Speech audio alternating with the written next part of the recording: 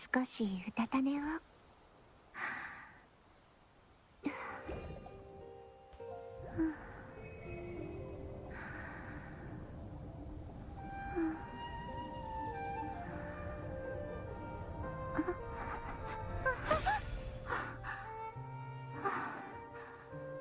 夢でしたか。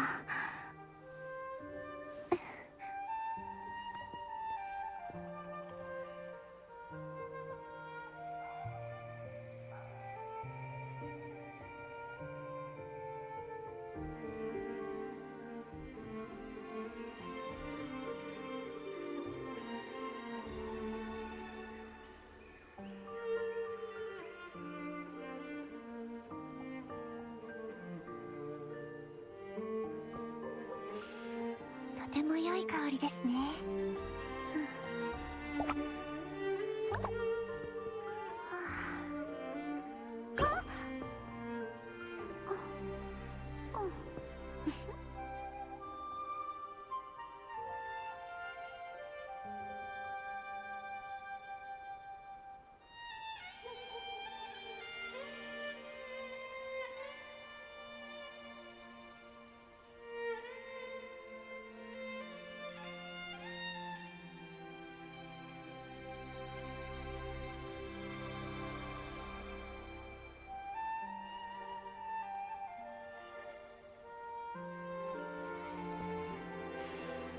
とても良い香りですね。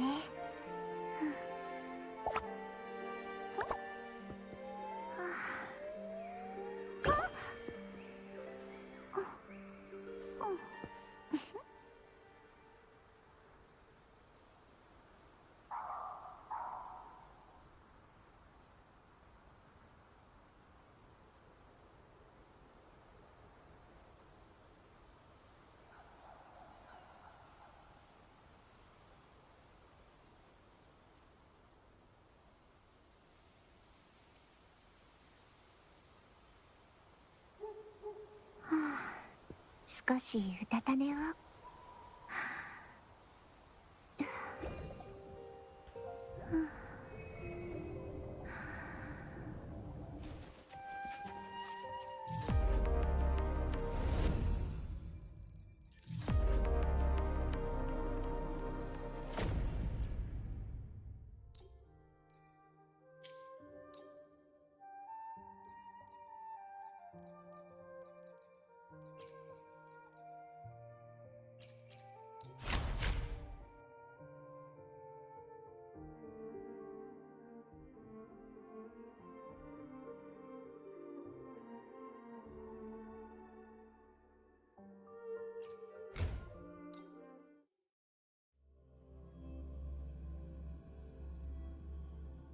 指示が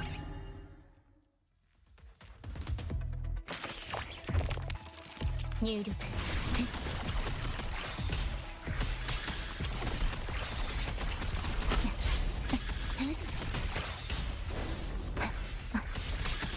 破壊。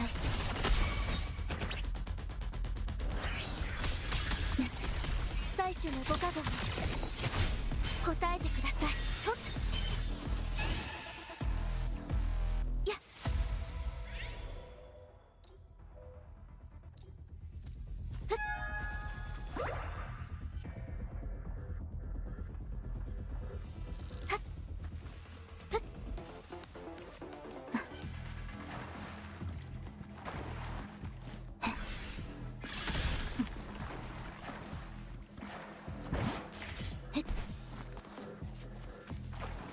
入力。焼却。アドアストロ。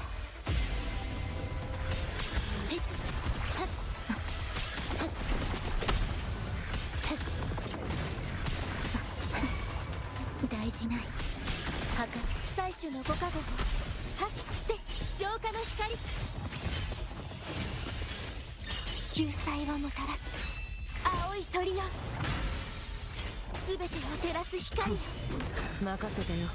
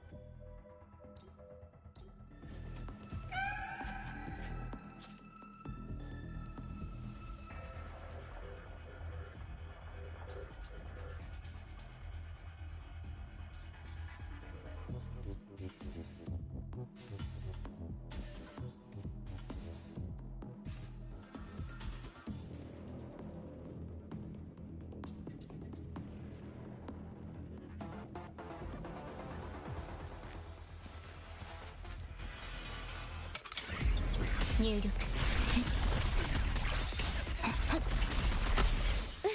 一緒に戦おう。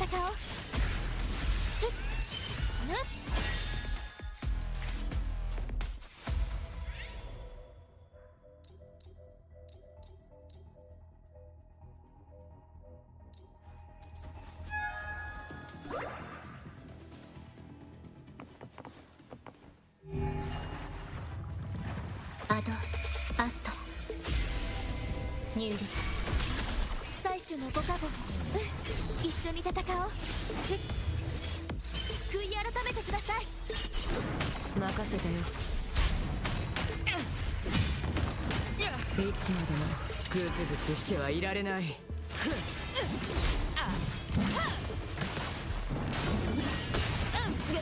いかした。やった。邪魔だ。どけ。尻とかな。報告書を作成しなくては。はっ。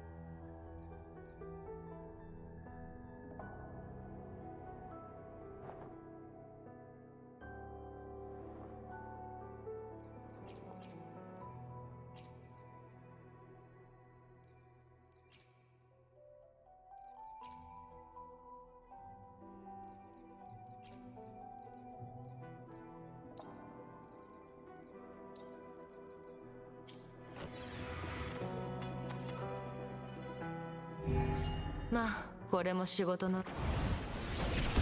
アドアスト入力。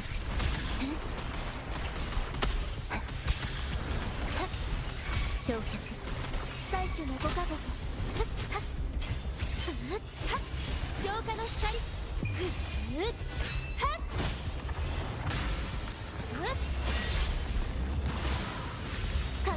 神、どうか私の声。いつまでもグズグズしてはいられない。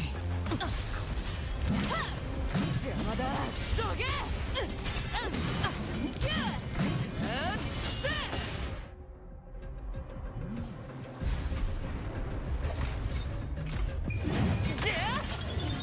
定時退社だ。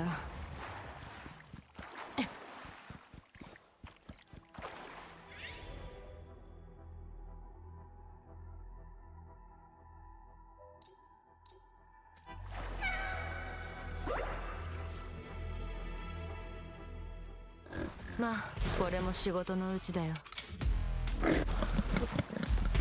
星の歌よ入力。破壊。採取のご加護。はあ、悔い改めてください。権限せよ。やった神罰です。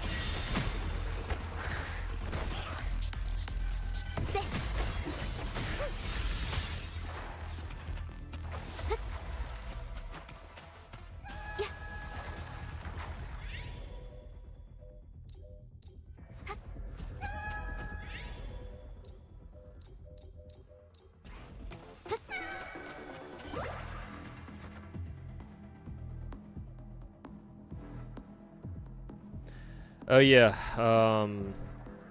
Nah, I was muted. My bad. I was recording stuff for the video that I put out earlier. So I had my microphone muted while I was recording. Anyways, if I was muted, that means, not a lot of people were in chat anyways. So I said all I did was really say hi to Banana. So that's about it. Also, I said sorry to Bubba because he lost his coin flip to who was it, Encore. 最初の愛が永遠に人々と共にありますように。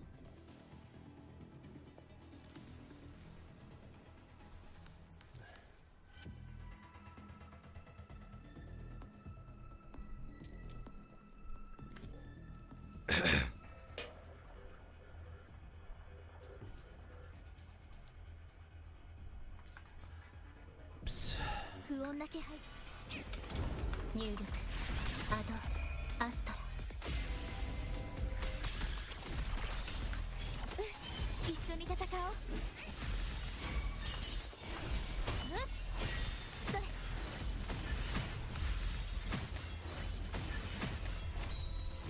やっ。で、はっ。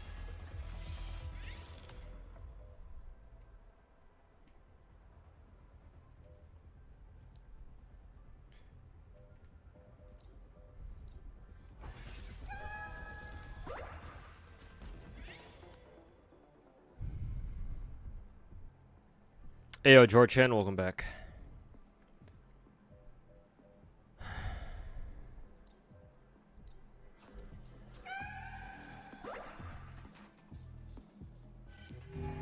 不穏な気配がします。気をつけてください。入力星の歌よ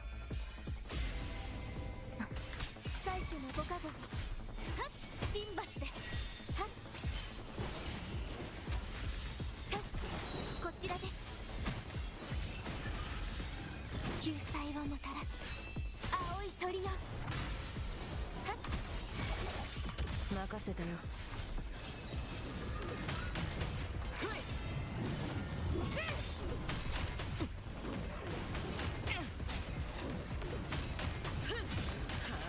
少し遊んでやろう。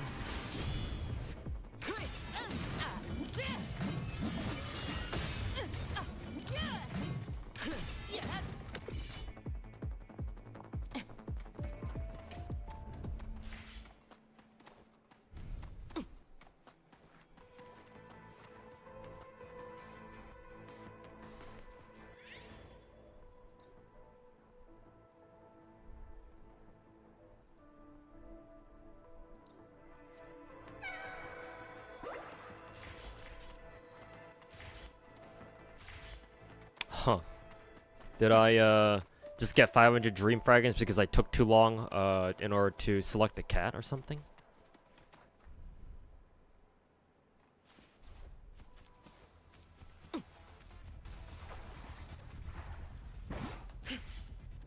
Didn't even know that was a thing. まあ、これも仕事のうちだよ。入力一緒に戦おう。静粛に。はっ。やって悔い改めてください。はっ。茨の道だとしても任せてよ。か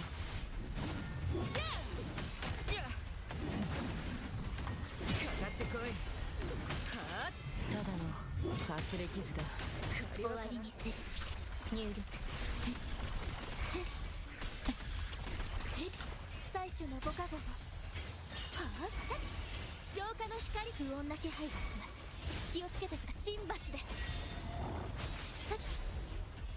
救済をもたらす青い鳥よ。茨の道だとしてもはっ。で守るのが私のもろい。役目です。任せてよ。少し遊んでやろう。さあ、シート貸せ。邪魔だ。どけ。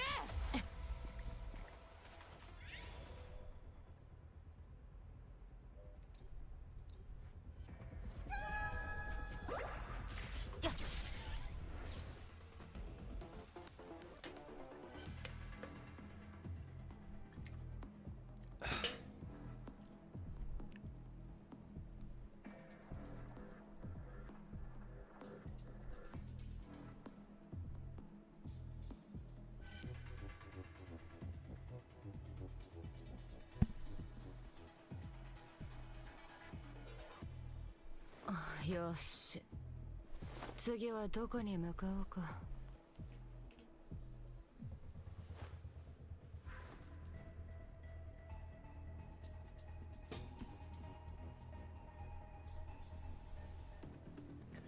They're gonna pull for seed, yeah. You can see it in the title.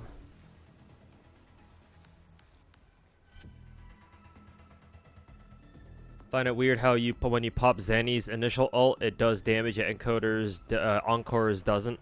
But then again, you should be shouldn't be surprised. Yeah, probably not. I mean, Encore is a permanent 5-star after all.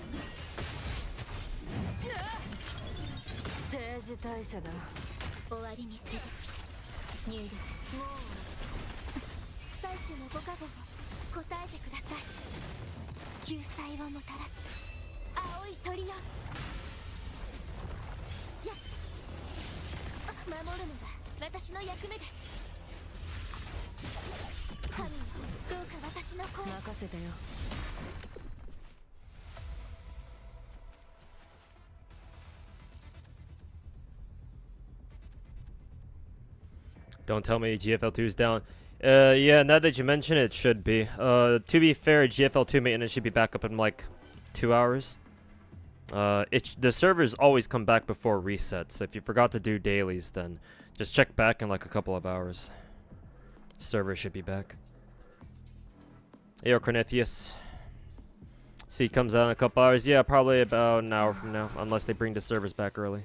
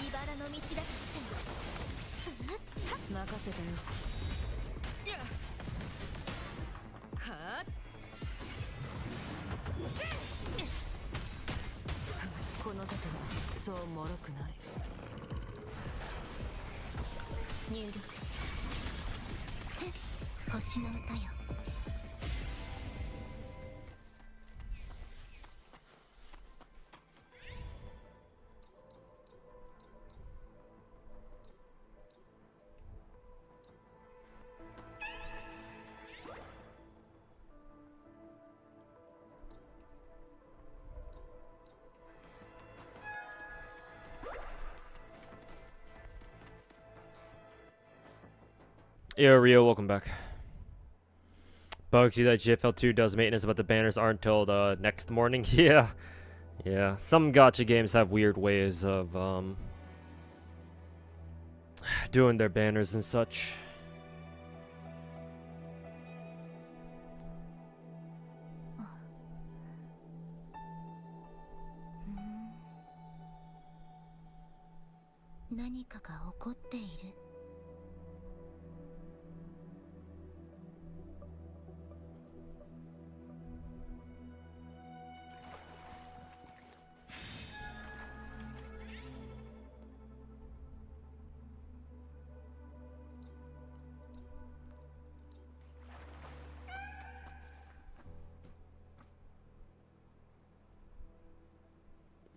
Ayo, lady, welcome back.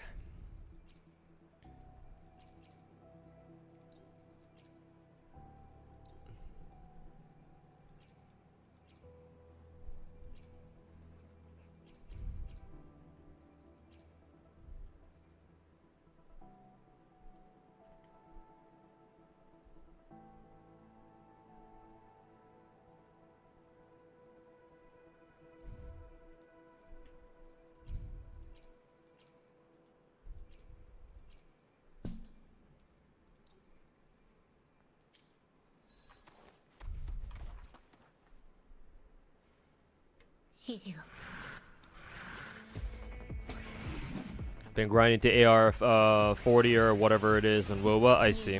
I don't know, honestly, I've forgotten what the AR level is for WoWa too, to be honest. I don't know, was it like 35 or something? I forget.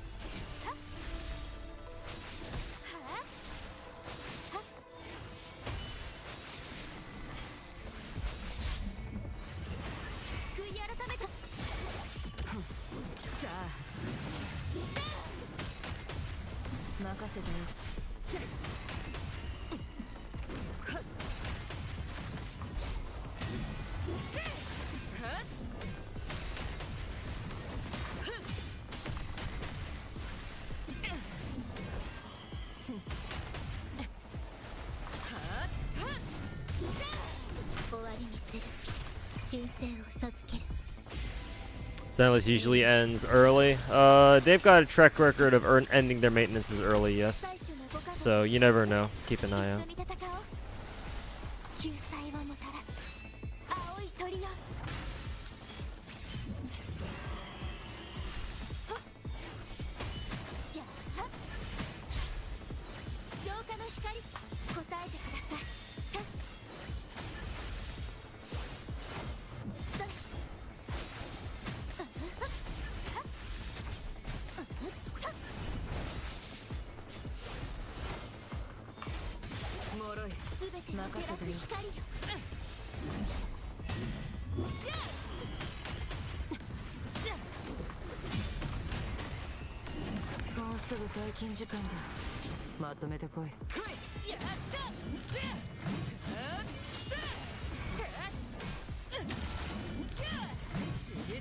Zenless maintenance done? No, not yet. Not that I'm aware of.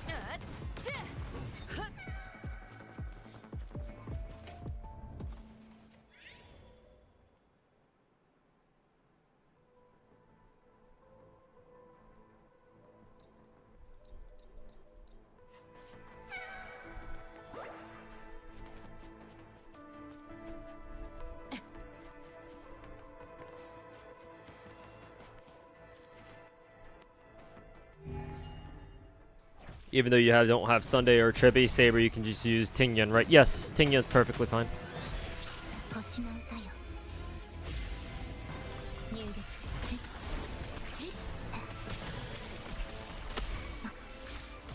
抹消。最初のご加護光の結晶よ、恩寵をお与えください。やっはっさっ悔い改めてください。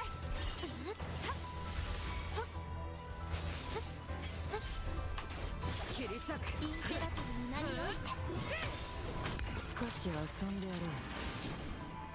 来い。邪魔だ。どけ。ちぎと勝て。やっはっ。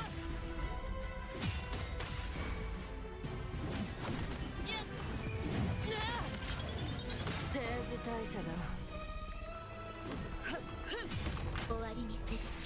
入力。一緒に戦おう。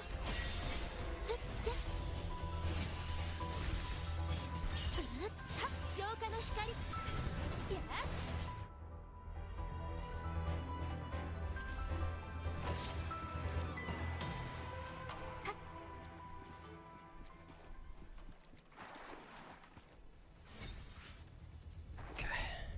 Done with that.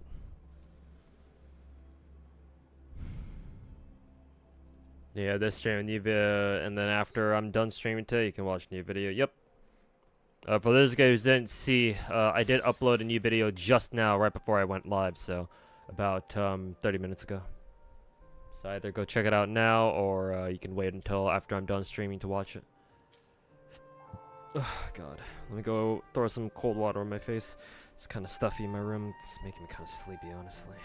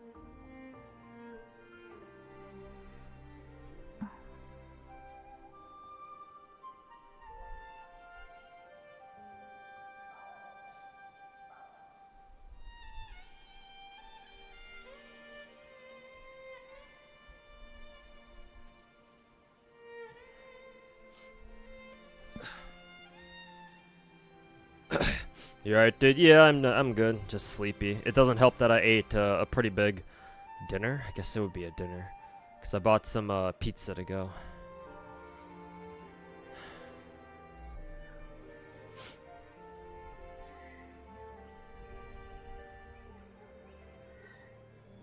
So probably drowsy from eating a whole bunch, honestly. And again, the fact that it's kind of toasty in my room doesn't exactly help either.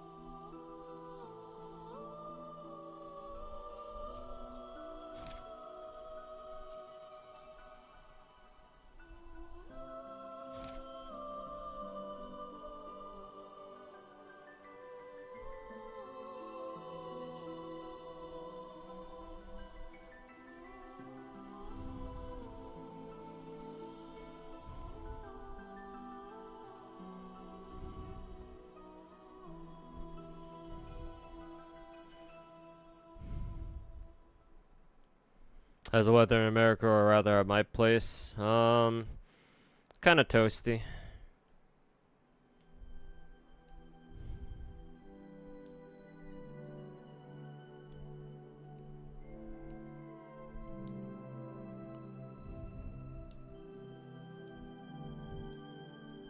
I got the ceiling fan running at full speed, and I cracked my door open too to get some airflow in. But yeah, main culprit is the is my computer, cause my computer gives off a lot of hot air, so gotta deal with that.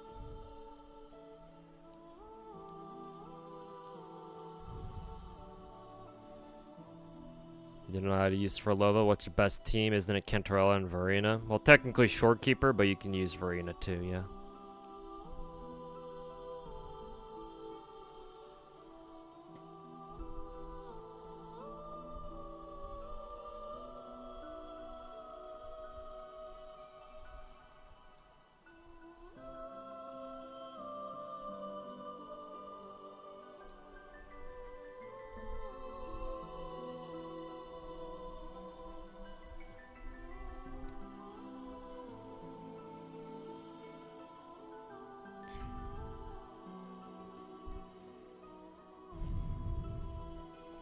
Yeah, Kira.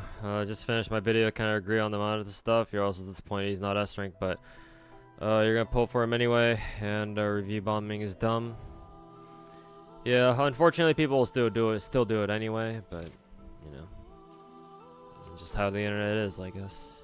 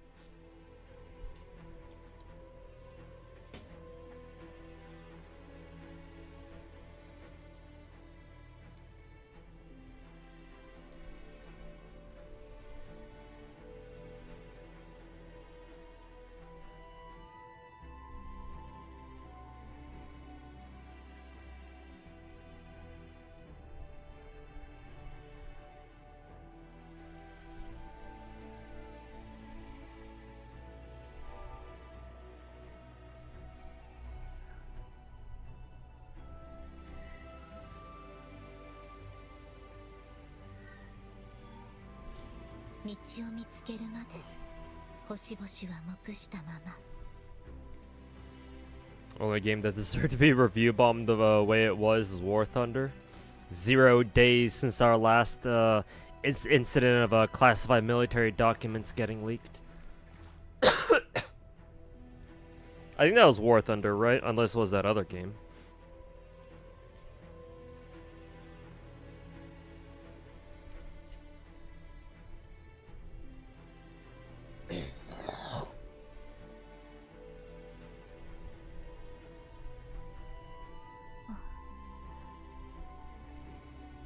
Hmm.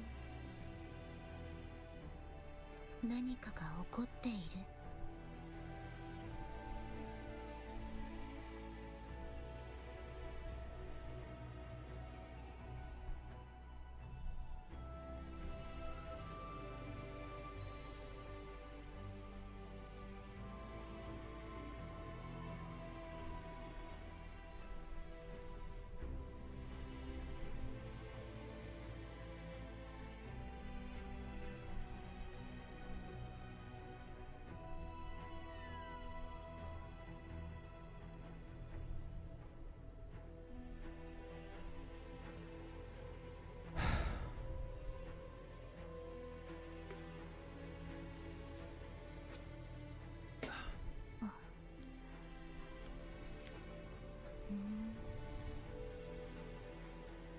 何かが入力。空中アクロバット場を盛り上げてついてきてろ頑張ってイエス下の時その命私のものこれ楽しそうもっと私を楽しませて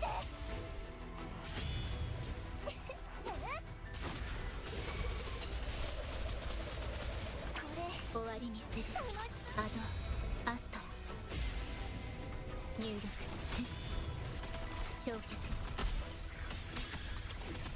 空中アクロバット What am I playing on my tablet? Yeah, it's Exedra. Getting some score runs done, I think. 詮索はしないよどこだってステージになるいや再生の時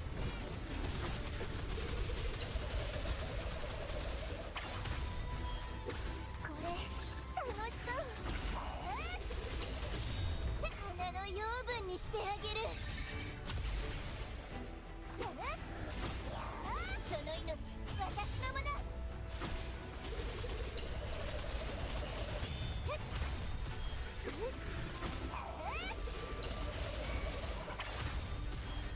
これ楽しそう空中アクロバット場を盛り上げてイエスアンド神聖を授ける入力 Hey, yo, full out Obix, welcome back. 空中アクロバットイエスアンドアドリブも任せてと開花の時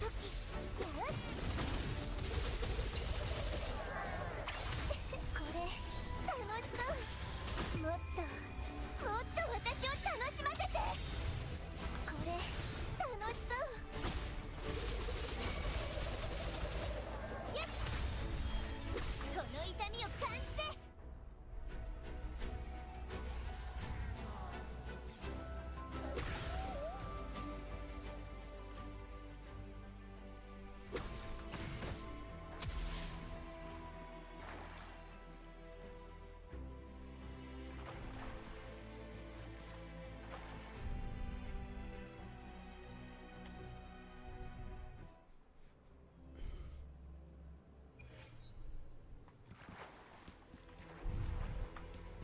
日向ぼっこの時間ですよ進化をお見せします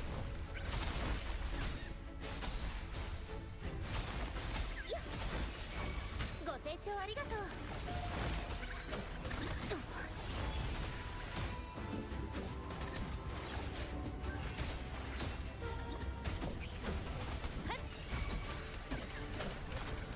この詩をフィナーレに捧げよう潰れなさい神の温存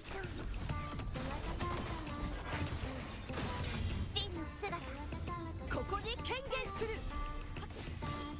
罪の浄化食材打点する引くわ白黒に告げて高波よ天地を切り開け神の温存花よ痛いの飛んでけ Hey, yo, full out Obix, thanks for dropping the 2-year resub, man. Really appreciate it. And congrats on your 2 years. Thanks so much, man, for the continued support. さあソロの時間だ完璧なフィナーレ開演の時間だ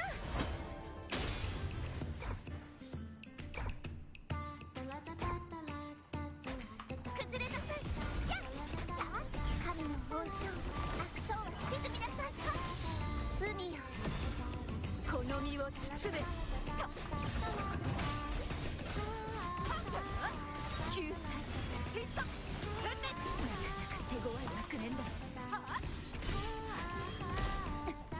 高波よ天地を切り開け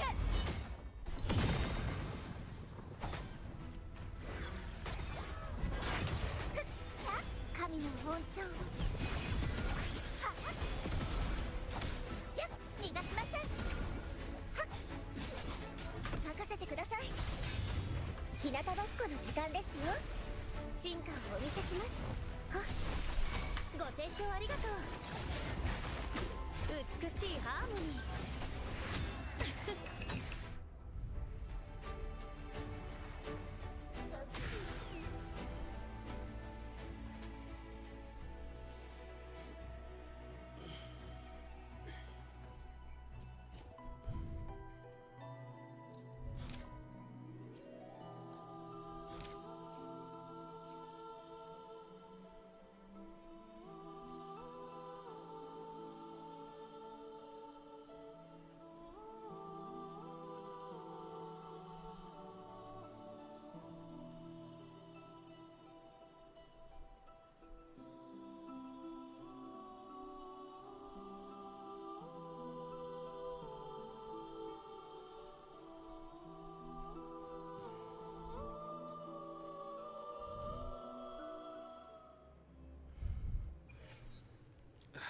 BRB again.「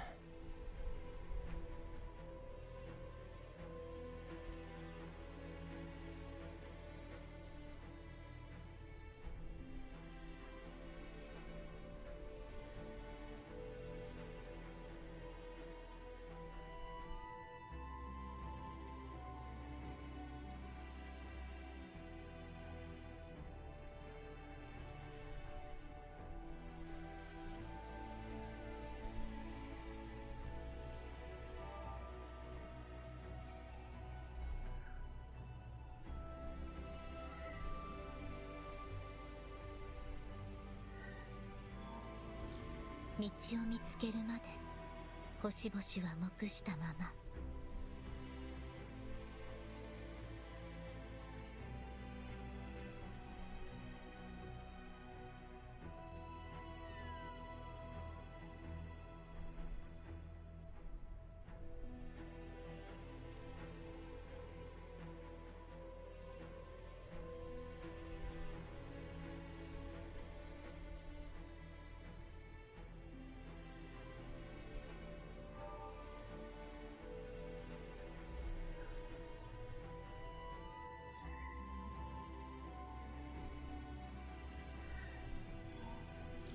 道を見つけるまで星々は黙したまま。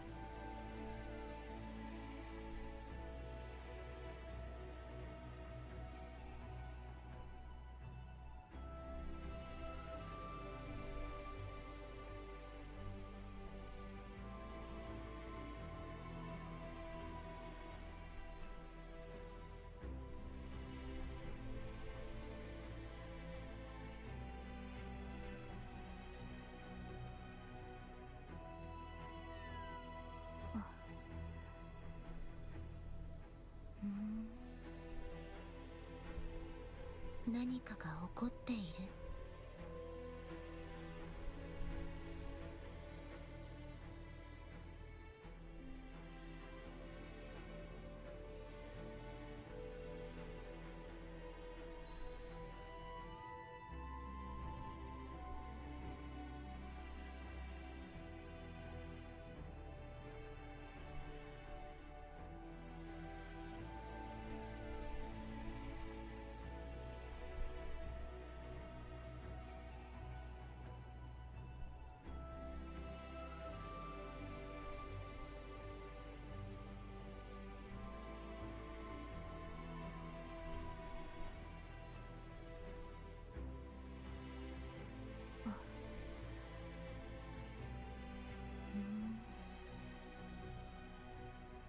何かが起こっている。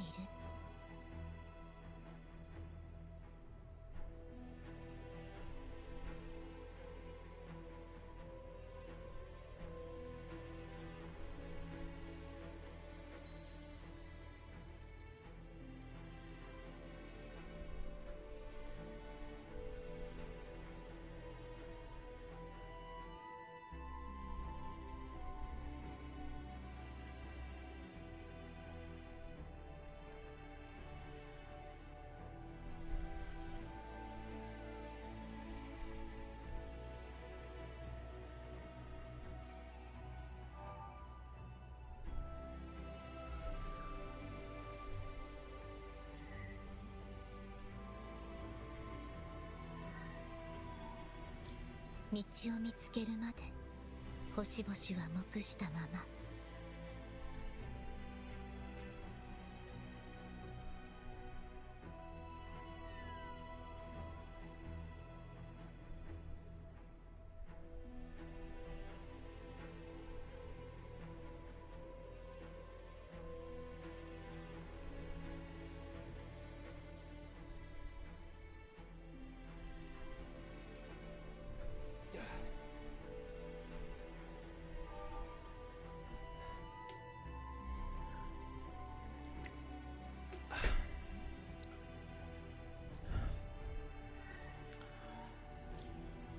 Okay, let's get back into it.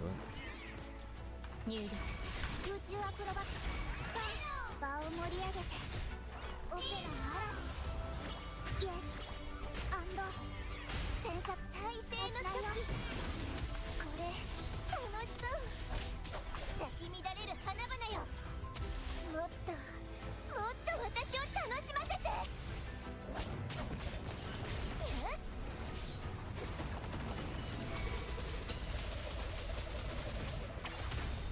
終わりにする星の歌よ。入力。空中アクロバットバタイは終わってない場を盛り上げてアドリブも任せてこんなはずじゃイエス芽生えの時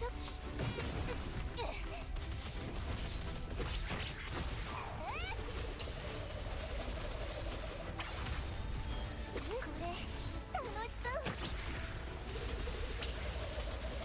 花の養分にしてあげる Yo, full on Cole. Welcome back, man. 咲き乱れる花々よやっこれ楽しそう終わりにするアドアストロ。入力。焼却。空中アクロバットファンサービスの時間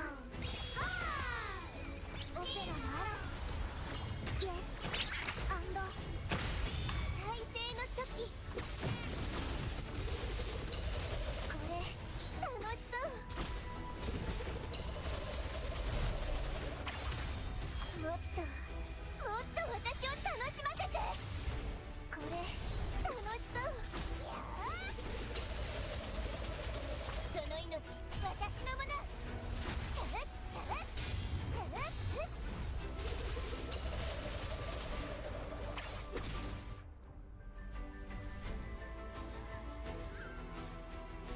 設定する The baldy Bing chilling joke got you. Nice. I was hoping somebody would laugh at that. I figured that was appropriate.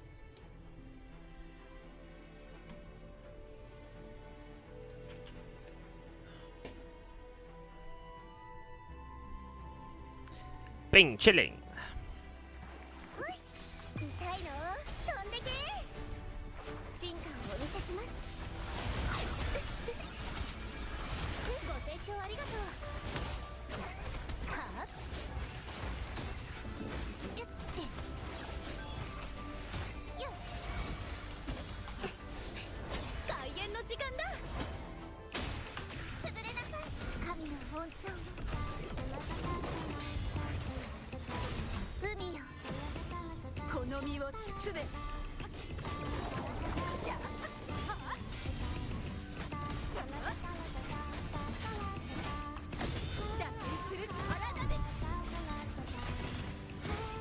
高波よ天地を切り開け。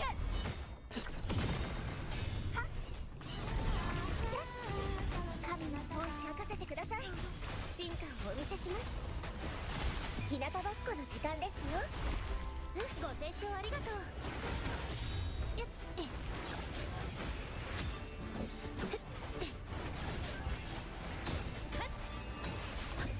この詩をフィナーレに捧げよう。崩れなさい汚れを払いましょう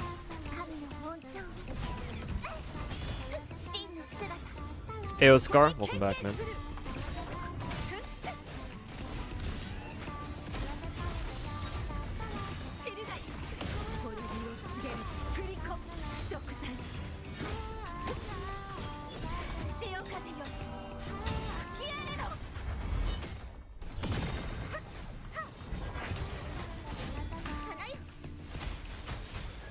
進化をお見せし植物だって生きてるんです。ご清聴ありがとう。ほっ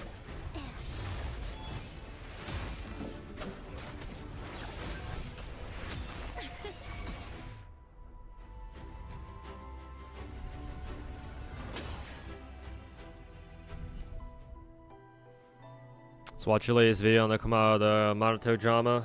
Made you do some self-reflecting on why you pull for characters. Go keep up the good work. Hey, thanks, man. Thanks for enjoying the video. And yeah,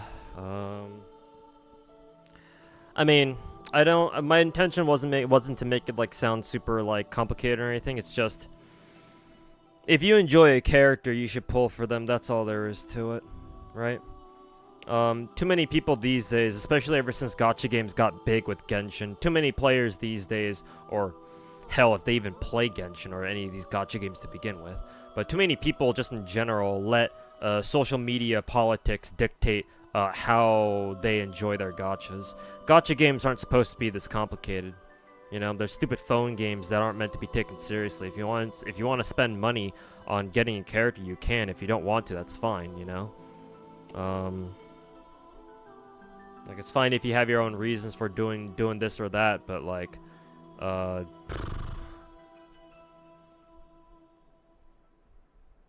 it's like trying to make it all political and shit is like, bruh. It's like, what are we even doing here, you know?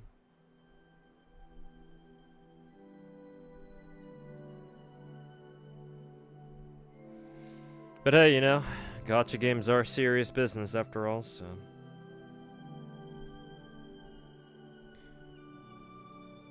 It's just that, you know, if you are serious about these things, you know, you should act in a serious manner and not just, you know, fucking throw slurs around on social media just because you don't like something going on in your fucking stupid-ass gacha game.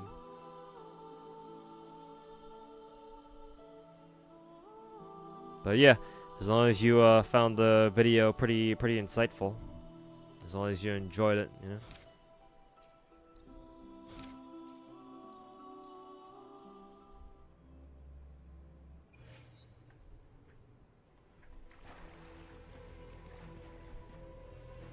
I think your favorite part about the Maruto drama is that people complain about the lack of 4-star/A ranks when when we finally do get a new one, they're conveniently mad that it was someone they didn't want to be a 4-star. Yeah, I was debating on whether or not I wanted to bring that up. Actually, no, I'm lying. I should have brought that up, but I just didn't think of it while I was writing the script. So by the time I was working on the video, it's too late. I didn't want to just go back and fucking add a whole new section because the video is already like what 20+ minutes long. But you're right, I probably should have added that point in that some people were, you know, it's like, you know, Zenless players, I mean, we need more A rank characters in the game. Is, oh yeah, cool, more A ranks. But then as soon as it's a character that they wanted to be S rank, it's like, oh no, bad Hoyo.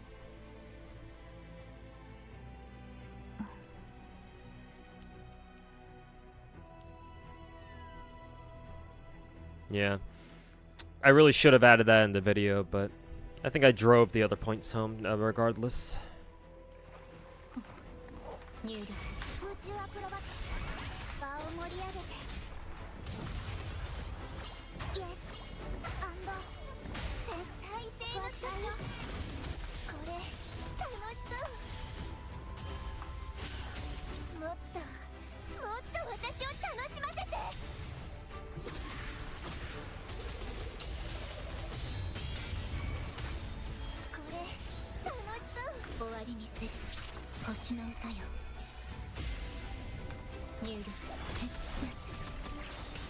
Actually, no.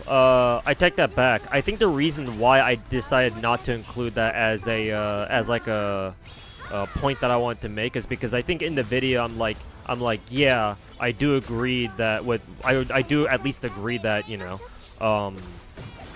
at least us having some more S rank guys would have been nice, just for, you know, the sake of gender, you know, gender balance ratio, if that makes any sense. So yeah, since I mentioned that as like at the very beginning, it wouldn't have made a lot of sense for me to turn around and be like, you know, oh, like, we finally got an A rank character, but y'all are fucking bitching about it now. So I don't know. It might have felt a bit, you know, disingenuous for me to fucking pull that card when I spent like the first half of the video being all like, you know, oh, I sympathize with people who wanted Mana to be an A rank because yeah, we should have more A rank guys and shit like that. But you know, just because I said that doesn't mean that, you know, there isn't a degree of that going on. You know, it's like, oh, you know. We finally got an A rank, and you know these people probably would have been the same people who bitch about like the lack of A rank characters in the game, and then yet when we get one, it's like, oh, what do you know? You guys are all fucking bitching about it. Here's your A rank. Why don't you be happy with it? So, but yeah, no, you're right. There's definitely a degree of that going on.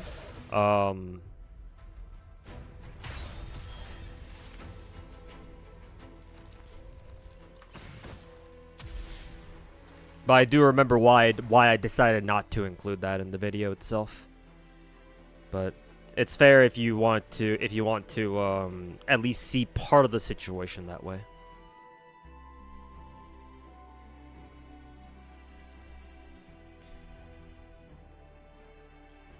Was the whole Monota being tested or whether it be an A rank an actual leak or just a pretty credible rumor? I'm pretty sure it was just a rumor. I heard about that too myself at some point. Pretty sure someone in chat told me about that, about how, you know, oh, Monota's going to be an S rank in the next beta or some shit like that.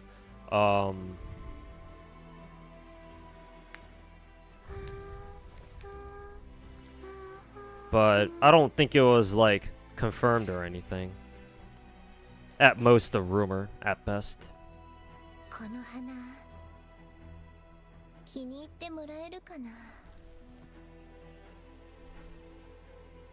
He screamed hella A rank even during the leaks. Huh. Kind of surprised that people did. Well, a lot of the Twitter tards probably were probably in denial that, you know, it was just gonna turn out to be another A rank again. They were probably holding out hope that, you know, oh, maybe Hoyo will release him as an S rank or something like that, but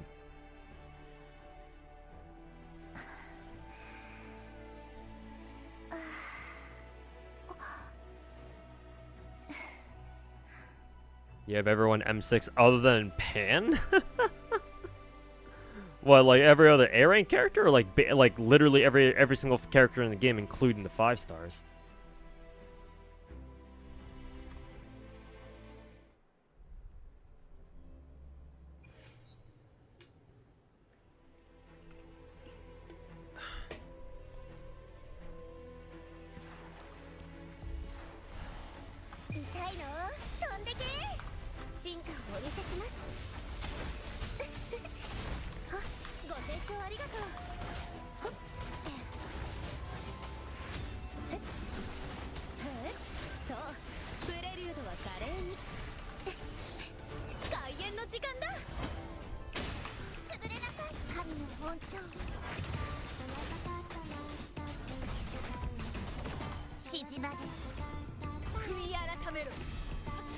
Just the A ranks, yeah. Hey, you never know. Some of my viewers are Omega whales, so can't rule out the possibility. But but yeah, maybe more A ranks would be nice, so you can get them to M6 again, or get them to M6 as well.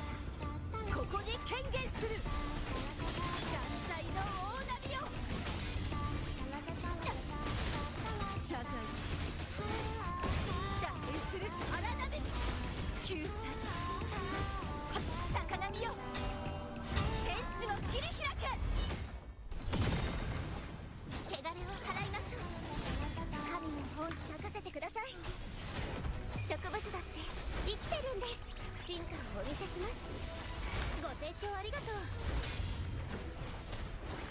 さあソロの時間だ。そうプレリュードは華麗にこの詩をフィナーレに捧げよう。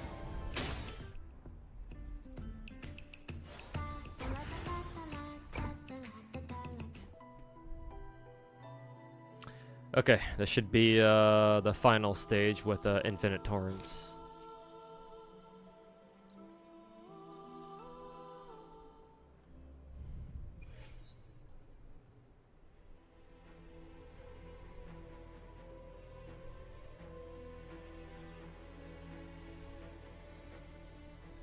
You lied you were playing Horizon Walker while I was autoing? Oh fuck, I forgot to pick up Horizon Walker in a previous stream.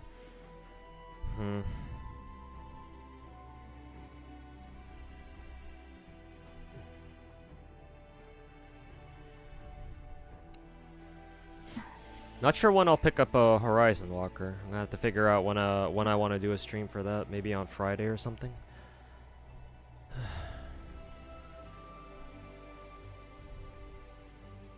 You like the song the girl sings? Is it the red one singing? Red one? No, if you're talking about the song that goes da na na na na na or whatever like that. No, it's from Siachana. You hear that song every time I use Siachana's ult. Siachana is my middle character on my second team. Not this one, the other one. It's the girl who has basically the mic stand.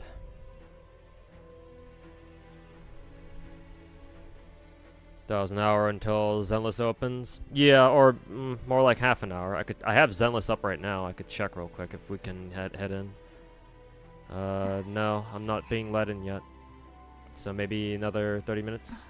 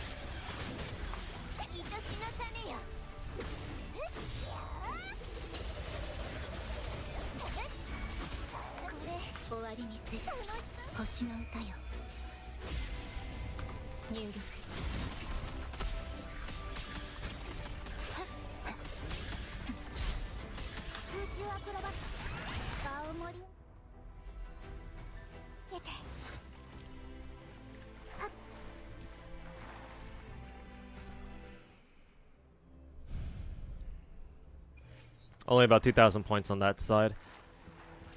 Maybe everyone who was complaining about Whimpering Wastes this cycle was right. Normally I'd get like 2,500 points at least with Kamelia's team. Wonder what changed about this one. Narita's rerolls kind of fast. You think so? Heck, it's been a decent while. Man, I've been playing GFL 2. Managed to pull VSK. She's super good. Nice. I actually haven't used her yet, which is kind of funny. But I guess that's how it goes in the game because, you know, investing into characters takes a while unless you've already had like all the resources like prepared for them beforehand, something like that.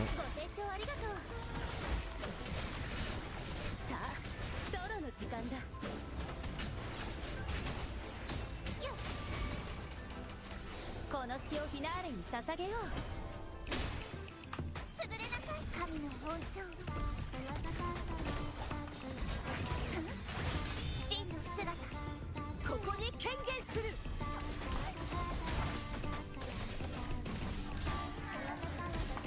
滅びを告げる振り子食材。Excuse me. 高波よ。天地を切り開け。 任せてください。痛いの飛んでけ。進化をお見せします。ご清聴ありがとう。さあ、ソロの時間だ。よっ。これが運命のアンサンブル。滅びなさい。悪党は沈みなさい。真の姿。ここに権限する。 Yo, Clarent, welcome back, man. Farm for Ayuno. I'm farming for Ayuno. I got Augusta a couple days ago, thankfully. So, trying to grind gems to grab, who is it? Augusta's signature first. And then once I get it, I'll save the rest for Ayuno and her signature. 美しいハーモニー。さあ、ソロの時間だ。そう、プレリュードは華麗に。この詩をフィナーレに捧げよう。潰れなさい。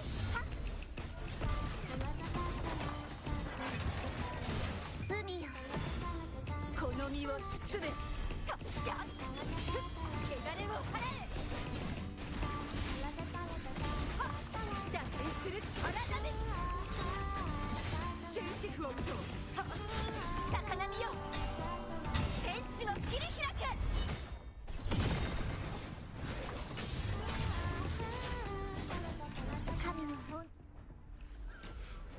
Apparently they nerfed the way the wave spawns so damage doesn't carry over.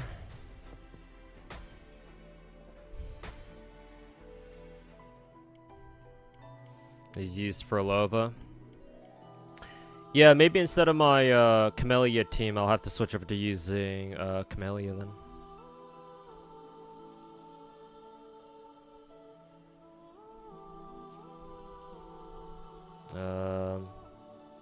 Switch over from using Camellia over to using Furlova instead. I forgot what I said. Maybe I misspoke on that.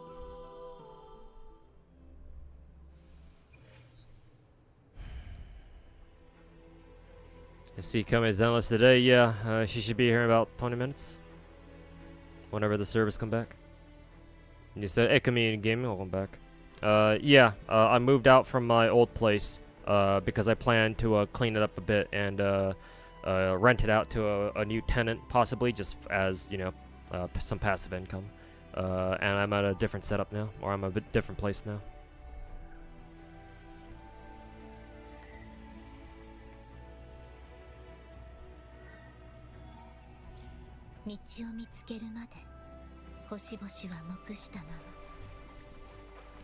New 大丈夫、私はここに。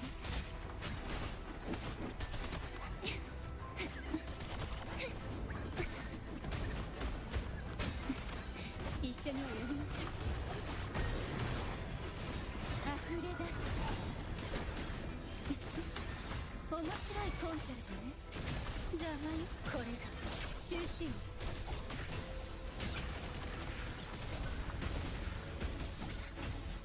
予備泊の合図よ。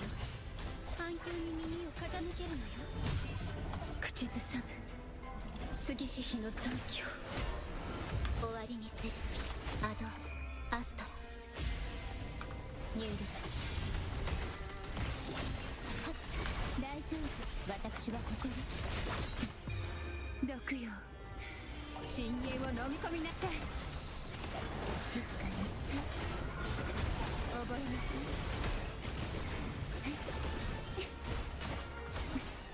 一緒に泳ぎましょう。終焉、生命のシンフォニー、枯れなさい。ただ落ち続けて。合奏準備。反響に耳を傾けるのよ。心だけは白馬にあらず。終わりにする。星の歌よ。入力。焼却。楽しいわ。沈むのよ、水底へ。捉えられるかしら。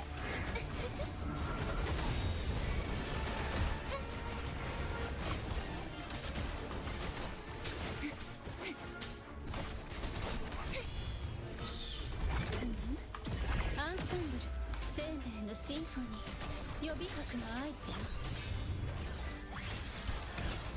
完全に無駄ね。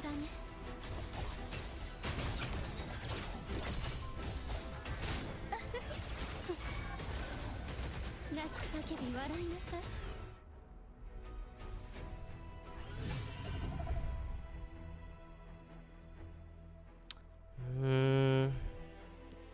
For Lova team was better, but it's not like it was that much better. I wonder if I would have performed better there with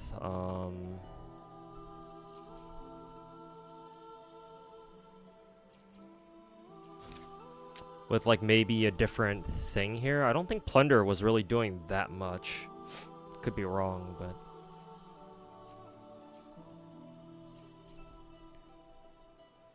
I guess we could try this one considering the gold items are infinite, so.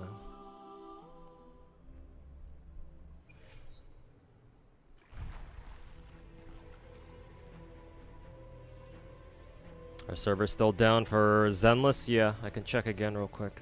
Yeah, they're still down.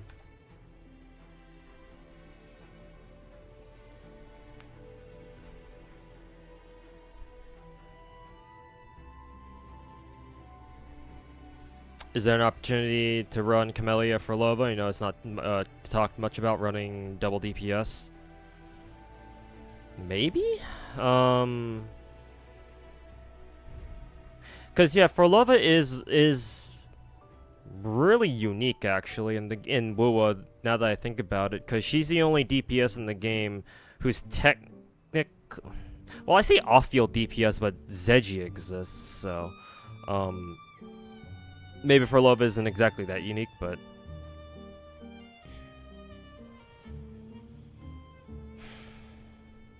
the issue in WoWa is that if you really want an optimal team comp, ideally, if you do want to run double DPS, it's like, well, you know, whoever's up first should ideally buff the character who comes next, right? Because usually how your teams are set up is you want your global support up on point, or as in your first character. At least this is how I play, and so this is what I'm used to.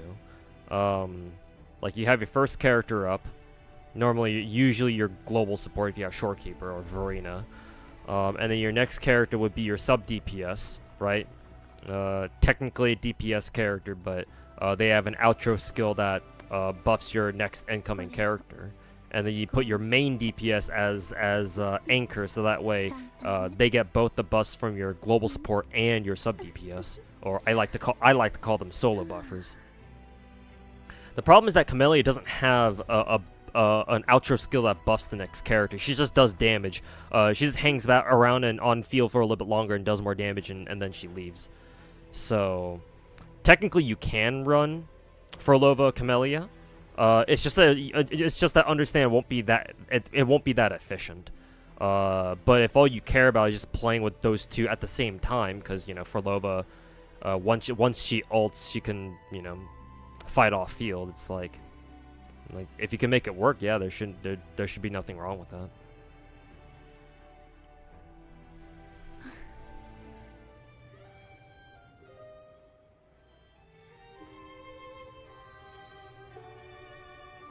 Gold items actually are pretty good this time around instead of just usual plunder. Yeah, maybe so.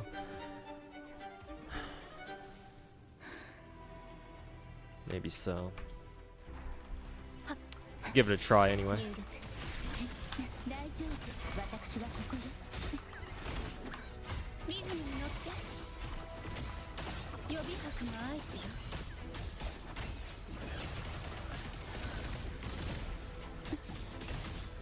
合奏準備、泣き叫び笑いなさい。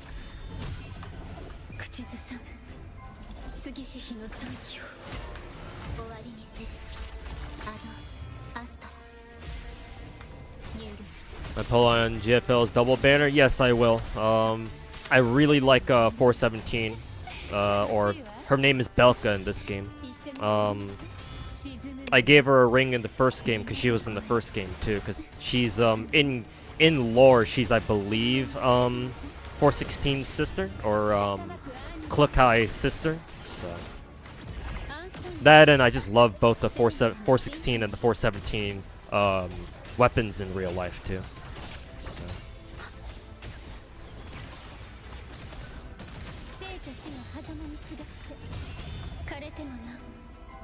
So yeah, I'll be rolling for both her and G36K, or I call her G36K, but her real name is Andoris.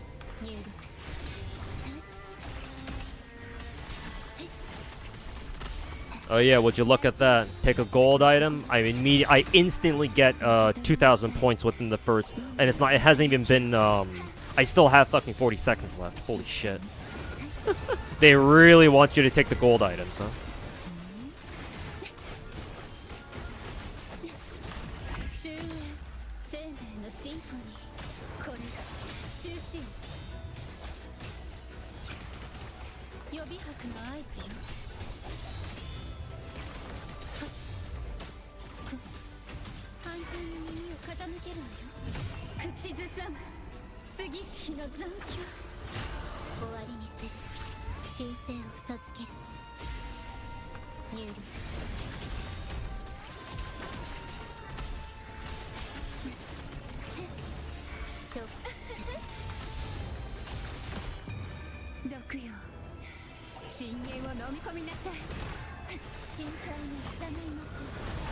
Four squad have a lot of nice guns, not gonna lie. Well, they're all German, so that makes sense. The only honestly, the only weirdo fucking gun that the 404 squad has is G11. Who in their right fucking mind would give a soldier even an android girl the fucking G11, man?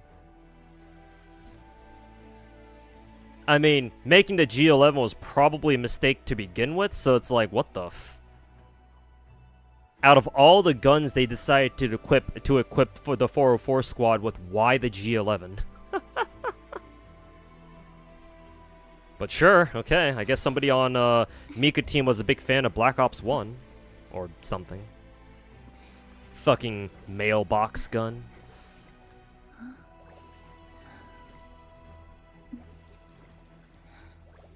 FGO maintenance? Oh, really? What does FGO have maintenance for?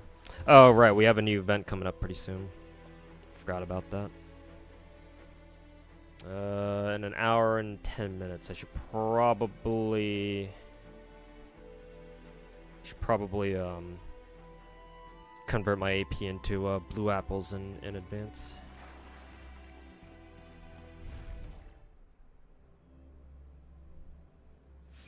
Belka's gotten a lot of hate in the fandom because she hates Mekti. Oh, really? I didn't know that. Why? Oh, why does 417 hate G11?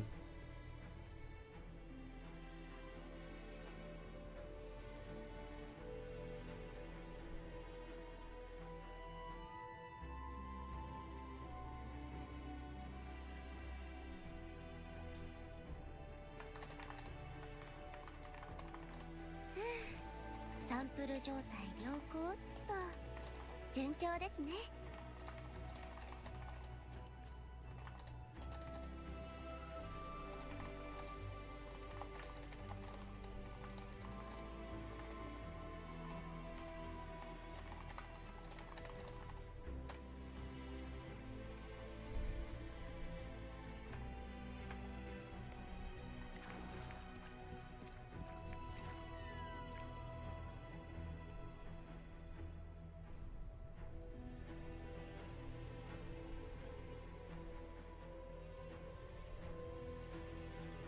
Even as a teen, you thought the G11 was an oddly designed gun back when BO Black Ops 1 was released. Like, how the fuck did that even happen? So when you put a couple of German engineers inside a room, lock the door with some pizza inside and some German loggers, and told them not to come out until they've come out with the new standard issue rifle for the Bundestag, I guess that's what you get.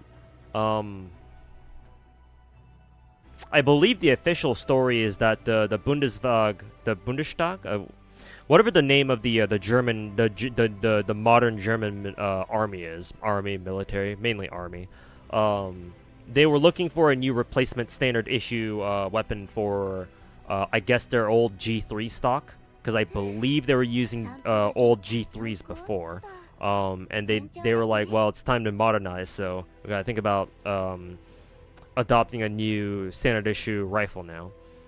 One of the bids was the G11 for some reason. Yeah, I don't know how the fuck they even came up with that.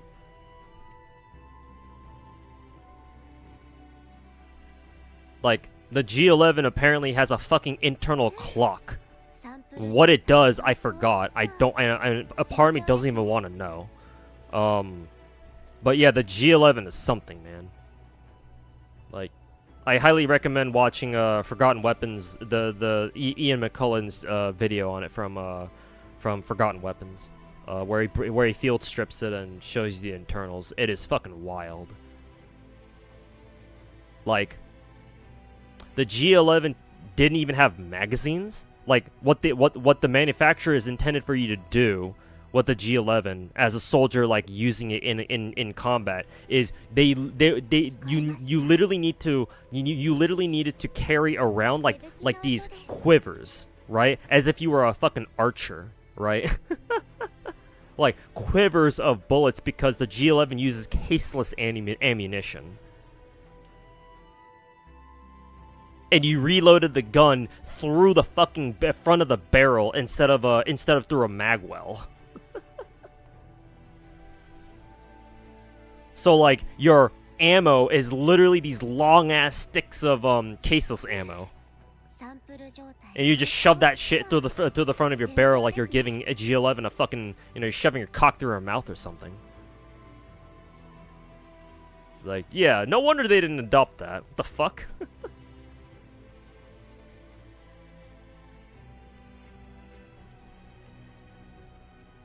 Like, actually... Who in the fuck is that right mind? Who in the fucking the right mind would design a gun like that? But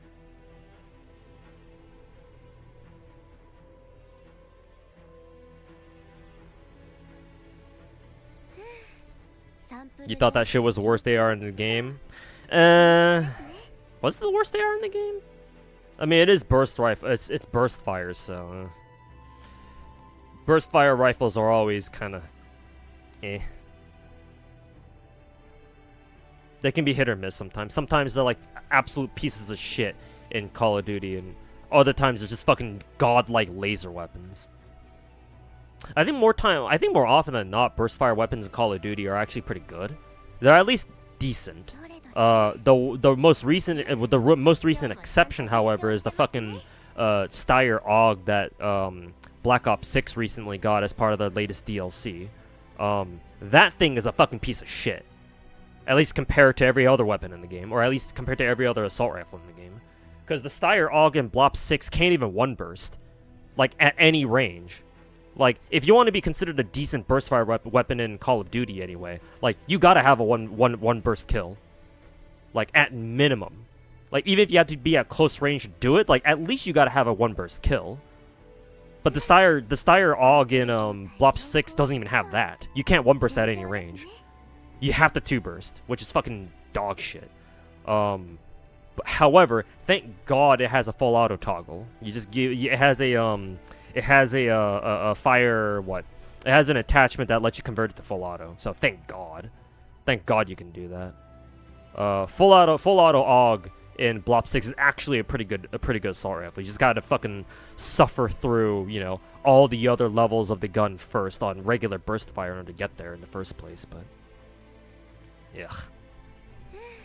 But yeah, G11 wasn't that bad in Blops 1. Like, I think it could 1-burst in Blops 1, if I remember correctly anyway. It also had really low recoil, and its burst rate of fire was actually pretty good. At least the rate of fire when it was shooting. So, I thought the G11 was okay. I would still use other rifles over it, though, to be fair, but... Also, Intent, what's going on, man? Thanks for redeeming Uwu. Appreciate it. G11's ugliest sin, we call it the mailbox gun. Or I call it the mailbox gun. Because it looked like one. Oh yeah, BO2 SWAT 556 was kind of yeah. The problem with the 556 wasn't, like, honestly, the SWAT 556 wasn't even that bad. The problem is that the M8A1 existed in Blops 2. And everyone just used the M8A1. Like, if you want to use a burst fire rifle, just use the fucking M8. Why bother with the 556?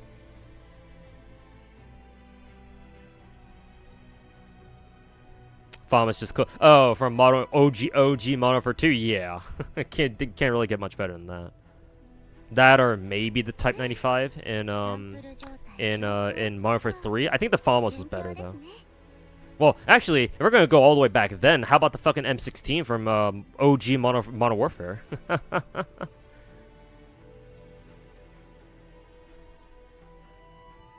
Hey, Ariel, what'd you miss? Not much, just me going through Whimpering Waste right now. And just chatting it up with chat. Yeah, the M8 was just so fucking good, man. Like, hell, the fucking competitive guys back in the Black Ops 2 era all ran M8s. Like, if you were a rifler, or that's what they call them in CS:GO, if you were a competitive, if you were like a COD pro who ran assault rifles, because in, you know, any Call of Duty professional match or like competitive match, you always want to have at least, you know, like you always want to have a mix of like ARs and SMGs depending on the map. But yeah, if you were assigned an assault rifle, if your team needed you to run an assault rifle, you ran an M8 back in the Black Ops 2 days. I know some competitive some pros tried deviating by using like the AN94 or something, but most pros use the M8. The models before they got patched. I heard stories about that. I've watched videos too, and yeah, those things were fucking insane.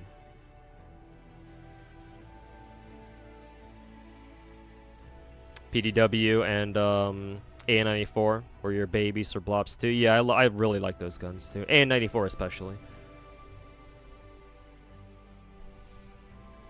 FAMA was better than M16 because it had no recoil. True, actually, yeah. Because I think the M16 in OG Modern Warfare, like, it could sometimes kick. Sometimes some of its bursts could like randomly kick to the left or to the right. Whereas yeah, the FAMAs didn't kick at all. So I guess objectively, yeah, because of that better recoil, the FAMAs was what, just straight up better. Yeah, exactly, Scar. You know what I'm talking about. Yeah, the bit of kick to the side sometimes. Couldn't really control it. Couldn't really predict it either. Sometimes their bursts would be 100% accurate. Other times you just kick to the left or to the right a little bit, just randomly. You didn't know when it would happen.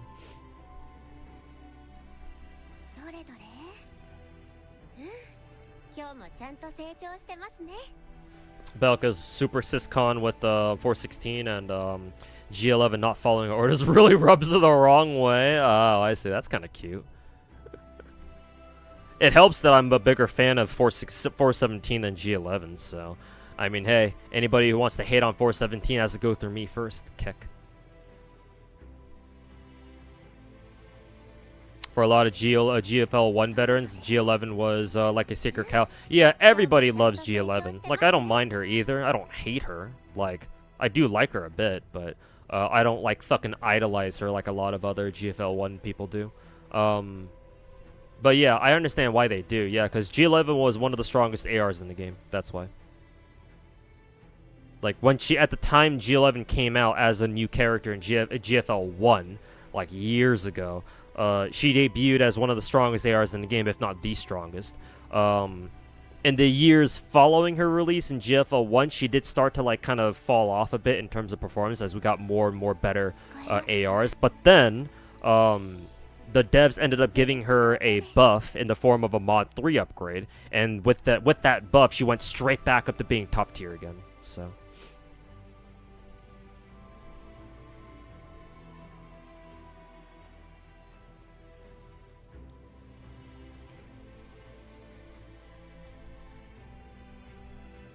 You like both M16 and the FAL.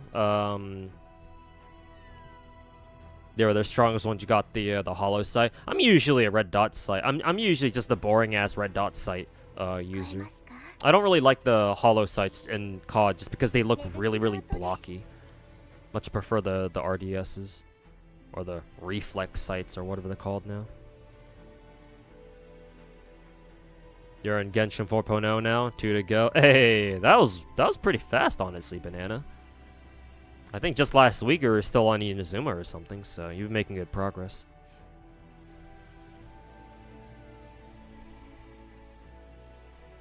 Val is cute. Hokushi is cuter though. I mean, it helps that they're from the same family, or they're from the same manufacturer, FN Hirschstall or whatever their name is, Belgian company.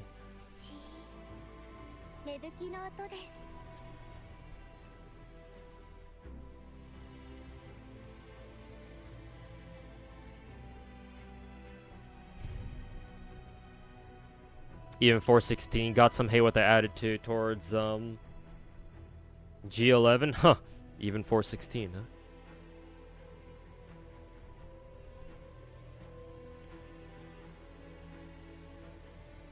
huh? You paid 0 attention to Sumida and just let it play in the background. Nice.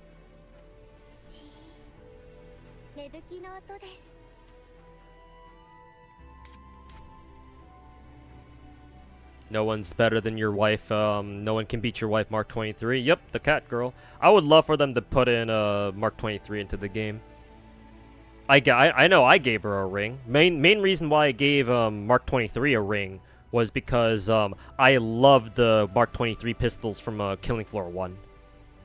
The Mark 23 duels, the dual Mark 23s in Killing Floor 1 were fucking badass, man. They were some of my favorite weapons in the game. They're like basically one of the biggest reasons why I even ran sniper class in Killing Floor 1, because normally I don't really care for being sniper, but the fact that your Mark 23s or the Mark 23 duels in Killing Floor 1, I don't want to say they were exclusive to the sniper class, because technically in Killing Floor games you can buy any gun you want from any class. It's just that, you know, if you're in the right class, you get bonuses for bonuses or discounts for the guns you buy if they're, you know, if they're in your proper class. So I think that was the case in Killing Floor 1, where I think you got a big discount when you bought the Mark 23 duels from the shop. So, but yeah, Mark 23 was really cute in the first game. I have all her skins too, I think. Well, most of them, unless they started giving her more skins, which is always possible, but.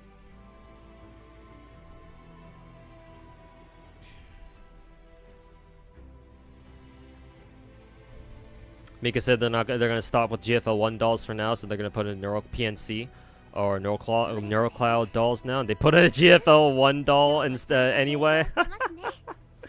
Nice. Right. Let's let me finish Whimpering Wastes here, and we'll switch over to some Zenless real quick.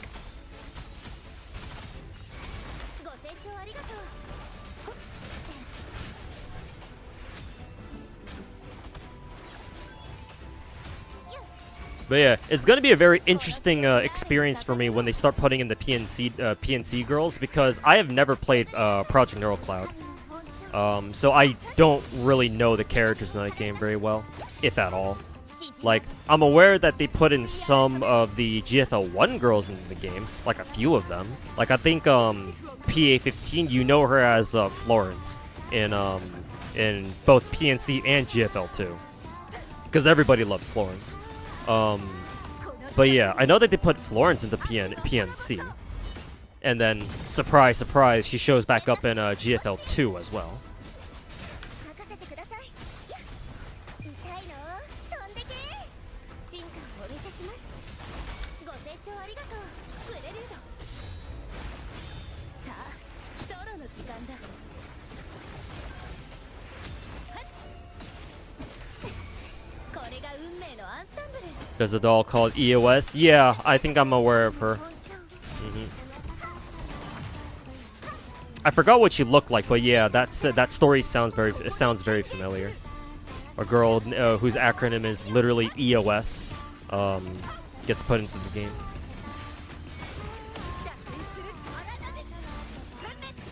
高波よ天地を切り開け。花よ日向ぼっこの時間ですよ。進化をお見せします。大きくなれ。ご清聴ありがとう。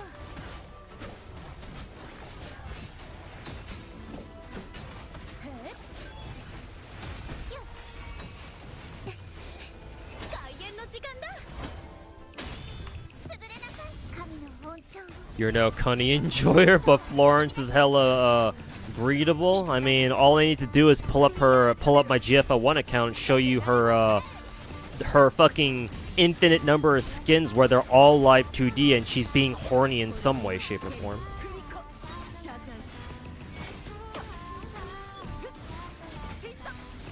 風よ吹き荒れろ。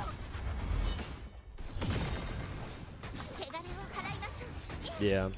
The devs fucking love her ass, dude.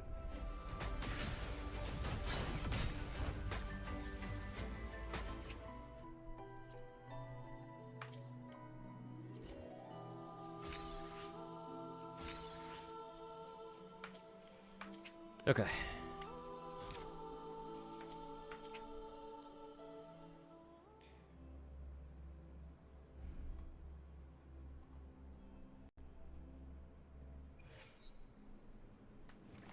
She does in fact go commando in some of her skins. Some.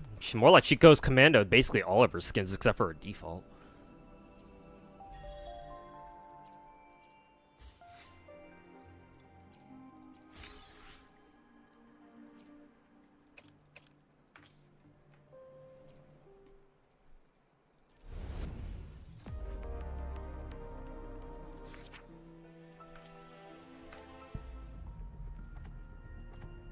Hey, we can do the Whimpering Waste was enough to get me another full weapon multi.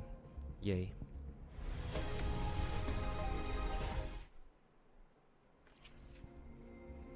Yay. Let's see. How many more multis do I gotta do for Augusta's signature? Let's see. Oh, I've only done 2 multis total. At least before this one, so that's 3. So I still need to do 4 more. Cool, lovely.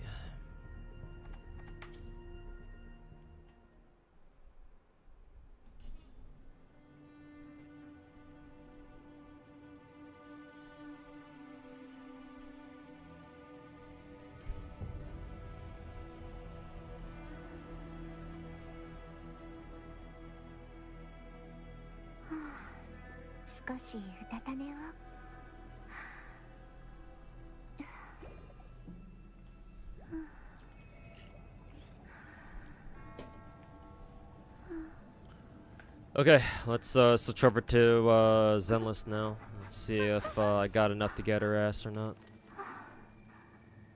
夢でしたか。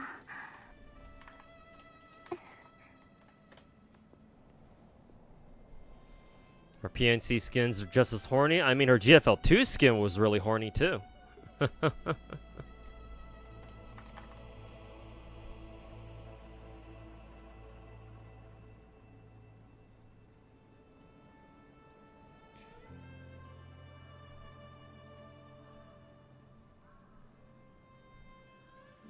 Invalid network request? What the fuck? とても良い香りですね。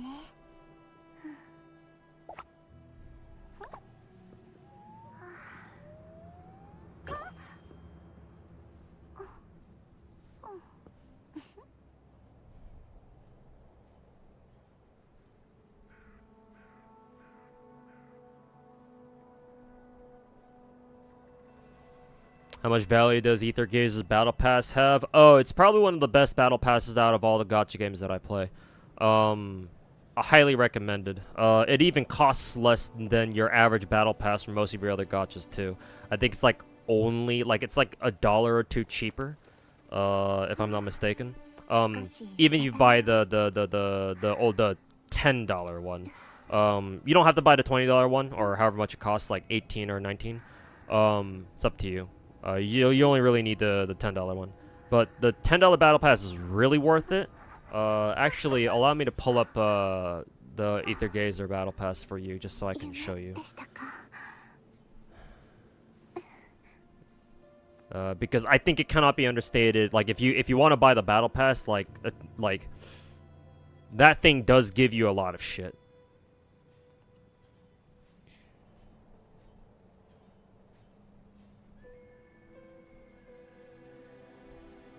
Zenless doing maintenance now. Oh, it's done. You can go into the game now. You can roll for seed now.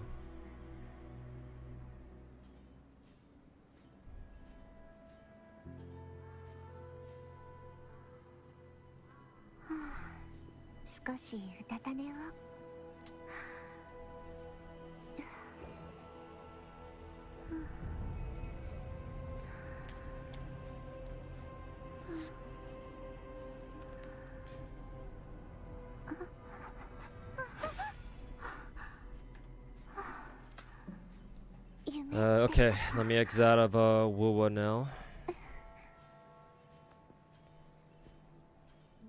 Turn on Zenless. There we go. Exit out of Wuwa. And then let me pull up Ether Gazer real quick. Excuse me.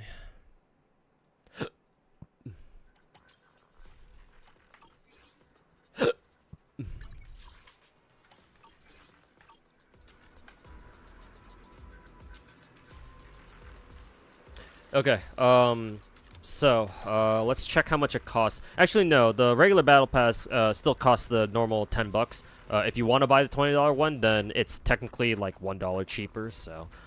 I would still only recommend getting this one. You don't need to bother with the $20 one. I don't know really what it gets you. Other than like the 10 advanced levels, you don't really need either of these things. It's just a frame, and I guess you could use these, but I don't know. I don't know if they're worth like the extra $10 necessarily.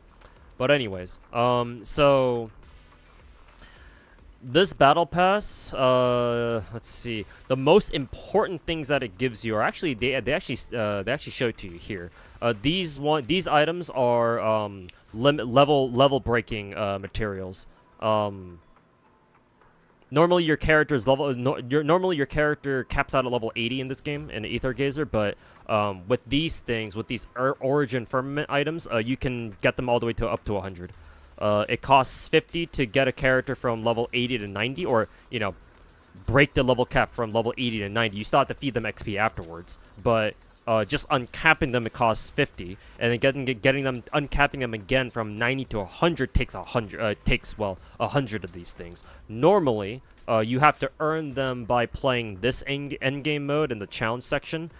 This one, iterative testing. You have to do this. The problem is that the problem with this mode, if you want to see it as a problem, is that this is super endgame. So if you don't have good teams to challenge these guys in the first place, and you can't do like difficulty fucking 8 or anything right off the bat, then you're stuck with doing like lower difficulties, and you don't get as many of the Origin Firmament items.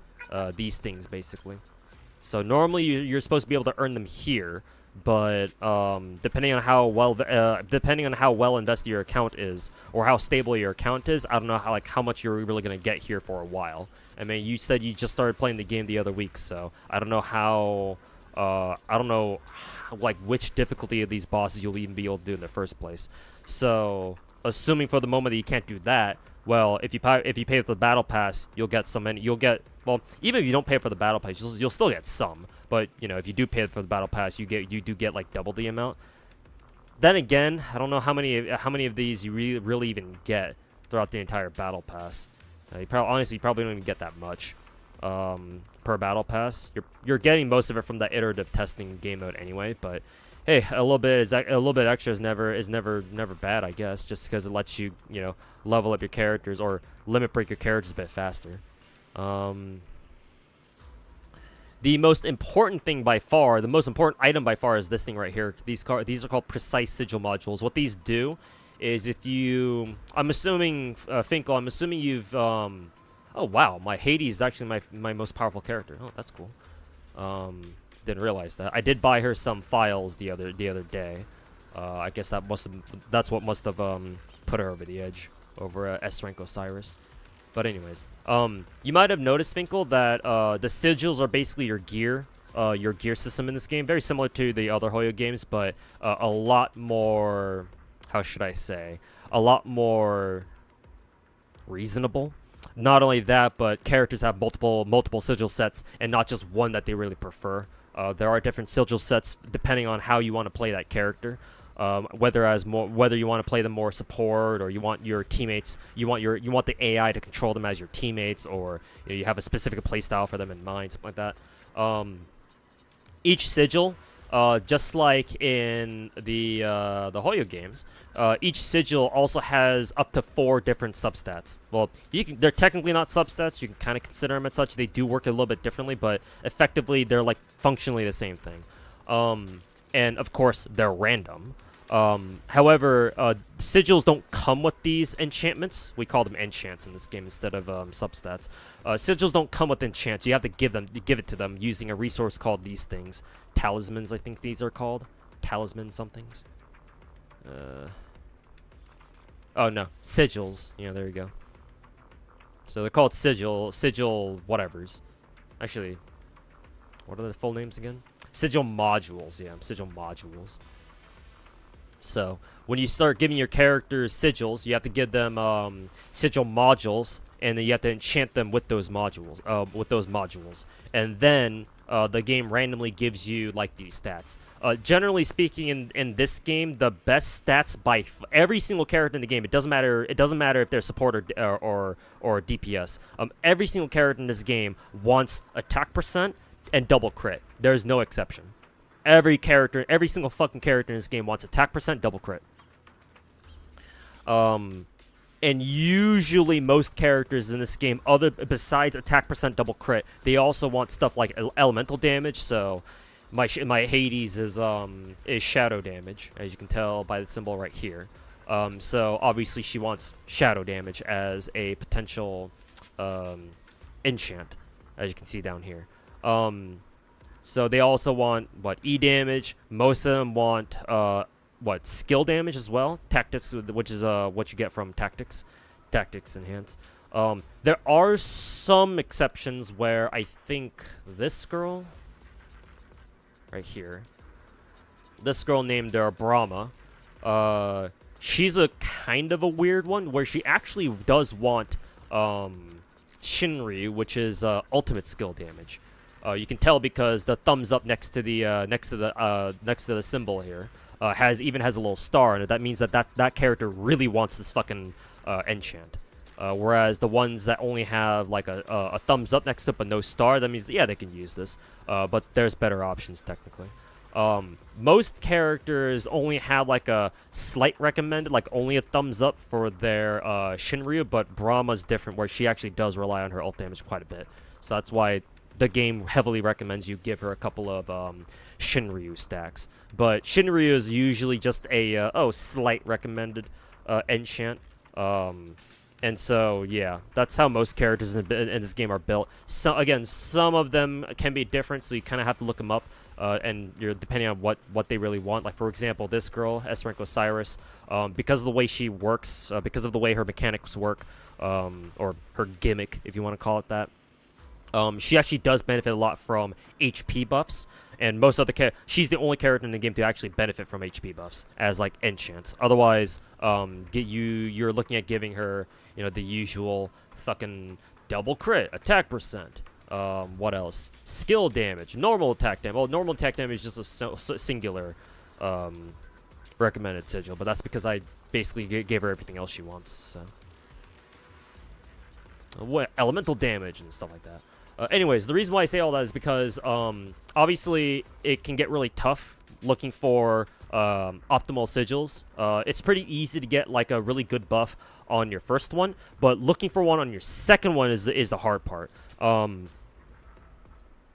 Your chances of getting a really good enchant on your second slot goes down way fucking far once you already have one that's really good.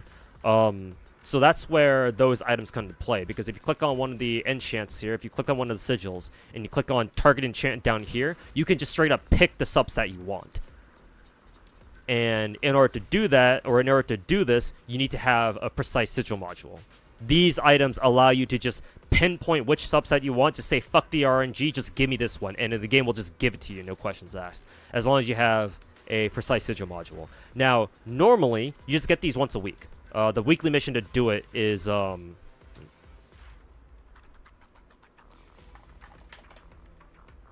up, YouTube chat. I think my Twitch chat, died again.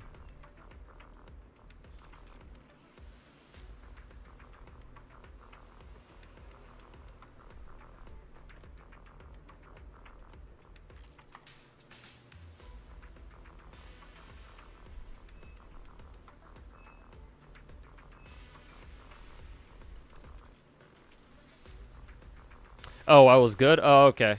I thought that people were saying no F in chat because my server my stream died or something. I guess you guys were just saying F in chat for Bubba's gacha rolls or something. And yeah, sorry to hear that, Bubba. Don't you worry. I feel like I'll join you in the salt mines real soon. Anyways, assuming that my stream didn't die and you guys heard my the last 15 minutes of me rambling about this thing, the F was for Bubba. Okay, gotcha. Sorry, I got confused there for a second. I was looking over at chat and see people going no and F in chat, so got scared. Anyways, so yeah, Finkel, the battle pass is worth it just for these items alone. These precise sigil modules, because normally you only get one per week, though to be fair, the weekly mission that you have to do to get one of these things is fairly easy, as long as you make sure to spend the stamina to farm the sigil modules every week. At least enough of them to to get the precise sigil module. So like what, 100 gold ones a week. Remember that in this game you can go to your warehouse and you can upgrade the lower rarity sigils up to up rarity. So if you have blue ones, you can upgrade the purple ones you can upgrade to gold, and you want to use the gold ones. In my opinion, I think using the gold ones are the most worth it personally, but there are different players like to use these things in different ways. Some players I know typically sometimes they use just purple modules or the tier 2 ones. These ones only give you one enchant at a time, but they just use those, and then as soon as you get a good enchant, right, they start using they switch over to using gold ones. Me personally, I just convert them all to gold just because I don't want to bother with purples, so.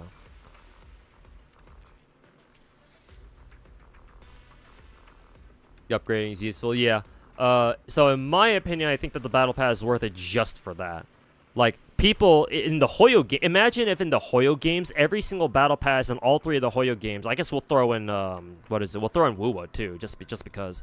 Imagine the battle passes in any or even all of the big 4 gacha games gave you items that let you just force a substat for free. Like, who wouldn't want that, right? And this battle pass gives you fucking 4 of them. Well, over the course of the entire battle pass, to be fair, but I mean, hey, those are 4 of those items that you wouldn't have gotten otherwise. So somebody lost to Neko. We can cry together.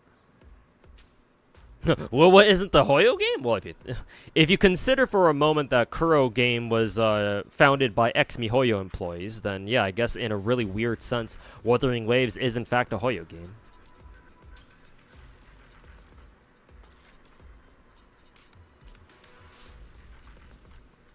But yeah, that's why the Battle Pass in Ether Gaze is worth it, Finkel. So if you have the money to spare, I would buy it. But that's up to you.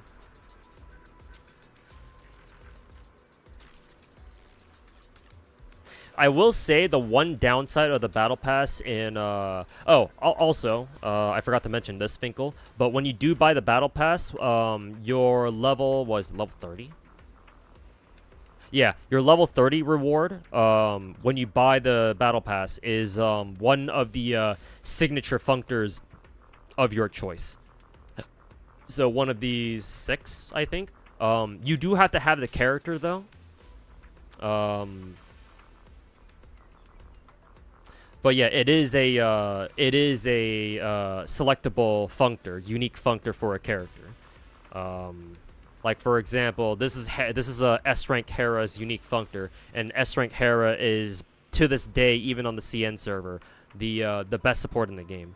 So if you can get her unique functor, and you are able to pick her up later from Gacha at whenever she comes back on Raid Up, yeah, that's perfect.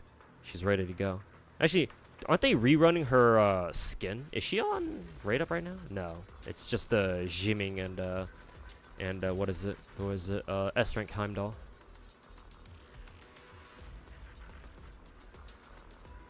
You're gonna cop Hera's? Yeah, good choice. Good investment for when she shows up again. Oh, you already have her. Oh yeah, that's right. Yeah, then that's perfect. Yeah, just spend $10 for the Battle Pass and then pick up her unique functor, and yeah, you're good to go. But yeah, other than that though, what I wanted to mention is that the one downside of this of Ether Gaze's Battle Pass is that it is a Battle Pass that is more catered towards like endgame content players or people who've been playing for a while. Because if you'll notice, like the Battle Pass doesn't really offer much in way of like level up materials. Maybe you could use these things, the Tianlu cards, to buy like XP and stuff like that, like more basic materials. Oh yeah, you can. Okay, yeah. So you can exchange the Tianlu cards for more basic materials like coins, skill materials, which are these things, XP. So I guess the game does give you the choice of what you want to spend it on, which is technically, you know, the best way to do it. But so actually, yeah, never mind. The Battle Pass does give you access to even the basic stuff, but well, I would recommend you just spend your Tianlu cards on more tier 3 modules anyway. That's all I ever spend them on.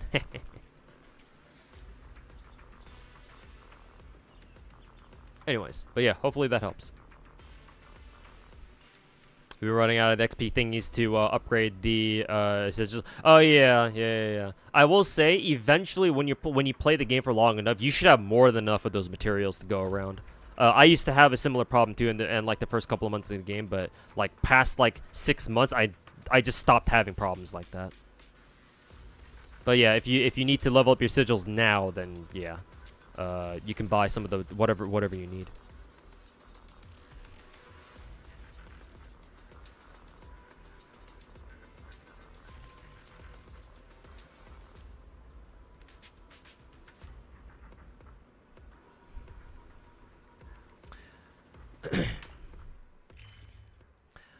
Okay, chat. Let's go ahead and throw our coin flip out the window. Where's the summer map? Oh, did they get rid of the fucking summer map because it was a limited time event? Ugh. Star Loop. What was Star Loop again? No, Star Loop is the inside venue of Astra's place.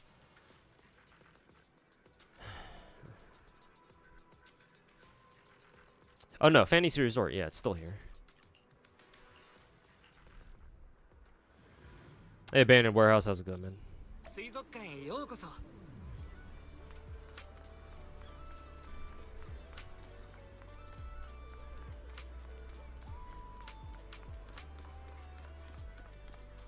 Your Xenos mods is still intact. Oh, that's nice. Did none of your mods break? It's always nice whenever mods don't break whenever they switch patches or whenever they come in with a new one. Not always the case though.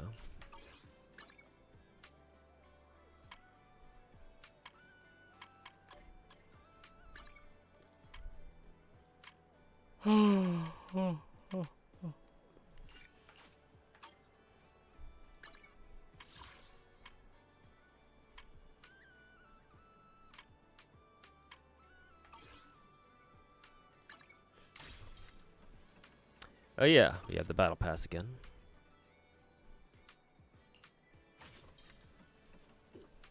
Did they increase the number of polychromes that you can get from the battle pass? Didn't this number used to be 680, not 780?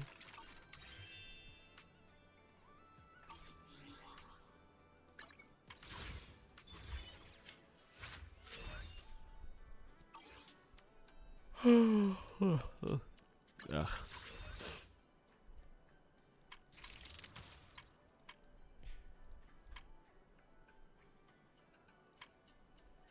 Oh yeah, that's right. We can roll for Locust now. I like how well, not Locust, Mercury. I like how Mercury has a really deep voice.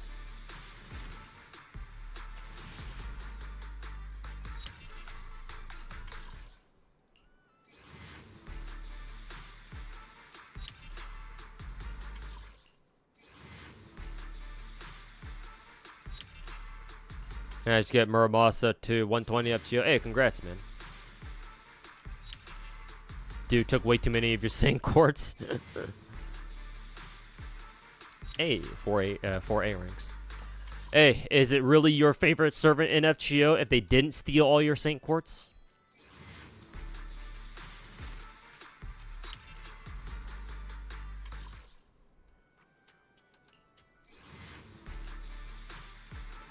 Alright. There's Mercury.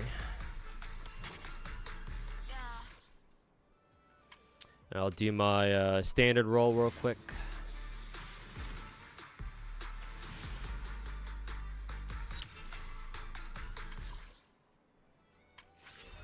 Okay, and then we do seeds rolls now.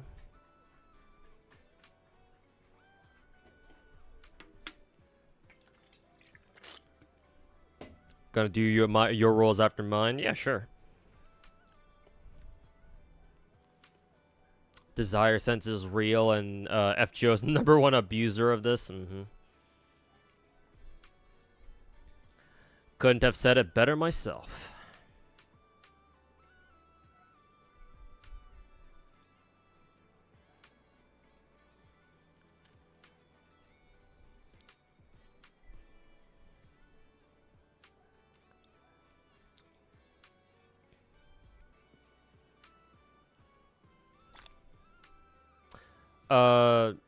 Oh, I'm assuming board player must have bought me another battle pass. 1, 2, 3, 4,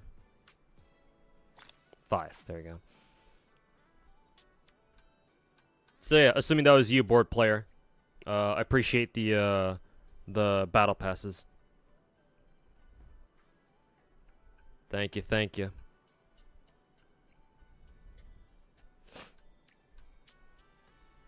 Lost to 50-50. Oof. Sorry to hear that, man. Oh god. If all my viewers are losing their 50-50s, then that doesn't bode well for me either. Is Board rich or something? I don't know. Maybe he is. I ain't asking questions. Hey, man. I've been watching people stream for the last like 15 years, basically. 15 years? How long have I been watching streams? 13 years? Because I started watching streams when I went to college, like 2012, I think. Some people are just really, really dedicated.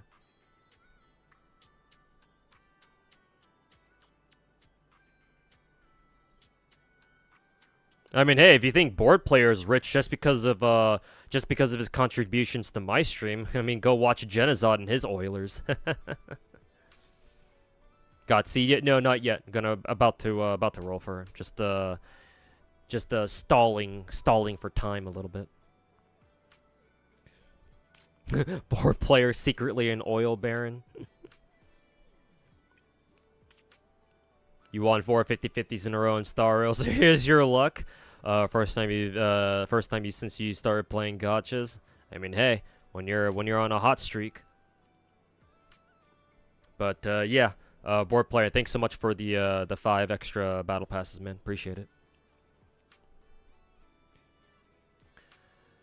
Okay, let's get right into it.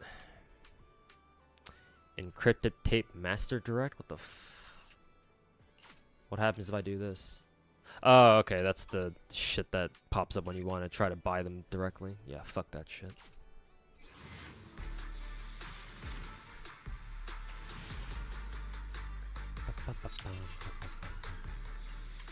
Two A ranks. At least this is one more than usual. Ugh, excuse me.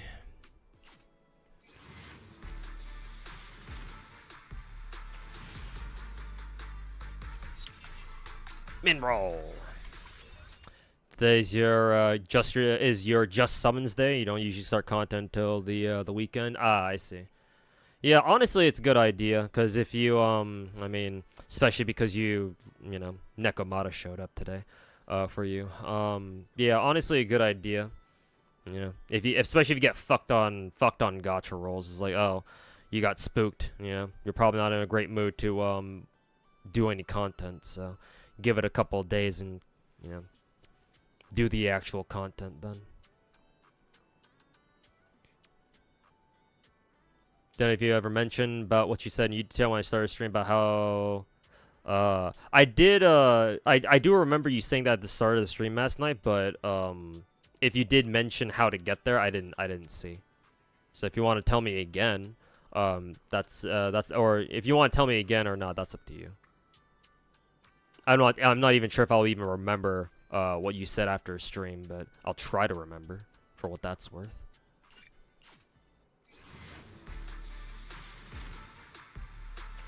This should be number 3, I think. Oh, nice. 2 Nicoles.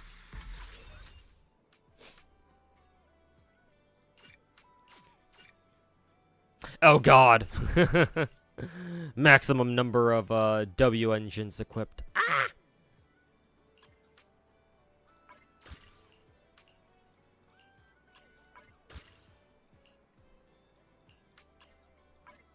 Ain't no way, yeah, because I never bother cleaning out all my B rank engine inventory. Thought this was only a GFL 2 problem. Yeah, thought. Okay, that should keep me held over for a while. Number 4, another whiff, but I did get 2 A ranks out of that. Basically, to get to the area, you have to go to the door next to that area, complete a puzzle, and it wraps around. Okay. Hopefully, I'll still remember that when I go back. There. Happened to you a lot in FGO? Mm-hmm. I remember those days back when you had to fucking make space in your inventory. God, those were old times.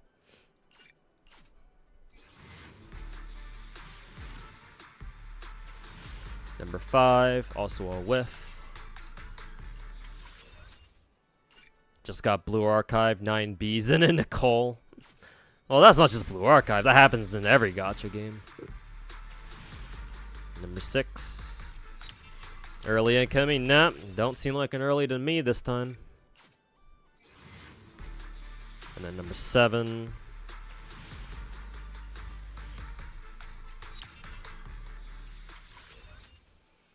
Speaking of which, how has GFL 2 been lately? Oh, it's been great. I mean, to be honest with you, I've never like rolled my currency dry in GFL 2 ever, and I've basically gotten everything I wanted so far. So, GFL 2, we're about to get another patch well, technically today, but it's gonna go live tomorrow, I think. This time around, it's actually a double banner where both the banners that we're gonna have are new characters. So rolling for all of them might be tricky, but we'll see. Hard pity, soft pity, but we'll see. You always feel like you go to full pity in these games. 0.6 rates are are working really well. That's how they make a lot of money. That's how they get you. Do I want to do singles or multi? Fuck it, just multi. Just hit me with it, game. End my suffering. Well, I say end my suffering, but we're about to find out if it is.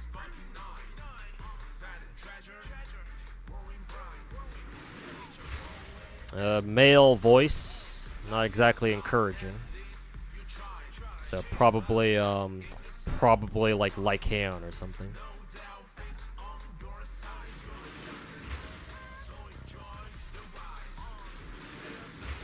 Will I have to go into my monochrome stash? Find out next time on Zenless Zone Z. Wow, that joke actually works.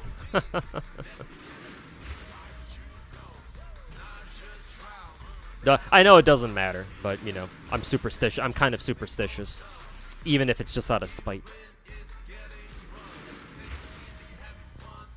Don't know if it's a different No, it does. It shouldn't really matter. I know some people out there think that, oh, if you get a male voice, that means you got a male character. No, I've seen people get female characters off the male announcer voice dude, and vice versa as well. Female announcer for male characters. It doesn't really matter. The voice is random, or at least I'm pretty sure.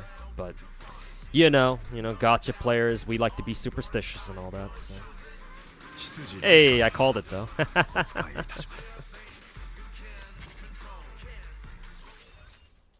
Nice. Okay, well, it looks like officially my Zenless Zone 0 luck has hit rock bottom. So, no more saying that I'm super lucky in Zenless Zone 0. Because that's clearly no longer the case.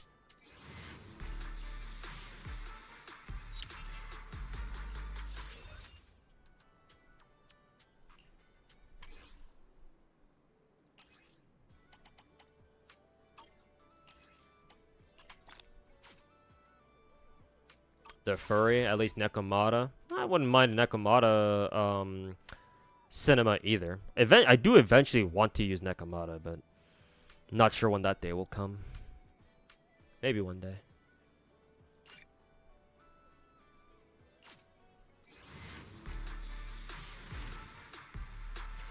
Hey, we do get an early though, so can't really be mad. Can't really be too mad. At least I don't have to go into my what is it? He said I didn't have to go into my monochrome stash.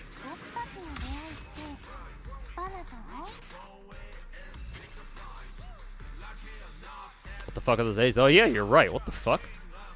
Damn, this is one hell of a roll. 1 S and then 5 A's. I think theoretically this might be as good as my like 1 double S rank roll from like last year.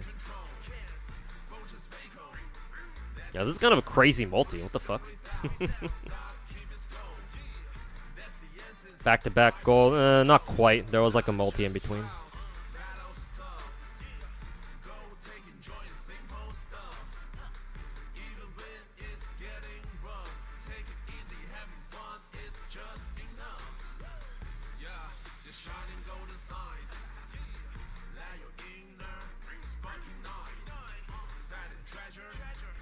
That's pretty crazy. Damn, that's crazy. Alright, so my monochrome stash lives to see another day. You can still say your luck is pretty good. Kinda. But the fact of the matter is that I still lost another coin flip, and that's 2 coin flips in a row. I can say confidently that that has never happened in my Zenless career, where I've lost 2 coin flips in a row, like that. Like, I've lost coin flips before, yes, but never back to back. So, no, I can't really say that my luck is like still intact after that one.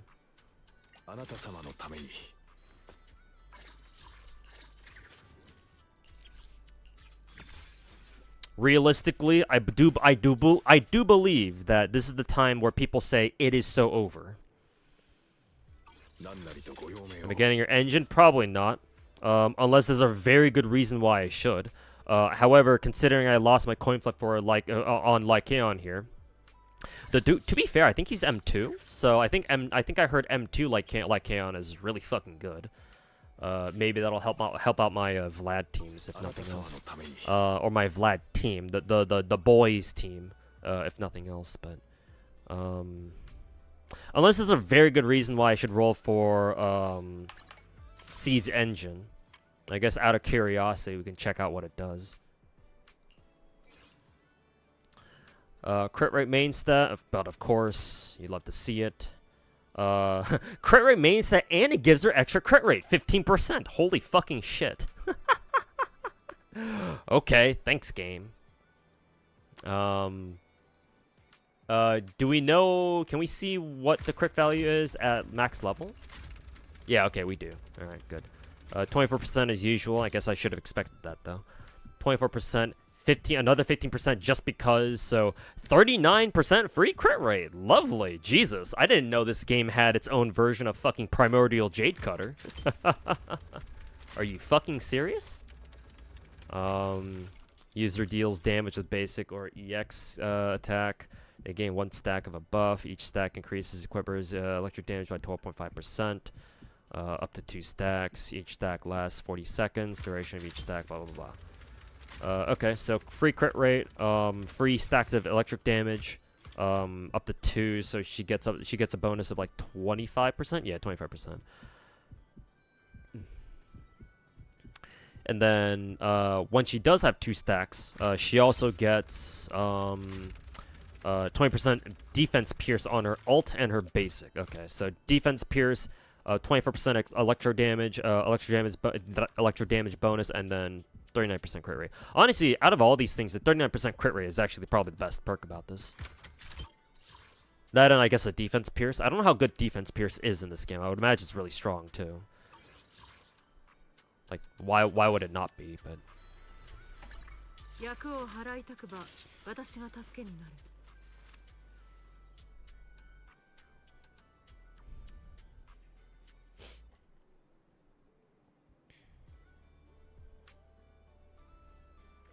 got 4 tickets back? Yeah, I guess so.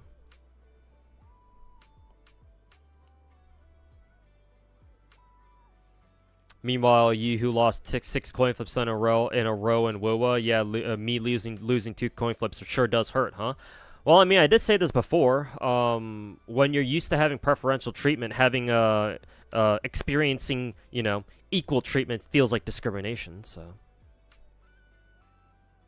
So yes, for me, losing 2 coin flips in a row kind of sucks because that's never happened before. So that's my point of reference. Obviously, I sympathize with you when you say that you've lost 6 of them in a row. Like, that sucks. I'm not going to sit here saying that I don't believe you, but yeah, like for me, yeah, losing 2 of them in a row sucks because that's never happened before. And hey, with any luck, don't you worry, I'll probably start losing 6 in a row too. I mean, to be honest with you, I was probably due for a streak of bad luck at some point. So, hey, if you want to feel cathartic that I'm going to start losing all my coin flips from now on, you don't have much longer the way, I dare say.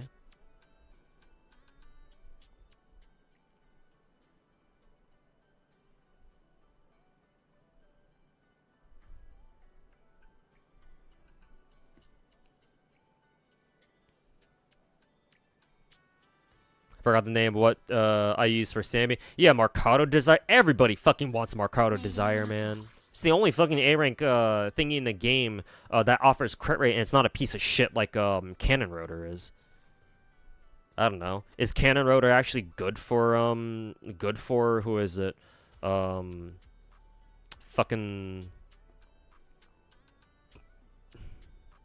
for fucking Seed? Like, if nothing else other than the fact that it actually offers crit rate?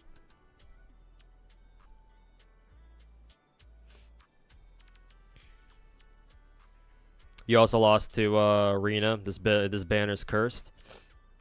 Well, it certainly wasn't cursed for Finkel, who got seed on his first fucking multi. Everyone, get him!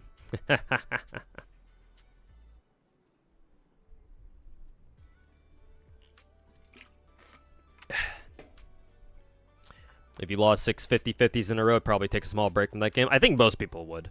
Most modern gacha players would. Wait, I can explain. Sure you can. Sure. Sure you can, buddy.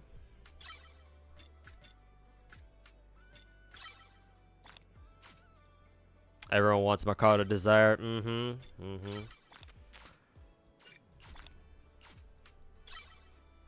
I mean, hey, to Mihoyo's credit, at least we have Mercado Desire. At least it exists.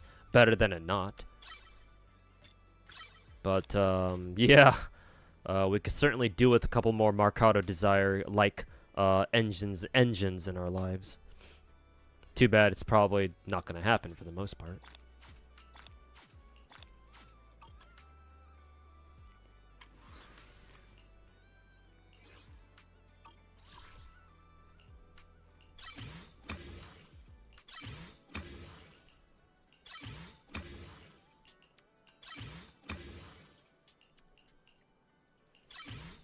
You're in love with your level 10 M4 arena?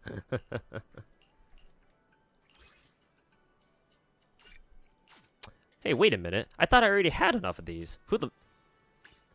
Excuse me?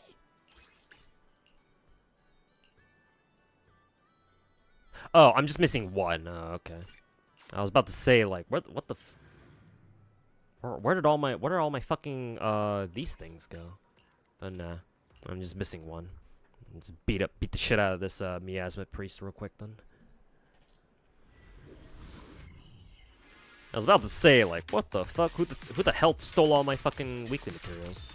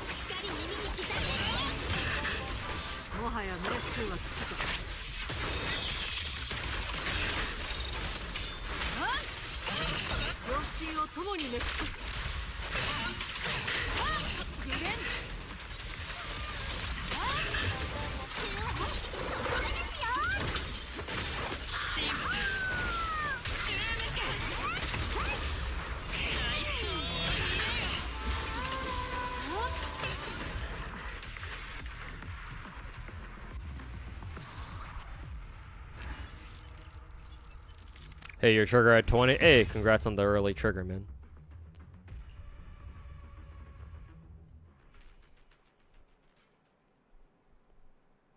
Everyone get Finkel, grabs Mark 23. When you said that, Chaos, I immediately internalized a mental image of you, of the stereotypical GFL1 Shikikan grabbing Mark 23, like, you know how, if you've seen, like, cat gun models in, like, older FPSs, like those meme videos, like in Sudden Attack or in, like, Crossfire, where you know, they put in a literal cat gun as a meme gun. I just internalized you grabbing Mark 23 but holding her like a cat gun.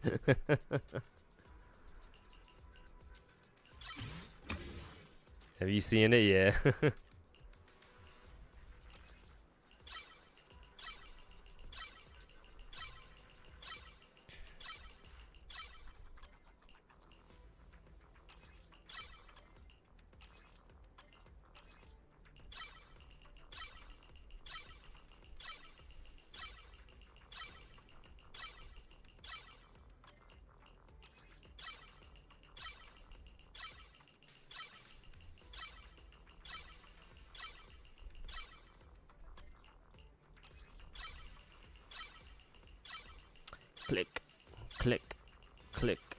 Click.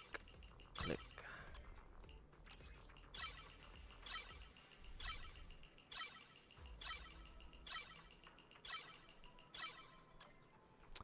Okay.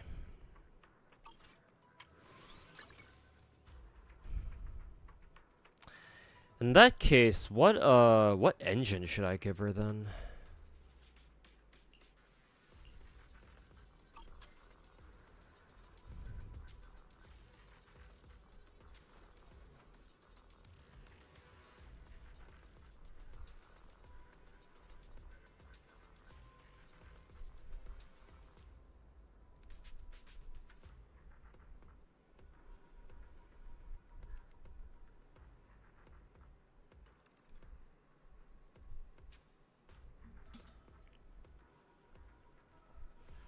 Almost dropped Wuwa after losing Jinshi, Chun-Li, Camellia, Carlotta, Phoebe, Peebs, and Cantarella, but you did win Lupas and Augustus, so you're really nervous by you know.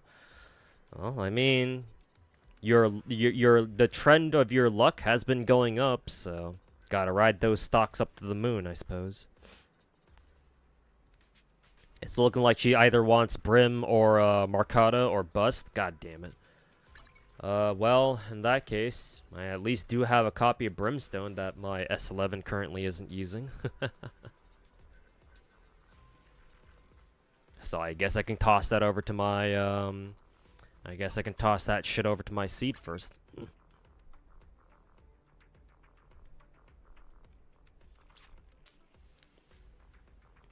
This patch, you can click on the recommend button on the engine so you see what the most recommended ones are. But the patch just came out, so I don't know how the server would have that kind of data so quickly. Maybe I would assume you have to wait a bit on that before the server, you know, before you can actually use the recommended button. Like, I'm sure it works for what other characters. I don't know. Let's try it out on Alice. Yeah, so Alice's data is already here. So.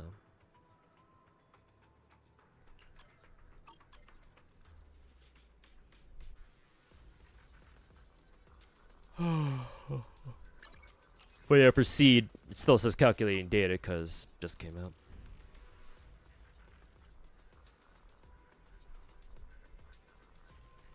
But yeah, maybe give it like a day or something, and we'll have the data come in.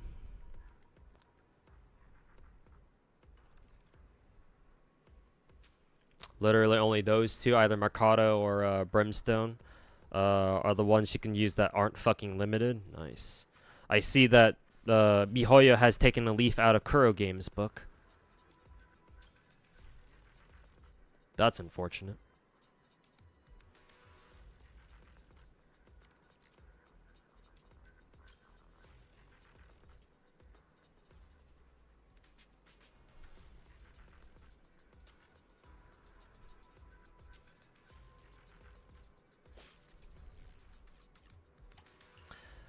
All right, I guess I'll give Seed my S11's copy of Brimstone for now.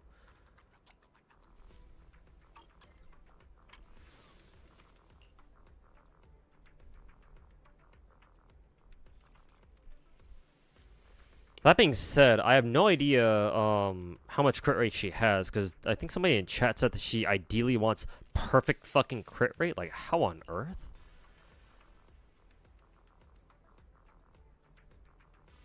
How the fuck am I gonna do that? I think she doesn't give herself any crit rate at all, right? She just gives herself what, crit damage?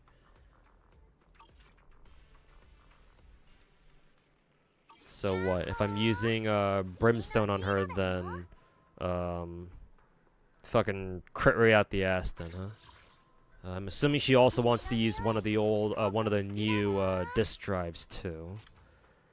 6th Street. Go to Bardic Needle. She wants somewhere between 75 and 90%. Ugh, that's pretty steep. I'm not gonna lie. That reminds me a lot of Trigger, actually. Yeah, this is basically a Trigger scenario all over again. Ah, fuck. Oh, a drip marker announced. Oh, really? Nice. Let me check it out real quick.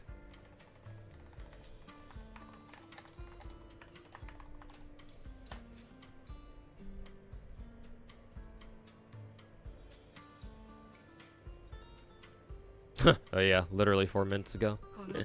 Right when a new Zenless update comes out. I see what they're doing. I mean, of course, they've been doing this shit since Kuro game ever since Wuthering Waves came out.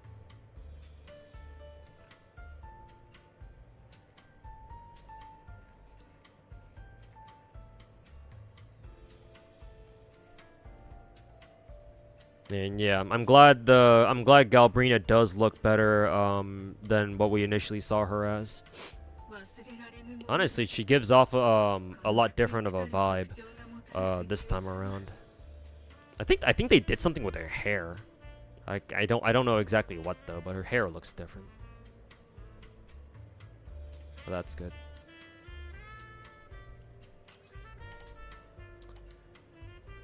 Okay, what set does she want? Moonlight Lullaby. When the equipper is support character. Oh, this isn't for her. I think, who is it? C is an attacker, so she can't use this. Actually, no, chat. This is the new, best in slot support set for all of our supports now, right? ER set. When user is a support and uses EX special or ult, damage dealt by all squad members increases by 18% for 25 seconds. Repeated triggers reset the duration. What did Swing Jazz do? After launching chain or ult, increases all damage. Oh, I see. Either chain or ult. Okay, so that's a lot more restrictive. Okay, yeah, then Moonlight Lullaby is better. Not all. I guess I guess not Astra, obviously, because Astra will obviously keep using Astra voice. But I'm pretty sure Nicole will want Moonlight Lullaby now, so that means I'm gonna have to fucking re-gear her ass a second time.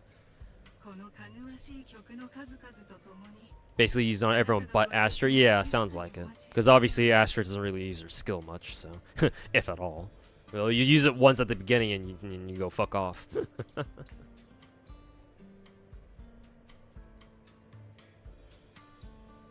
Everyone except for Asher and Sokoku, yeah, makes sense.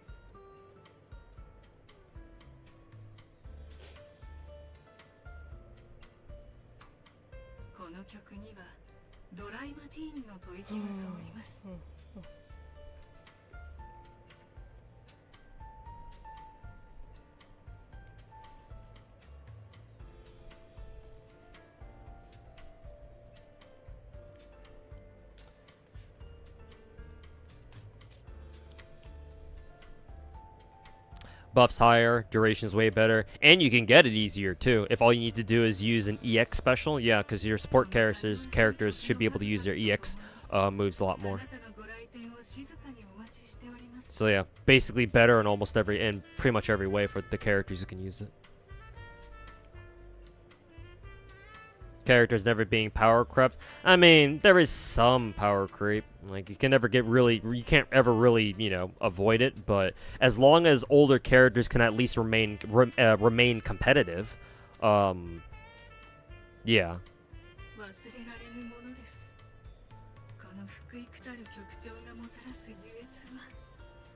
You wish that Zenless did what Genshin does, where there's a free character and free weapon every patch. Honestly, now that you mention it, yeah, Zenless doesn't give us a free weapon every patch now, do they?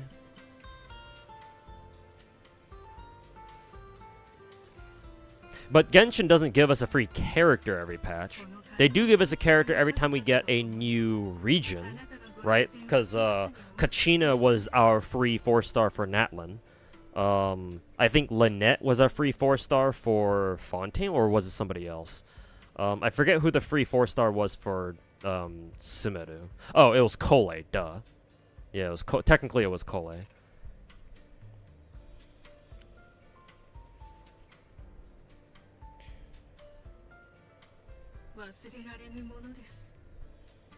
I wish Zenless didn't have a weapon banner in the first place. I mean, ideally, yeah, but all things considered, you know, Zenless's weapon situation is a lot more manageable to deal with than, like, say, other gacha games. Though, I mean, I say that, and then we get a patch where we get a character. Our first character is somebody who relies on a fucking limited time engine. So It's like, I say that, but... このかぐわしい曲の数々とともにあなたのご来店を静かにお待ちしております。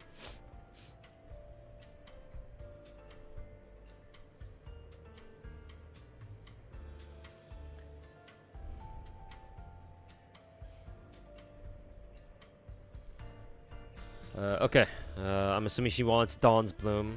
Basic attack damage by 15%. Further increases basic attack by 20% when equipped by attacking character using EX special or ult will further increase. Just more and more basic attacks, huh?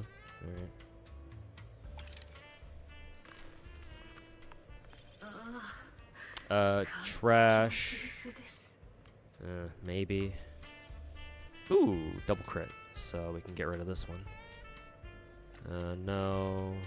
Trash. I got six disk drives. Excuse me? Impact. Fuck that shit. HP? Chat, we don't have an HP scaling character in Zenless yet, do we? Anomaly Mastery? I don't know why we would use this on this set, so... Attack percent, I mean it is attack percent, but substats fucking blow dick. So suck my fucking dick. Oh yeah, Yishuan, that's right. I mean, I guess technically that means that there's a chance that we'll get other HP scaling DPSs too, but... All the ruptures are... Oh, okay. I didn't think of it that way. If they confirm that rupture characters are all, HP scaling, isn't Monato supposed to be a rupture character? So if he scales off of HP, then I guess we can chalk it up that all rupture characters scale with HP. So I guess technically I can keep this just in case. But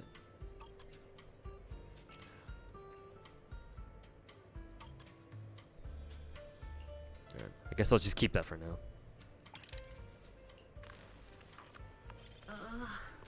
Lucia also would be HP scaling. Yeah, because I think she's, what, Rupture herself, right? Or something. AP crit damage might be useful. HP on a 4 disc, fuck you. Attack percent, I'm sure, I'm sure Seed would want electro damage, so. But we'll keep this just in case we don't have anything better. Physical damage with double crit. Oh boy, that sure is useful. Defense, no fuck you. That sure is fucking useful.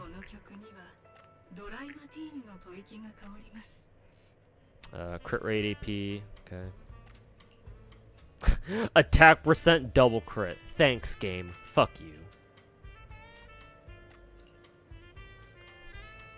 Fucking double crit on an attack percent 4 disc. Story of my fucking life with Zenless artifacts. Or Zenless fucking disc drives. She's a she's a support, but she's rupture support, so her buffs do scale from HPs. I guess that makes sense.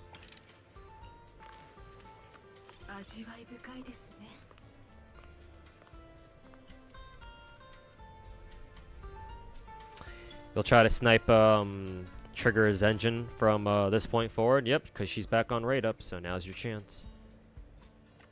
I mean, hell, depending on how dog shit it is to gear up. Oh, nice, 2 disc. To gear up. Oh, it's HP with double crit. It's a 5 disc. Okay. Depending on how dog shit it is to gear up or to build Seed, I might just say fuck it and pull the trigger on her engine too. Probably won't end well, but.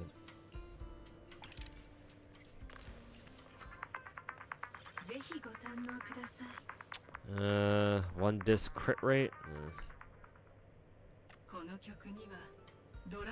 2 disc crit damage. It does have attack percent, so I'll keep it just in case the double crit ones end up rolling like shit. HP, Do I want this? No. Impact, no. AM, no. Attack percent, yes, but the substats are all fucking dog shit. Attack percent, yes, but all the subsets are dog shit. Let me back out real quick. Let me see what kinds of discs I can give to Seed right now. 君の匂い僕好きだな 6 disc, attack percent, crit rate, or not attack percent, crit damage and crit rate. Crit rate's more important, so I'll give her that for now. Oh wait, hold on, this is HP. Fuck you.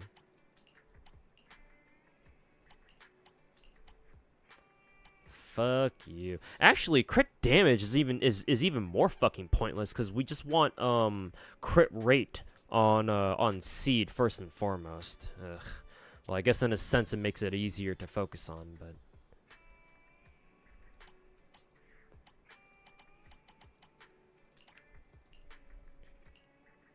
yeah, this is also attack percent with crit damage, so ugh.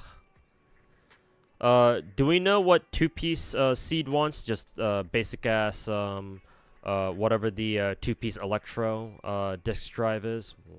What was it called again? Something. Oh, it's right here. Thunder Metal, yeah. So what? Just two-piece Thunder Metal or something? Fucking pen ratio.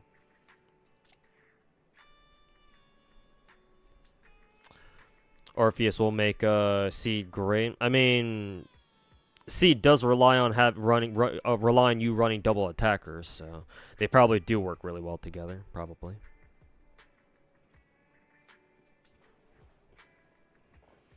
You should build Rena, to be honest. Yeah, I mean, if you have her at M4, I'm assuming you already have a copy of her engine on top of that too. So yeah, if you have a copy of her engine, her S rank one, Weeping Cradle, I think it's called, or is this called something else? And you have her at M4, yeah, I think you should. Oh yeah, right, Woodpecker, yeah, because she desperately needs the fucking crit rate, yeah. Oh yeah, but of course, how could I ever forget? God.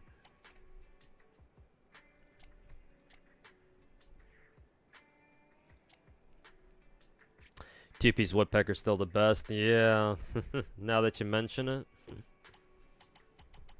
Just how foolish I was thinking I could run anything else. You know nothing, Tuhu.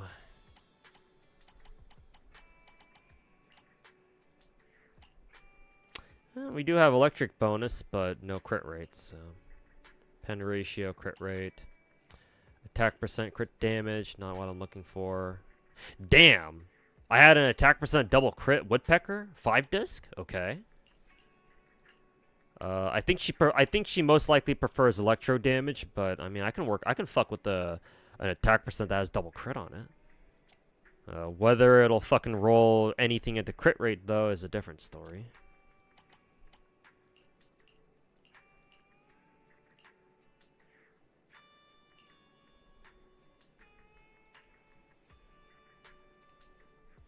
I guess we can give her this one for now.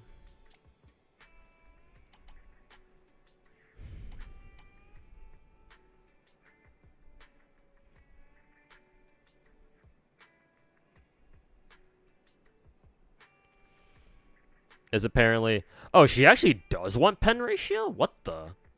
Excuse me? Well, why the fuck does she want pen ratio all of a sudden? Like, I know some characters can work with pen ratio, but what the... What the fuck? I mean, if that's the case, I actually already have the... I actually already have a... what is it? A pen ratio... fucking... 5 disc ready to go. Alright. Say less. Give her that.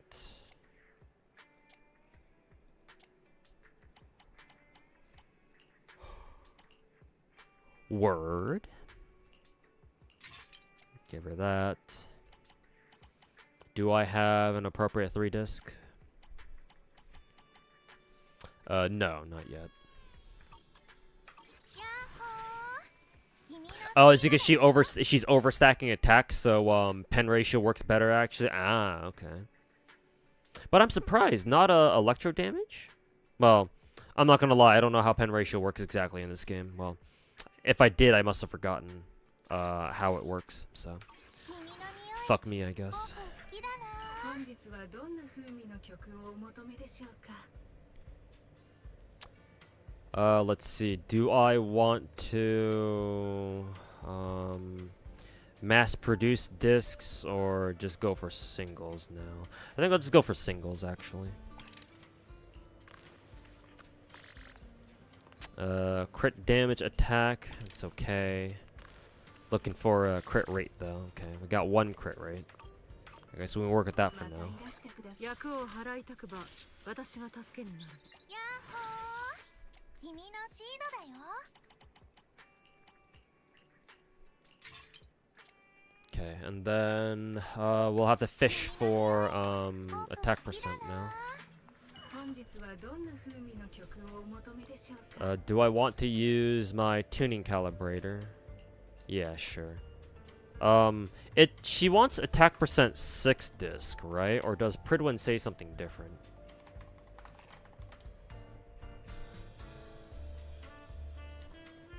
Ow, fuck. She's gonna work well with Evelyn. Yeah, because she intentionally wants to be paired with another attacker. So double attacker setups is like the thing for Seed. So I would assume that it can just be any attacker, like quite literally any other attacker. So yeah, whoever your best attacker is, just stick her in the same team, stick them together. So.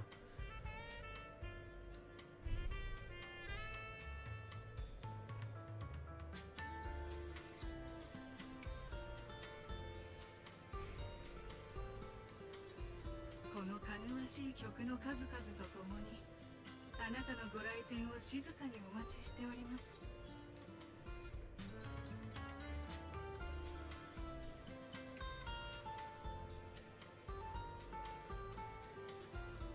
I find it hilarious that Pridwin considers crit damage to be just as good as crit rate. Also, why do they recommend for your 4 disc? Why do they recommend crit damage over crit rate? Like, excuse me? Do they assume you're gonna fucking roll for a W engine? What the fuck? Okay, but they do confirm attack percent, so I have it on attack percent, right? Yep. YOLO. Pridwin moment, yeah. Unfortunately, I think this is a case of them being a little too nerdy instead of like taking into consideration like how easy it is to get those stats in the first place. Unfortunately, no crit damage here. So I may have to continue fishing for more discs, for more 6 discs later, I 役を guess. 払いたくば私が助け。やっほー君のシードだよ I'll give it to her for now, for the time being.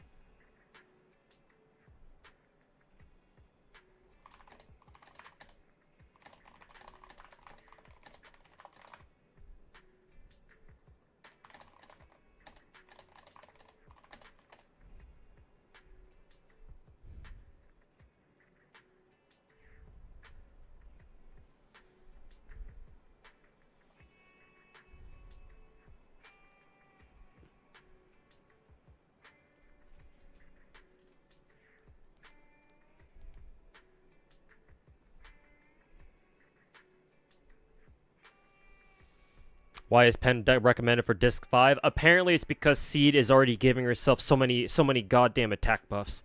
So if you're trying to give her more, I guess, you know, diminishing returns and all that. So in this case, she actually does want pen ratio over attack. She'll get more use out of pen ratio over electro damage or attack percent. Caught me off guard too, but apparently that's why. Pridwin isn't really the best site for builds. They recommended you to build attack and crit Springfield and GFL2. Well, here's the thing. I think what Pridwin is doing is it's giving you the best possible build for characters. Which so technically they're not wrong. The problem is that obviously gacha games can be a lot more nuanced than that. And Pridwin, at least the people who are making the guides on Pridwin, at least initially, you know, they just list what like the best possible builds are, rather than what's realistic. So.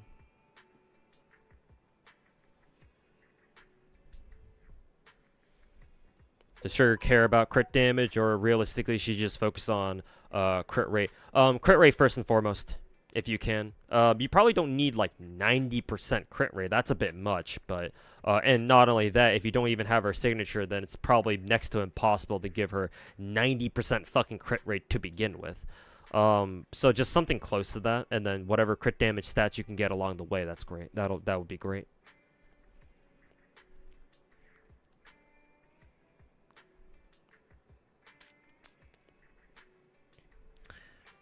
Managed to save up 81 Radiant Tide for Wowa. Nice.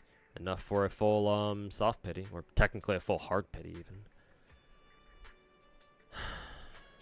Okay, let's YOLO on the substat rolls, I guess. Here we go. Ew, I think it rolled pretty badly. Yeah, this one rolled like shit. Not even a crit rate roll either, so this one's fucking dog shit. So much for that. What about this one? Oh, this one rolled pretty good. 3 rolls into double crit. Yeah, 2 rolls in the crit rate. Okay, that one's pretty good. Keeping that one. How about this one? No rolls in the crit rate, but it did roll 3 times in the crit damage. What the fuck? I'll keep this one. This is not exactly ideal for Seed, but maybe we can give it to somebody else eventually. This does mean that I don't want to, that means that I don't want to really use this one either. I mean, this is kind of a dog shit 6 disc anyway, so honestly, even though I spent the tuning calibrator on that, it's going in the trash.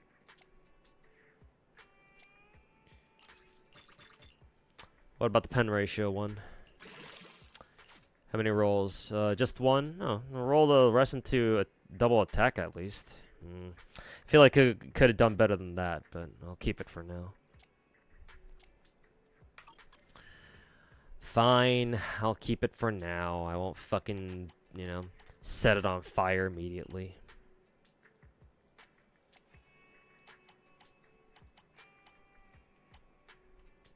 If you have signature, you go crit damage.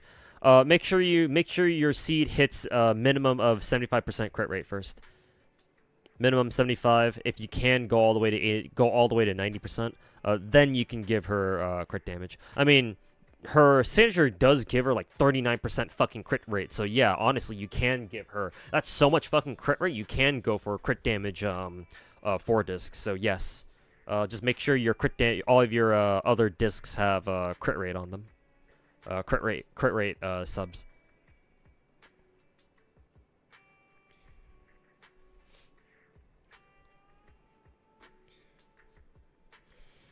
Some guys just suggest 70% crit rate, so I'll probably just aim for that. Yeah, probably. It's not like you need to max out her fucking 90% crit rate just for the extra, stun bonus. I mean, she's already a stunner, so I'm assuming she already does a decent enough job stunning on her own anyway, but...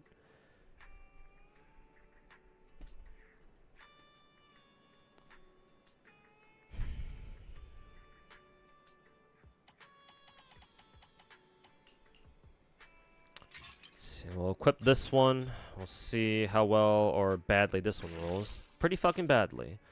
Well, I say that, but it also rolled another 3 times in a crit damage. What the fuck? Is this deja vu? Excuse me? Double crit? It started off with crit rate single line. Or 3 lines start with only crit rate. And it fucking rolls 3 times in a crit damage? And it happened twice? What are the fucking odds, bro? I guess the bigger question is, how long do I have to fucking wait for another character who can actually even use this fucking set? It can actually use these two. I mean, shit, I guess I should just roll for, I should just roll for, Seed's engine now, I guess. I don't know. Should I? Because if I roll for her engine, I can actually use these 2 fucking discs on her ass right now.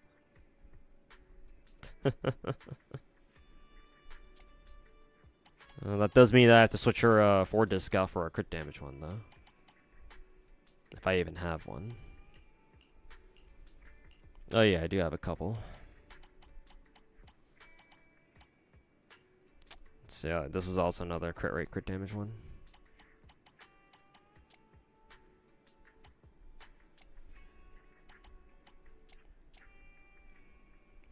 Because what? She's going to have 39% crit from her engine alone. She'll get +8 from 2-piece woodpecker, so that's 47? It's kind of a weird percentage. 47... 49.4...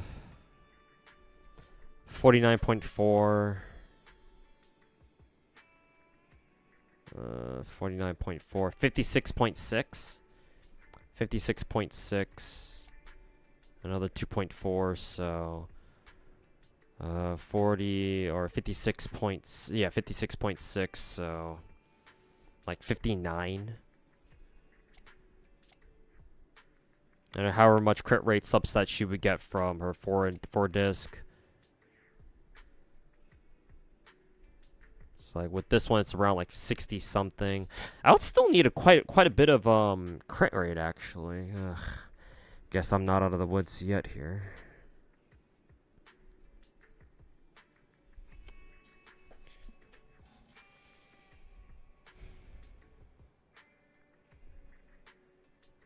Back into the gacha we go. No, not quite yet.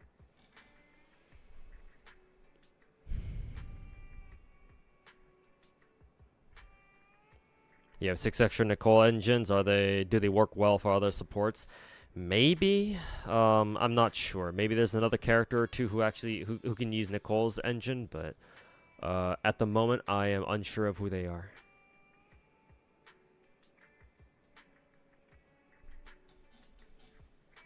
Nikkei download is also available. Nice.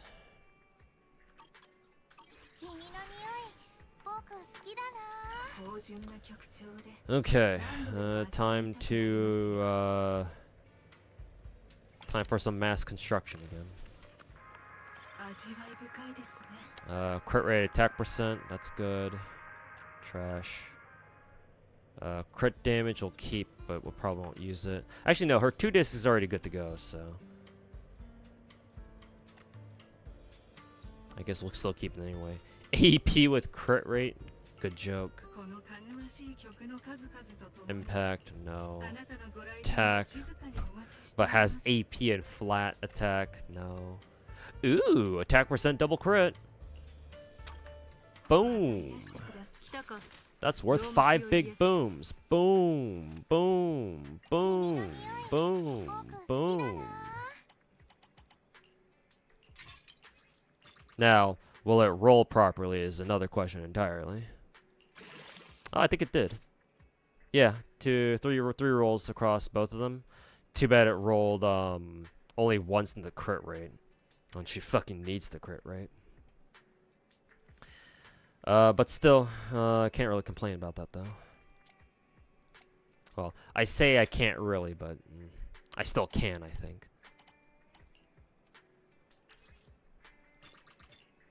What about this one? How many rolls in the crit rate will you get? 2. Okay, nice. Too bad it also rolled fucking twice into defense. Flat defense, no less, but... Oh, we care about the attack, we care about the crit rate, so... There, in you go.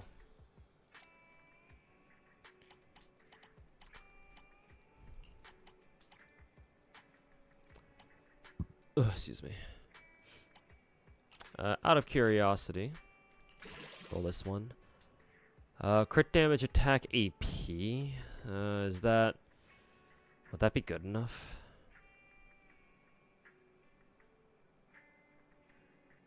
No.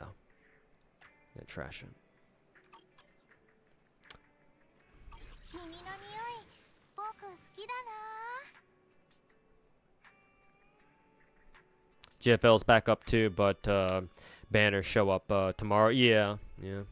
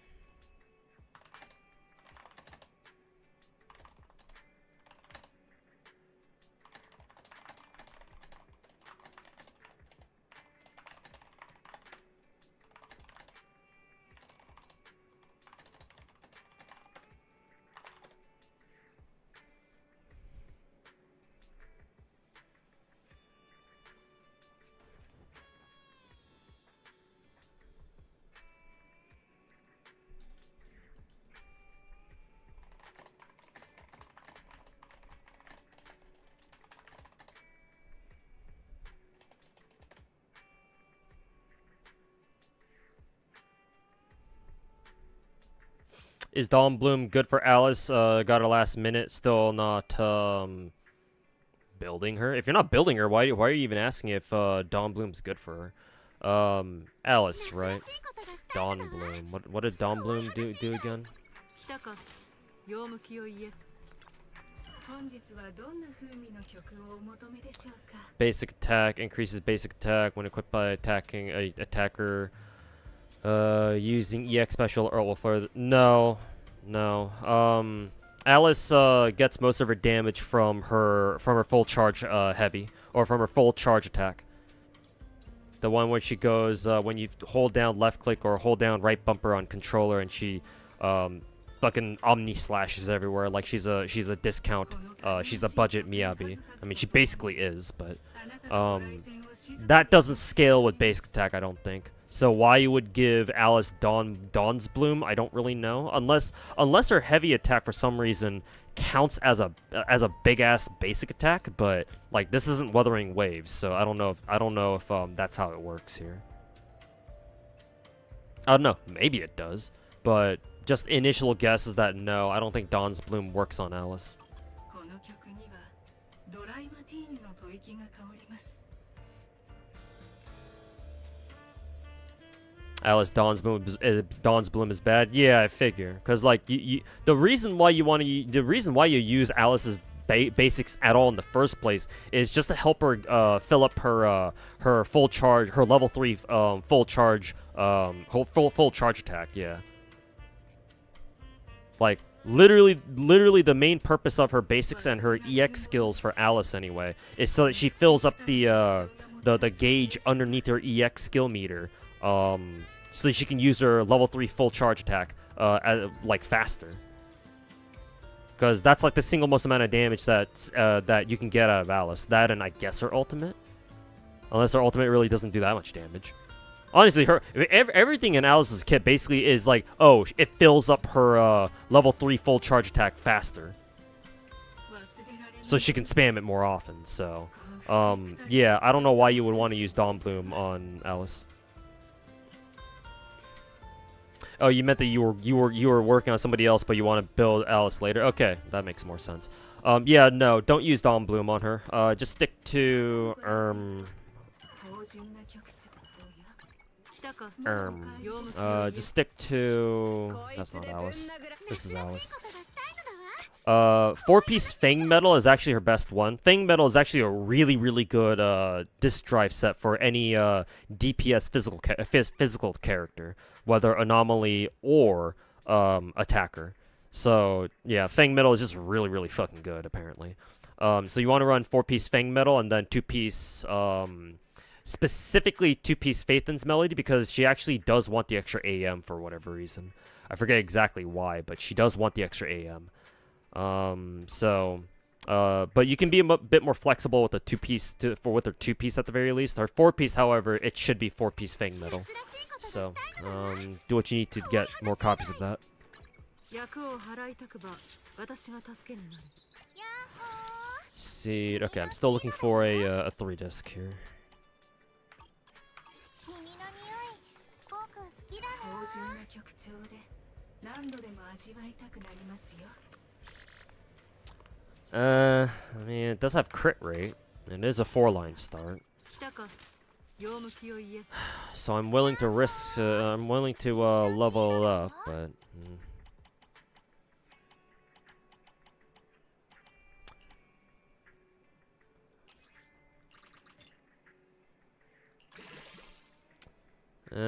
Only one. I mean, it didn't even roll any to pen ratio either, so...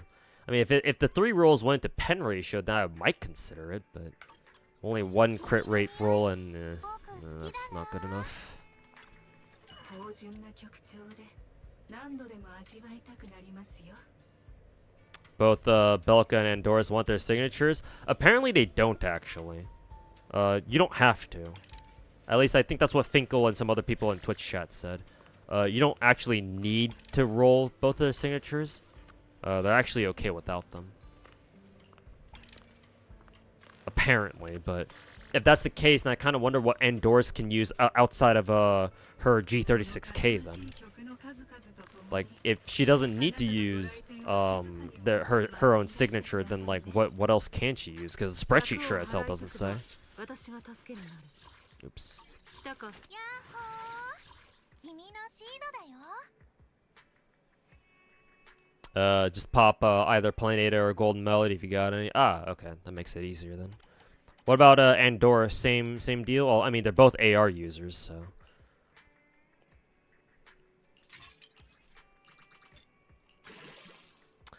Well, slightly better. Only 1 crit rate, 1 roll into crit rate, and then +2 into pen ratio. What's her crit rate right now? 65.8. Ugh. We're still like 10% crit off. Ugh. Yeah, she does feel like Trigger to build. Holy shit, man. Fucking Trigger 2.0. Jesus.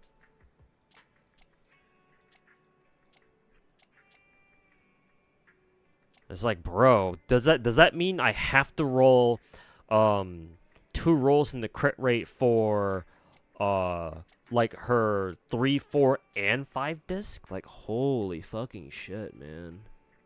Why is this bitch just literally just Trigger all over again, man? Does Trigger Astra increase CR in battle? No, at least I don't think Astra does. Astra increases crit damage. But then again, Seed also does that too. Do we even have any support character in the game that gives the team just straight up free crit rate? 90% crit rate? Well, ideally, yes, Bubba. But I think 75% crit rate is like considered good enough. But right now, my Seed is only at 65%. And the problem is she doesn't give herself any extra crit rate on her own. Ow. Marcado will get you. Well, yes, but currently my Sambi is using it, and I don't want to take it off of her, so. Nicole. Does Nicole actually give crit rate? Well, why did I not know this? You would think I would know this, because Nicole's kind of my favorite character in the game, but.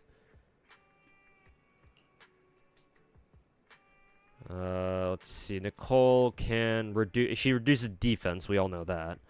That's kind of like our main thing. When her core passive mechanical case applies a debuff, all units deal 24% more ether damage. Oh, I forgot. I actually forgot all about this. Like she can actually buff ether damage. Actually, just because of this, I think that what is it? I think that technically she can buff Yishuan, just not very efficiently, which is kind of funny. Do her skill or her ultimate give crit rate? I don't think so. I would say probably not.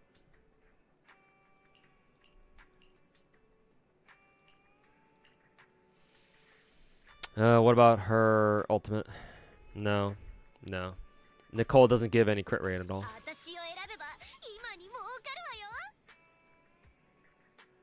Nicole M6? Oh, her at M6. Well, I do have her at M6. For what that's worth. When Nicole's energy fields deal damage to an enemy, all units crit rate against that enemy deal increase by 1.5%, stacking up to 10 times, lasting for 12 seconds. Okay. Well, that's good to know at least. Yeah, so I guess she does give, what, 15% extra crit rate? That would be enough, technically. But would I be happy with that? I don't know. 75% is good. Oh, okay. If it's only 70%, that's actually a little bit more reasonable then on seed.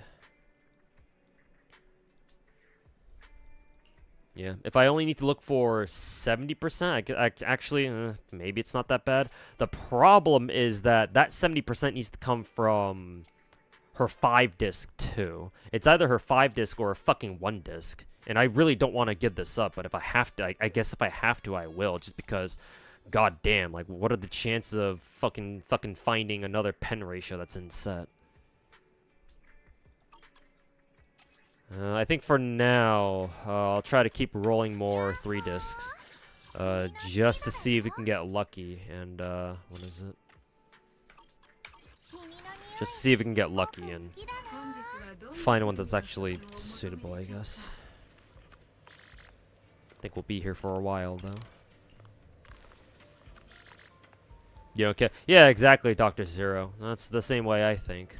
Like, I don't really like, I don't really like building characters around other characters, because, like, what if you can't use them together for some reason? Don't want to, like, you know, don't want to, like, trap myself into, or, like, cornering my builds into, like, specific cookie-cutter thingies, or cookie-cutter teams. I want to be able to fucking toss my characters around and make any team I want if I want to. C is tier 1 on Pridwin, like, you don't really take Pridwin seriously, but huh? Is there, what's Pridwin's, grading scale for tiers? Does it go up to, like, tier 0?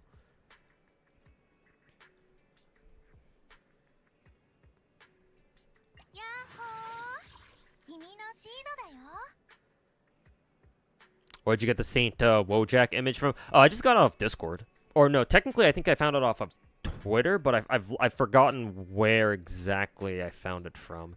I do know that whoever originally posted it on their Twitter, they just like drew his outline on like fucking like paint or something. So,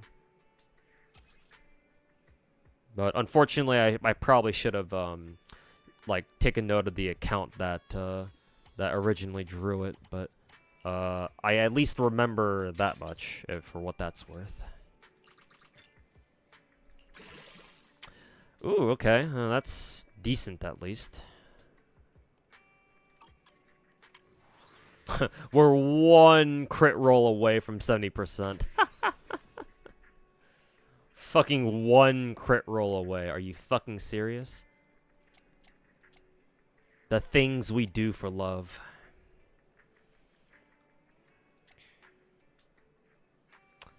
God damn it! I really don't want to give up on this. On this fucking. On this disc, but it's either this one or the fucking. Or this fucking thing. Ugh. Do I want to suffer for a 5-disc? I think I will. This is not gonna end well, chat. 何度でも味わいたくなります Chat, よ you're gonna watch me suffer for the next 30 minutes fishing for a pen ratio 5-disc with crit rate on it. Ugh, here we go, chat. This is gonna be one for the ages. Ugh, do I want to use a fucking tuning calibrator on this shit? Honestly, I'll use one. Just on the off chance that maybe it'll end my suffering 忘 faster. れられぬものですこの福幾たる局長がもたらす優越は Seed is tier 1 if you calculate if you calculate Seed, if you take into account Orpheus as alongside Seed, but what the Seed without her is not tier 1 for sure. Okay. Yeah, that's why it's always important to whenever you're making a tier list, it's always important to like specify like the context for your tier list. Tier Perd 1 on Perd 1 tier 0 and tier 0.5 are the best. Ah, okay. I don't know. Seed being tier 1, maybe? Well, I have no idea how good she is, so... So I guess I'll take your guys' word for it if you guys think that Seed is definitely not tier 1. At least not without Orpheus.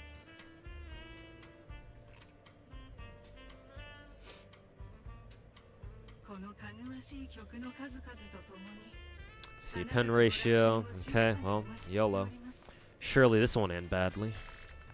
It ended badly.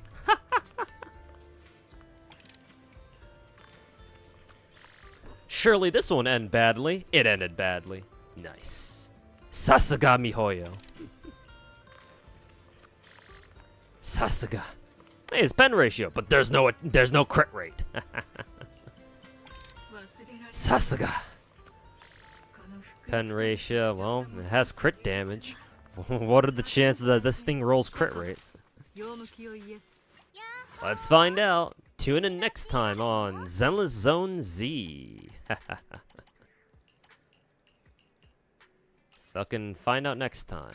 Yep, not not even close. Into the trash it goes. 君の匂い Cause fuck you. 僕好本日きだなはどんな風味の曲をお求めでしょうか Electric damage. Would have been nice if it had a crit stat on it.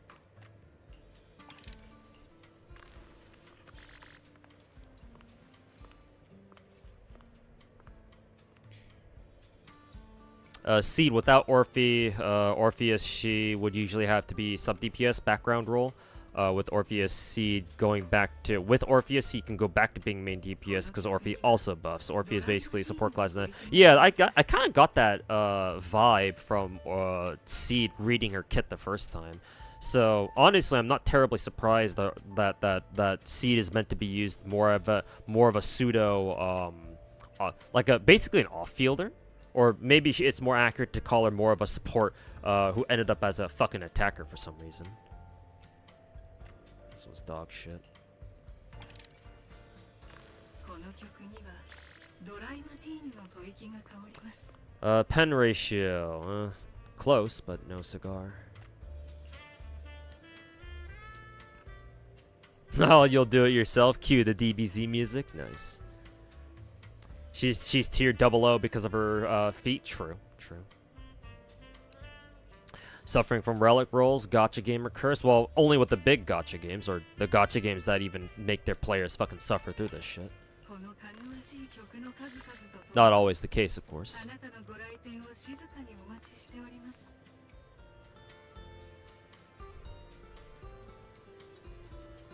Shame how the husbando crowd has basically alienated themselves. Now people just want females out of spite. That's part of the reason why I made my video earlier today.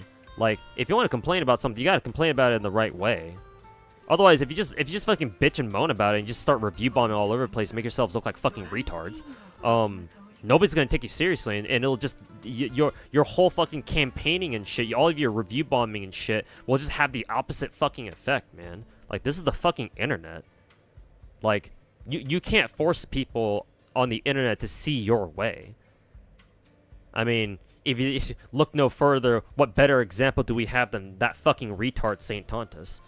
But I mean, that also applies to everyone else too. It's like, even if you have a good point about something, even if what you're campaigning for is, you know, morally correct or just, if you come off as a fucking asshole, nobody's gonna give a shit about what you think.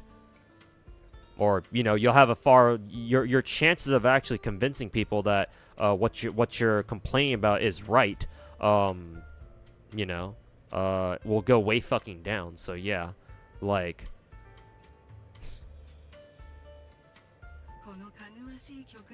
it's like, great.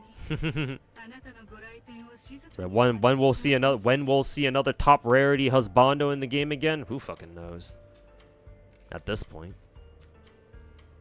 But hey, then again, you could argue that since this is the internet, it's like, huh, did we expect this situation to go any differently? Probably not. HP crit.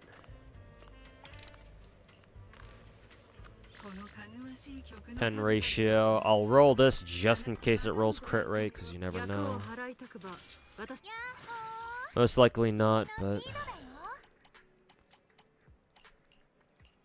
don't want to leave any stone unturned, you know, as usual. Or as expected, rather.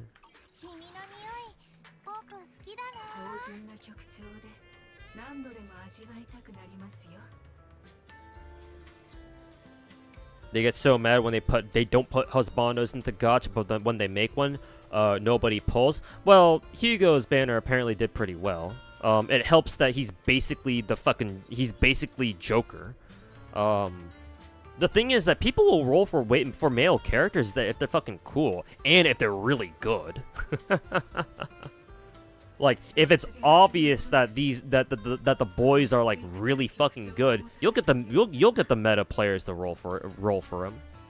Even some of the self-professed like waifu only enjoyers or the waifu only virgins.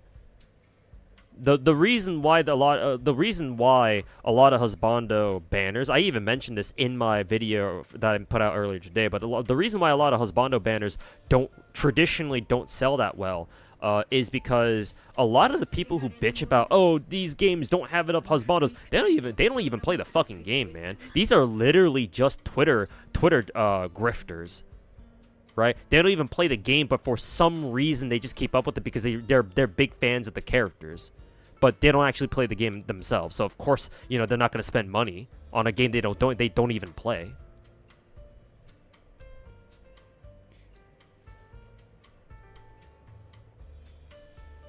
Seed and Hoshi have the same. I assume you mean I assume you mean JPVA. Who would have thought VAs are monsters? Yeah. Turns out a lot of VAs out there have fucking range. Hey, if you play Uma Musume, you might already know this, but did you know that Gold Ship's Japanese VA also voices Zanny in Wuthering Waves?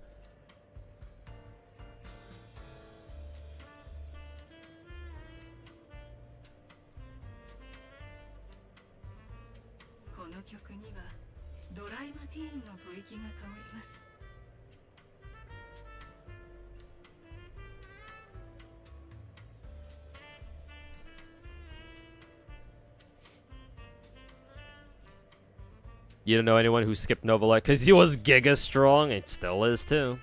Matter of fact, MiHoYo tried nerfing his ass, and then you know, the Chinese players came for that MiHoYo ass too.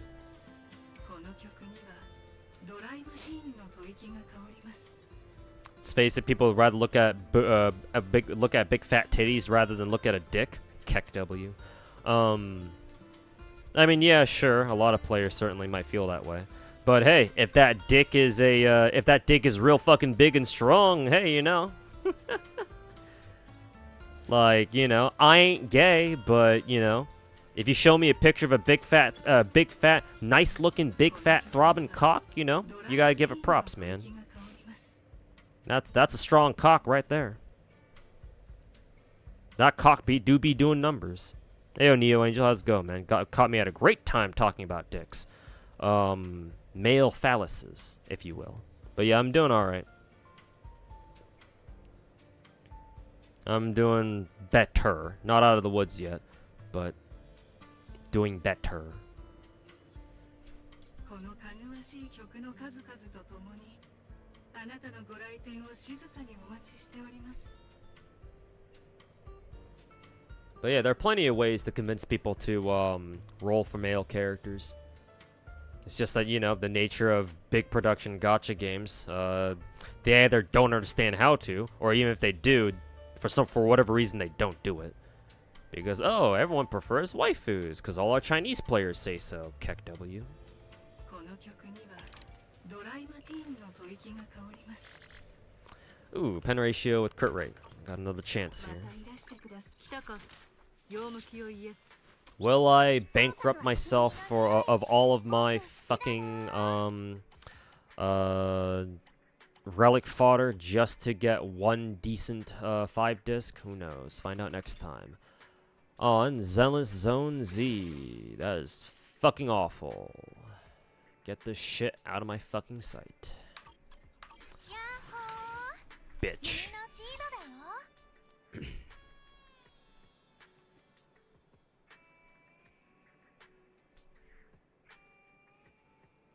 Recycle. Oh no, not engines. Recycle these things. Quick select. A rank below. Select all discarded. Yes, sir. Give me my shit back. Thank you. Wait a minute. Did dismantling my disk drives not give me any of my Denny's back? I swear to God they gave you your Denny's back before. Or did I just not see it? Hopefully it was just a matter of me just not seeing them.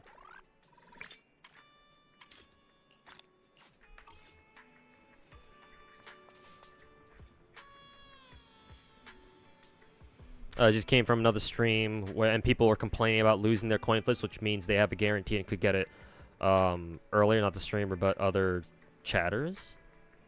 I mean, yeah. I mean, obviously people are gonna bitch about losing their coin flips. I mean, I lost my coin flip just now, like an hour ago when I was rolling for seed, and I bitched about it a little bit too. So, unless you were talking about something else, unless you meant something else by that. You're not even a waifu collector or a husband collector. You're just a collector. You want everybody. Hey, same here, silly Billy. I just want everybody. I don't give a shit. I mean, yes, I do prefer my big titty, sexy ass anime waifus, degenerate waifus. Yishuan, Evelyn, Vivian, Jane, Astra, Zhuyuan, Miyabi, Trigger, Yanagi, I guess Sambi too for that matter. Bernice, Caesar, Pulcra, I'm not a furry, but her tits are huge. Grace, Ellen, because she's cute. Rena, because she has the biggest tits in the game, I think. Alice, Nicole, you get the idea. But yeah, I mean, I have all the characters in the game, which includes those Bondos too.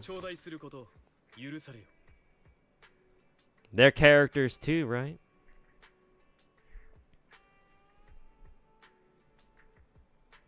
Finish the video. Hey, thanks for watching the video, man. Hope you enjoyed it.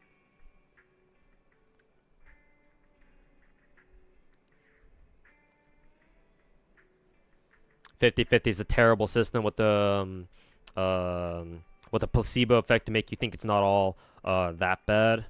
Yeah. Like in the when Genshin first came out, it's like oh my god, you know, we have a safety net or something like that. But after 5 years of this shit, it's like hey, no wonder I'm gonna start playing DNA, so that way I don't have to fucking deal with that shit. Now, you know, whether like how easy it's gonna be to grind up new characters in DNA, that's a different story, but Lighter makes you feel some type of way. Lighter has a very how should I say? He has a very attractive character design, and I'm not even saying that to try to sound gay or anything. It's just he's just fucking cool, man. Fucking the long pants, the belt, the fucking gauntlets. He runs around punching the shit out of people just because he can. Fire dude too. I mean, hey, my favorite element just in general is fire. So the fact that Lighter runs around punching people with fire fire punches is pretty fucking awesome if you ask me. sunglasses, scarf. Always gotta have a scarf. Adding a scarf to a character design improves that character design by at least 150%, apparently. Don't ask me, just go ask Maximilian, dude. It's like... And just personality-wise, Lighter's pretty chill for the most part, I think. And he's kind of a fucking... He's kind of a himbo, to be honest. He's kind of dumb. But, like, you know, a lot of ladies out there like their himbos, so...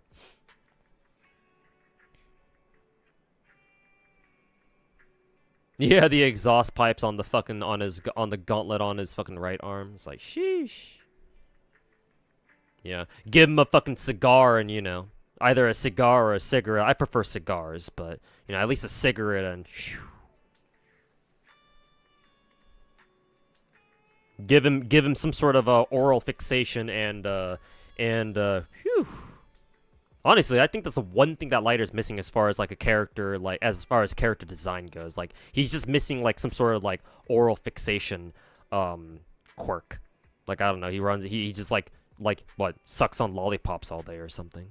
Or like has a toothpick or something. Or even better, has like a cigar, but maybe a cigarette would fit him better.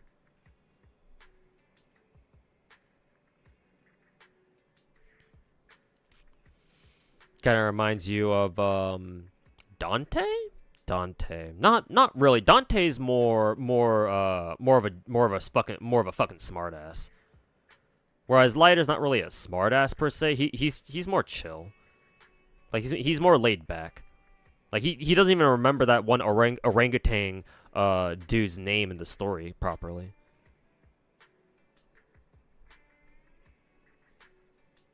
So, not really Dante, but they have some similarities. Cigar like Big Boss would be pretty cool. Yeah. Yeah.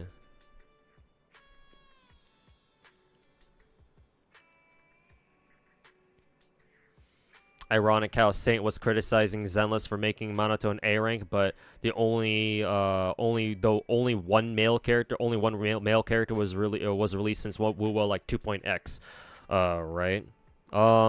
If I had Wuwa still running, I'd be able to go back and check, but yeah, sounds about right. Because like the one dude that they released was Brant, right?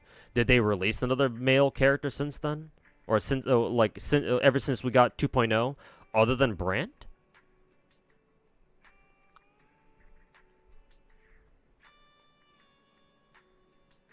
So, assuming that's the case, yeah, St. Tondas is still fucking retarded.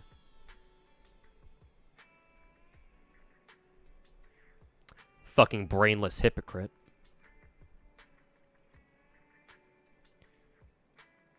I see he's having Tectone cum withdrawals. When's the last time Saint's been able to suck his dick? Suck his dick last.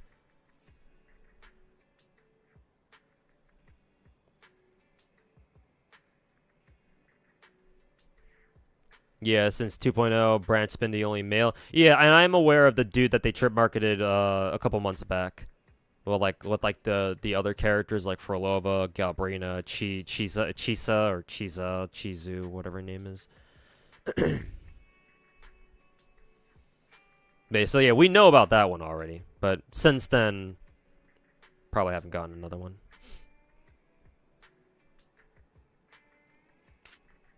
There's a moment where there's a male player, they won't play the game, which is mad incel behavior. Yeah, but that's Chinese player behavior, so I'm not exactly surprised. Like, obviously not all Chinese players are like that, but there's a billion Chinese people out there, so...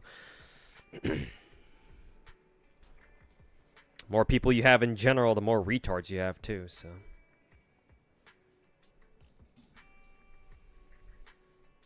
Hey, Thesia, how's it going, man? How are my seed pulls? I did lose the coin flip, but I did manage to pick her up 2 multis later, so... Could have been a lot worse, but I still did lose the coin flip, which means that for the first time ever, I've actually lost 2 coin flips in a row. Because I did lose the one before this one while I was trying to go for Alice 3 weeks ago. But at least seed showed up on a pretty early multi afterwards, so I guess I can't be too mad, but...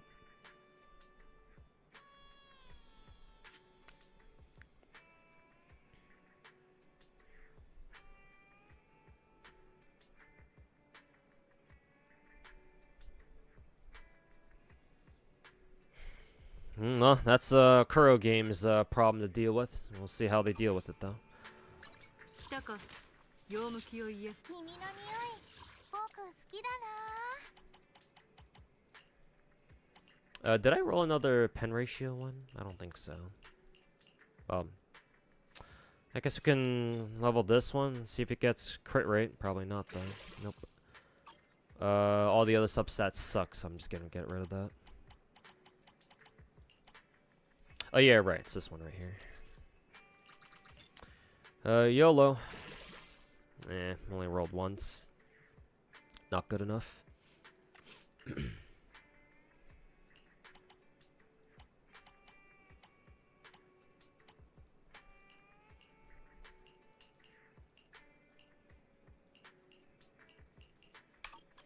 君の匂い僕好きだな。芳醇な曲調で何度でも味わいたくなりますよ。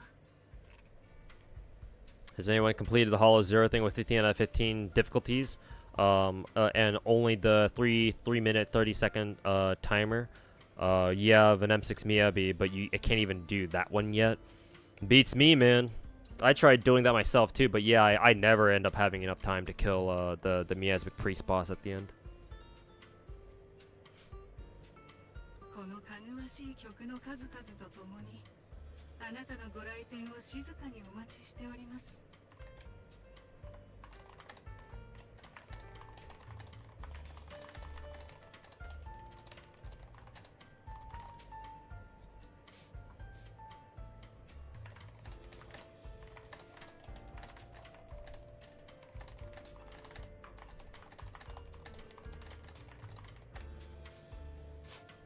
この曲にはドライマティーニの吐息が香ります。 I have a feeling you'll lose your coin flip today too. Recently got FGO and Gil just 3 days after Merlin. Feel like FGO's been sucking all your luck, sucking the luck out of you. Well, if you're on a hot streak, gotta believe in your luck. So hopefully it keeps up. この曲にはドライマティーニの吐息が香ります。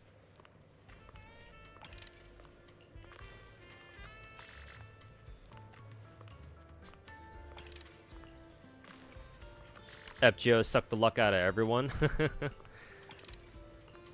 Maybe.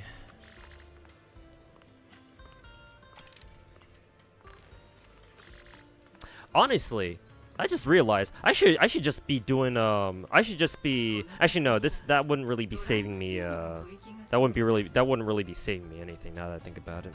I was about to say I should do like 10 of them at a time, but then I was like, oh right, that probably won't even make a fucking difference.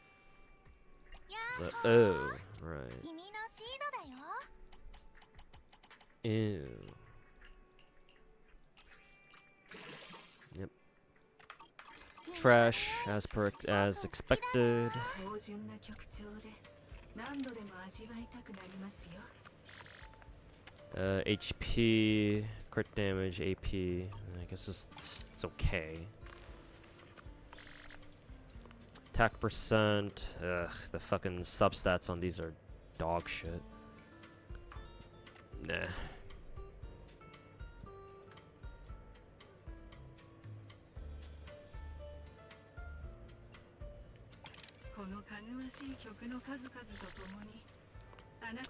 This one could be okay, just because it's a 3-line.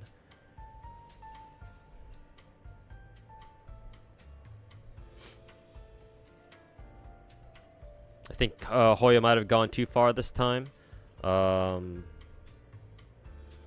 I should see in open world and look at the seams in her pants from the rear. Oh god. Shall we investigate? Can't even get all them encrypted master tapes this month because you haven't rolled in so long? Wow. I mean, the month just started, so, you know, grind up some pulls and...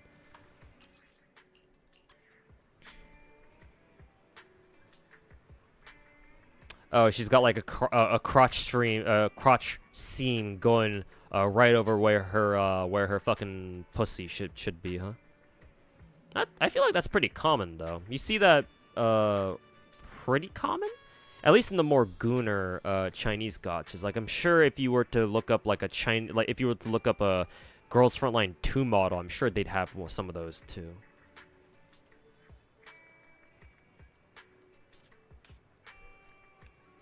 And yeah, technically this is tame because, oh, it's just a crotch scene. What's so bad about that? We're definitely not doing it. We're definitely not trying to say anything with this one. Or is the scene more enhanced? Yeah, honestly, Zhiyuan's is actually even worse. Or it's actually even more pronounced than Zhiyuan.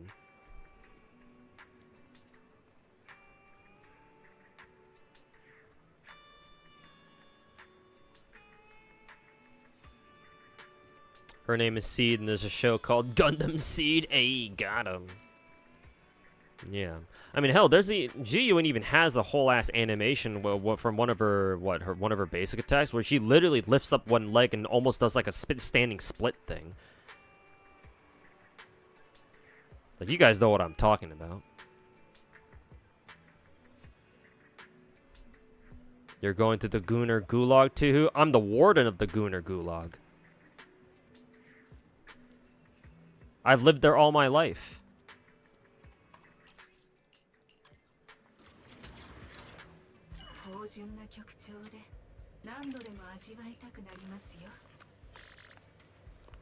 This one's okay. Surprisingly. This one's actually okay too. The fucking segue, yeah.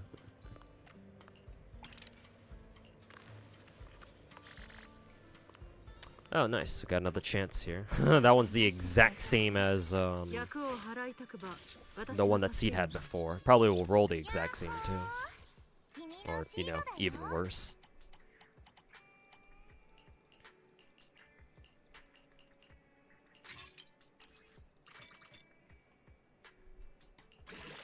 Yeah, even worse.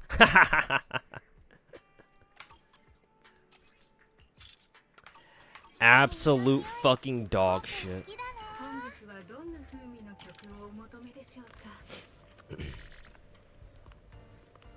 HP, crit damage, attack percent. I kind of want to get rid of this, just because I know the attack percent won't do shit.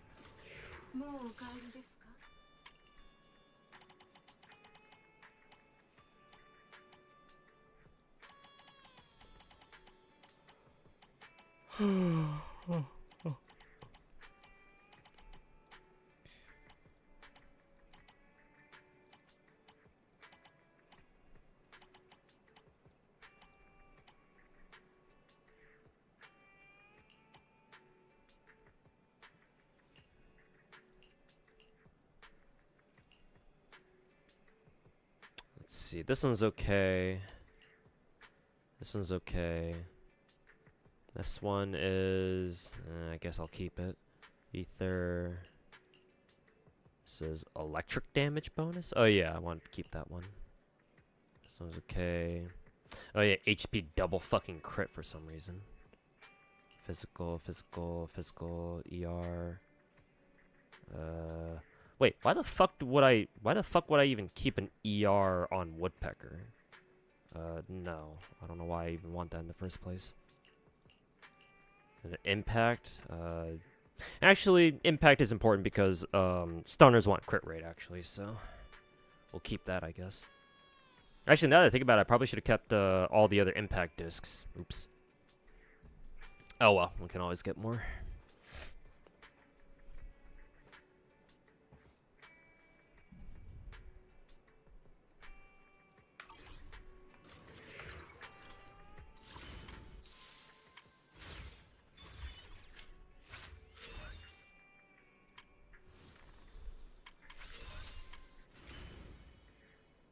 See, new story, Floral Voyage into the Unknown. I'm assuming this is the new major event.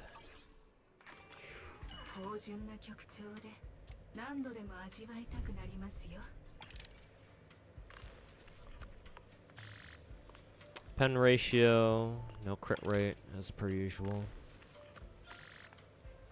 Attack percent, crit rate. Technically, it's okay. HP, dog shit.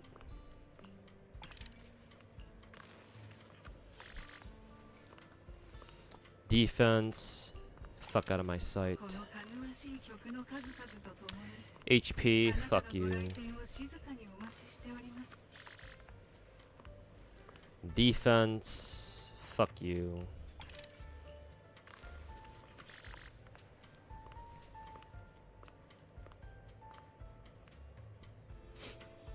Ooh, ice damage bonus with double crit. I can actually give that to Ellen, I think.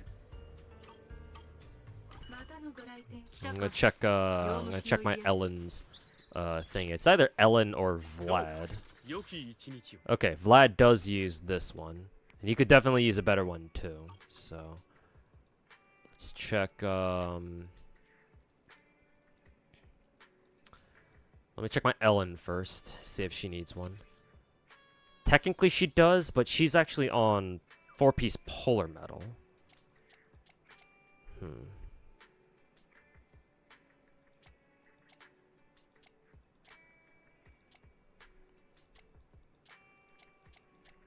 Okay. In that case, excuse me.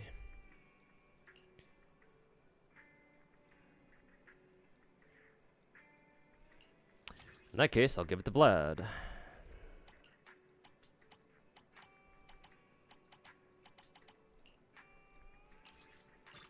First, gotta see how well it rolls, though. Still not very good, but technically it's better than what he had before. If only fucking barely.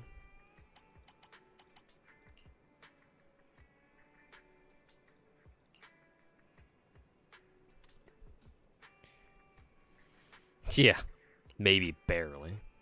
I don't know. What does he even count as barely? Maybe Vlad prefers having the attack percent over the fucking pen ratio. Pen ratio or the damage even.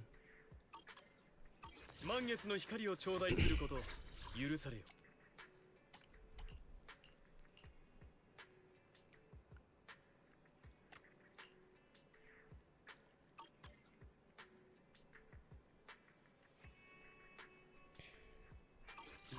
All right, Bubba. Take care, man. If you haven't left already, and we'll catch you next time, man. See ya. Oh yeah, I forgot to star my new using characters, or usable characters rather. 芳醇な曲調 Is Hollow 0 at 15 out of 15 beat within 3 minutes and 30 seconds the one we get the title? Maybe, I don't know. Perhaps. Pen ratio. Oh, we have another crit raid. Another またのご chance. 来店夏らしいことがしたいのだわ Excuse me. 怖い話以外やっほー君のシードだよ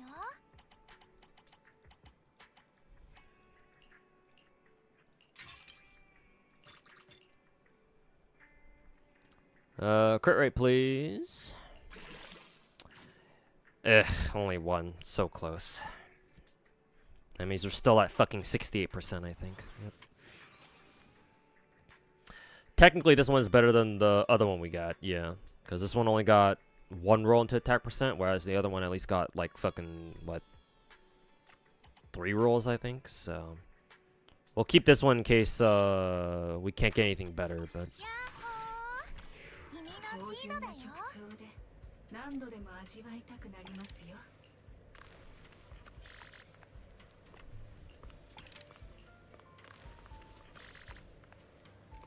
Fire damage, AP, crit rate, not bad. Defense percent, fuck you. Was that Lelouch's voice? I believe so, yeah. If Lelouch, the VA who did Lelouch, also does the Joker from Persona, then yes, it's the same guy. 忘れられぬものですこの福幾たる曲調がもたらす優越は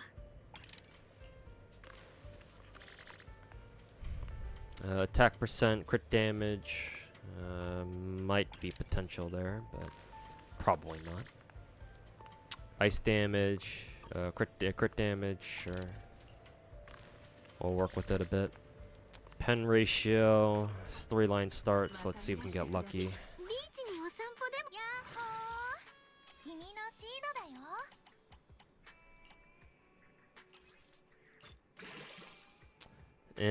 Flat attack. I think I'll keep that one just because maybe it might be useful for somebody, but 僕好きだな。本日はどんな風味の曲をお求めでしょうか。 and look, another pen ratio, this time with no crit rate. Because fuck you.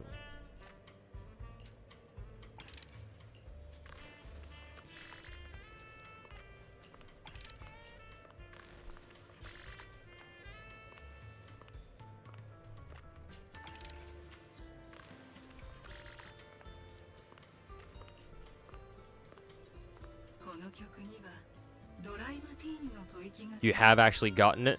You can do it by using Yishuan and using the decibel shenanigans. Like the Bang Boo or like the bonus items that give you bonuses like decibels or something. Interesting. So you just spam ults basically.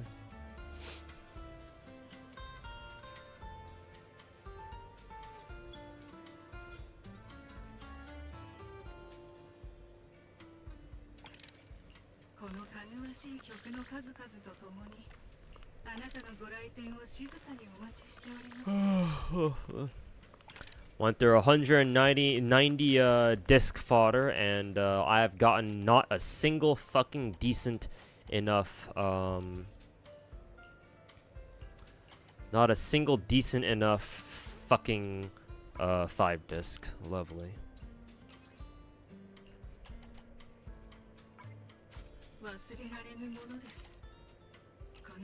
Fucking dog shit game.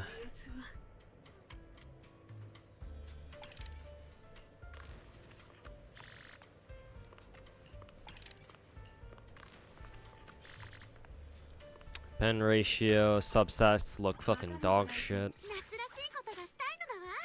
君の匂い、僕好きだな。 And they probably will be dog shit too. Yep, and it was. No surprises here. やっほー。君のシードだよ。 Absolute fucking clownery.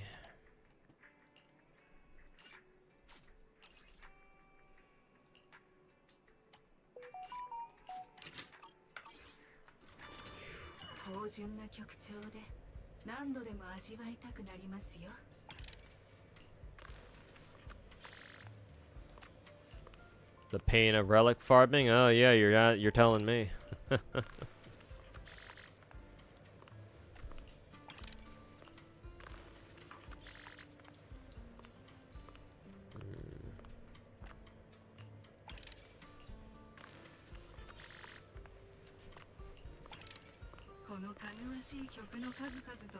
And here I was thinking I was going to re-gear my Nicole too over to the new support set.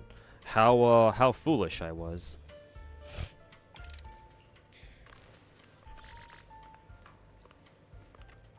It's as if I forgot how dog shit these systems are.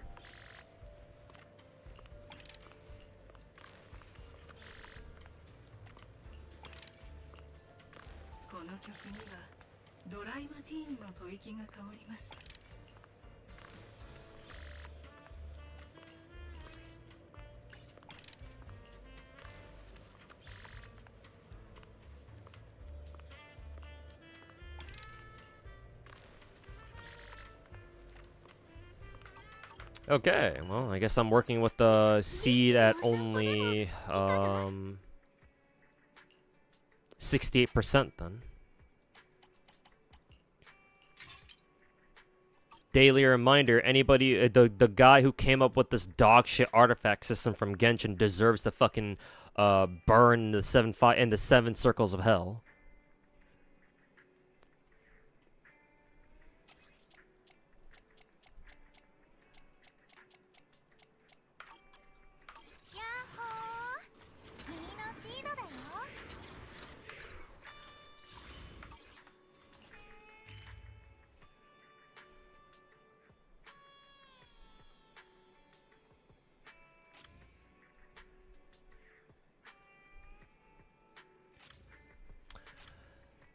I guess I can take her out for a spin at least.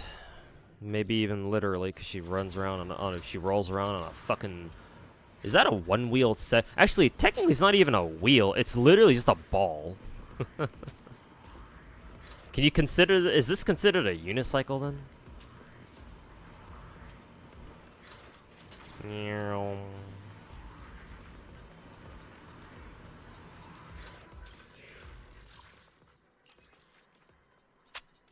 Alright. Let's try out for first side. 手には急げよ。 Actually, I will run Nicole here. 火力上げちゃおう。 どの値をご指名 Run Nicole and then Seed and then 好きだな。 who should I take here? Excuse me. Yanagi maybe? 対応に当たります。 Oh, that's funny. They resist ether. Not that that's really a big deal because it's not like Nicole's gonna do a whole bunch of damage anyway. Electric and physical. Oh yeah, right. Yanagi's not even a fucking attacker to begin with. Actually, that makes it kind of awkward then. What physical attackers do we have? Jane's not an attacker. She's an anomaly. And I don't have my Nekomata is not ready yet. あんたのおごりだぞ。 Like, Nekomata actually would work here. Problem is, I don't have her built yet. So, electric. I would have to bring in an electric attacker.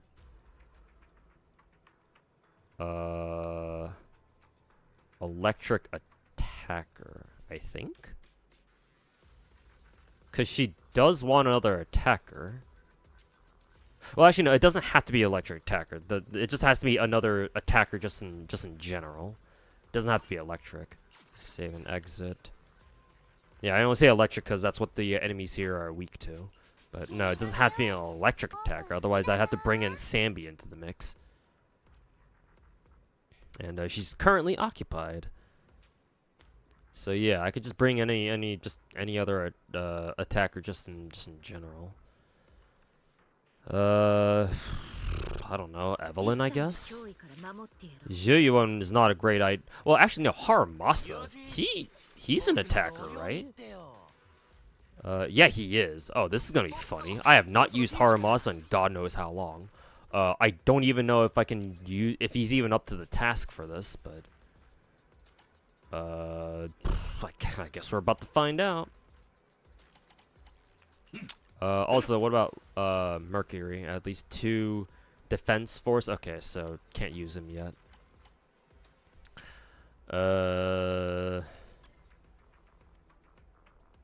I would use Plug Boo, but I'm already using Plug Boo for second half. This is kind of awkward. Do I just use Night Boo anyway? Okay. Night Boo's not great for this because Night Boo does ether damage, right? Yeah, he does ether damage, and the enemies resist ether damage, so that's not a great option. Oh, fuck. またんだ。 I don't know. I'll just go with 1,000,000 then.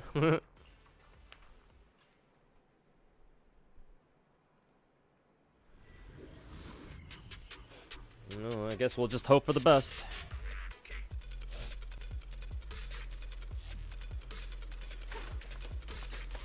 Surely, this won't go poorly. Also, how the fuck do you play her again?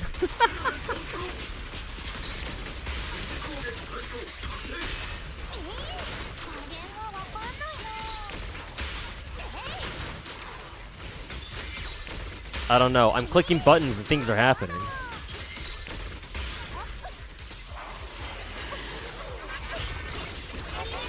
It's the fucking clown.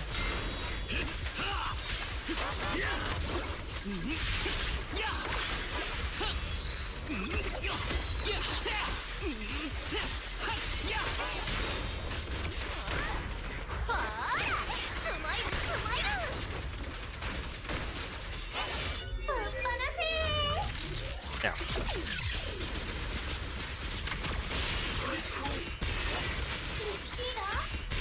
一心不乱さすれば必至。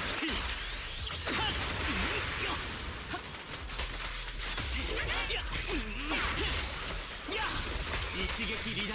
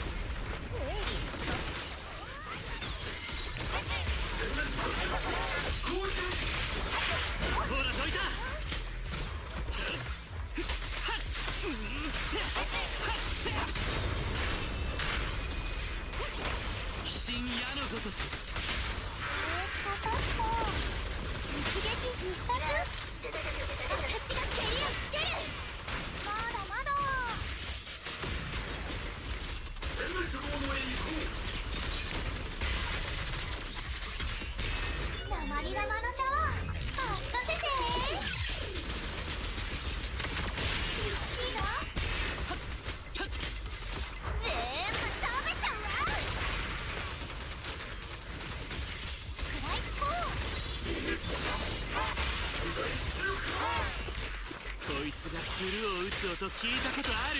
はっはっやっ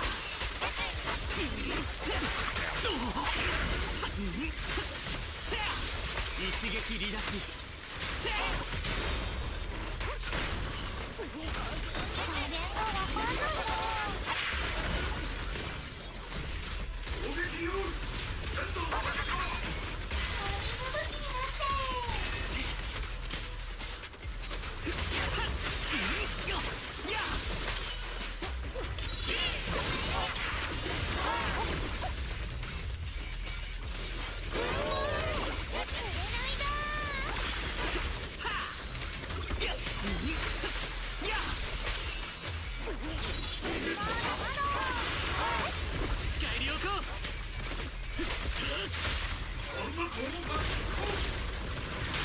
そんなに痛くしないから。ど真ん中以外ありえない。バイバイ、またナイスでね。僕嫌いなやつには下手するよ。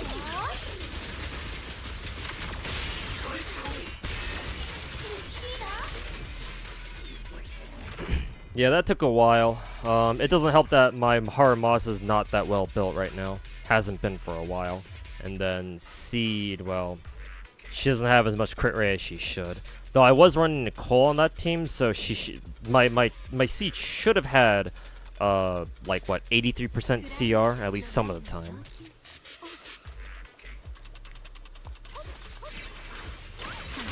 I do kind of wonder if I can even finish this fight in time. Probably not.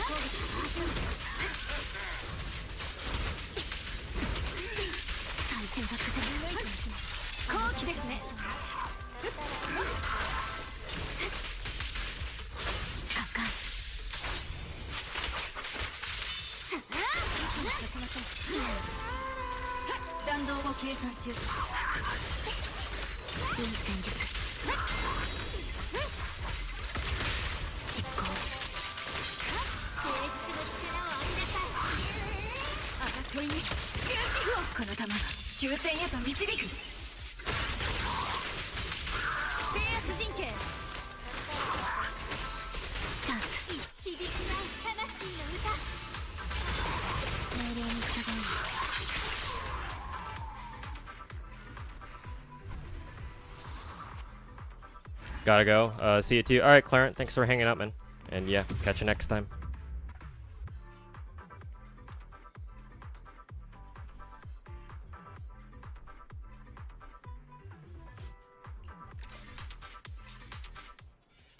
Defense Force, just Obel Force? Yeah, but I think it's specifically certain characters. So, Defense Force being specifically, Seed and, Orpheus, I think. Let me check, who is it? Ambi's, faction. Let's see. Yeah, Oval Squad officially only has Soldier 11 and Trigger. Let's see. Oh, I guess they don't show up here because I haven't officially met them in a story yet. Actually, no, it does say Defense Force Silver Squad up here. So yeah, maybe Sambi does count as Defense Force. What about Trigger then? Yeah, Trigger 2, Defense Force, and I think Mercury only cares about Defense Force, right? So technically, even though Trigger is part of Obel and Sambi is on a different squad, Silver Squad, well, they're both Defense Force, so maybe Mercury just works with any of the infantry. So my guess for now is that yeah, area it probably counts both of them, or it counts any of the soldiers or any of the infantry.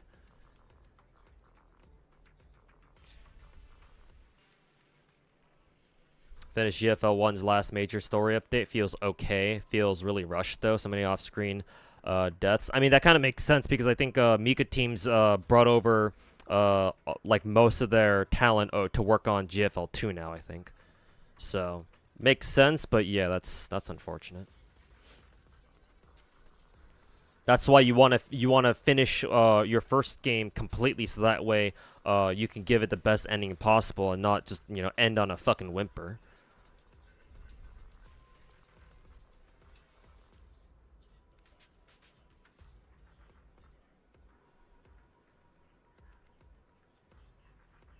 When you use C, charge normal or EX special to keep holding that normal special button fully. Wasn't I doing that? Or are you talking about a different animation?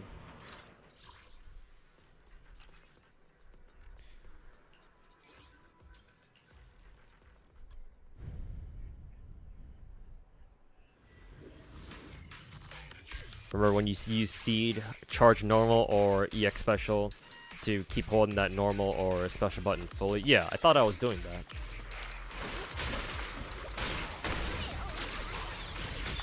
Like this, right?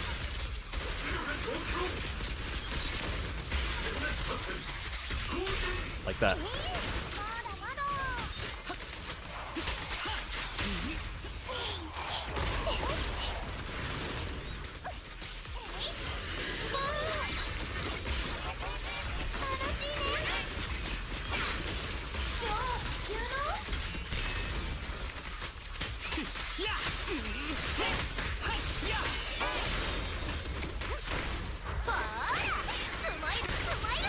Oh, the post school was kind of old. Okay, gotcha.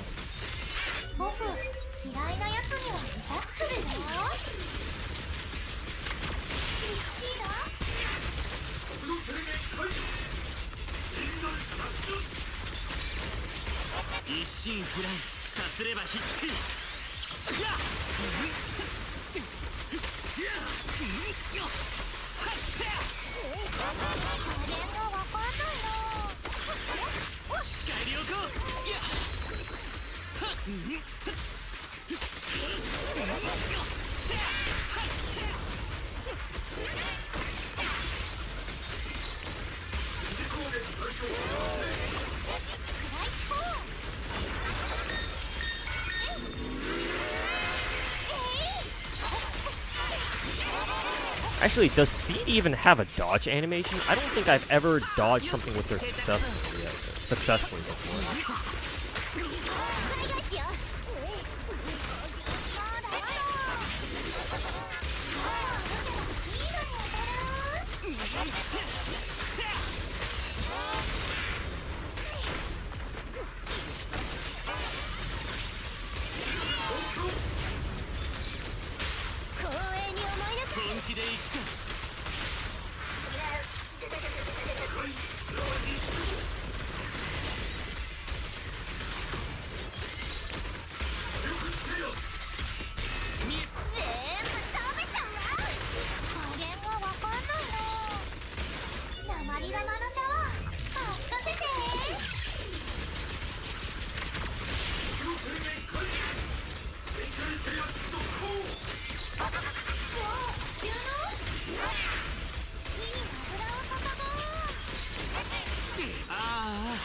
く見くびられたもんだ。 I thought Nicole also had her ultimate up. That was confusing.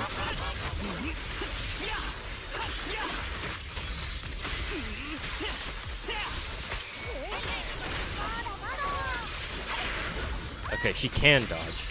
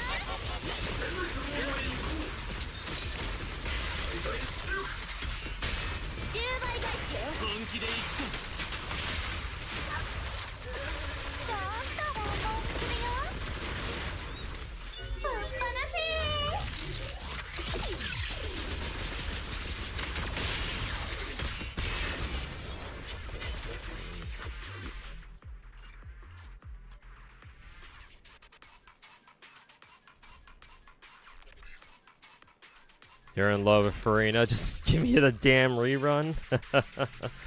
Damn it. You fell for the Farina propaganda.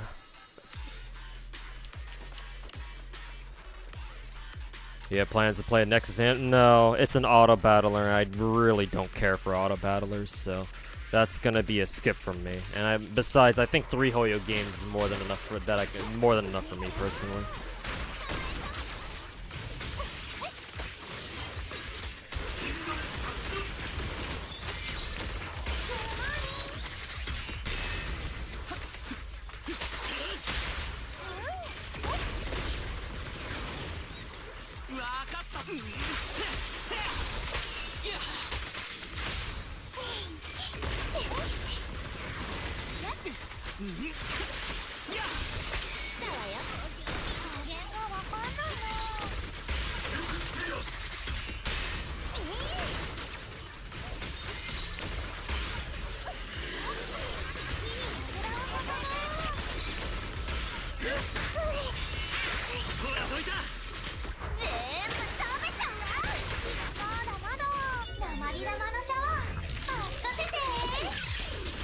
That, but Azure Familiar is already gonna have like a Pokemon style gameplay too. Yeah, that too. Good point.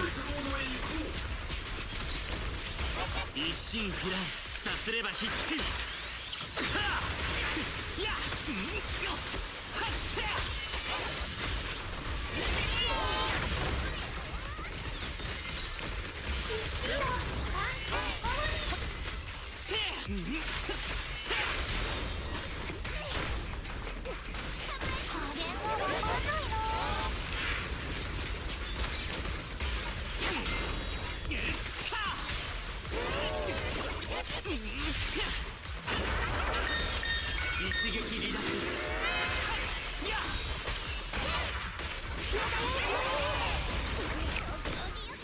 right, Nicole can't actually reach.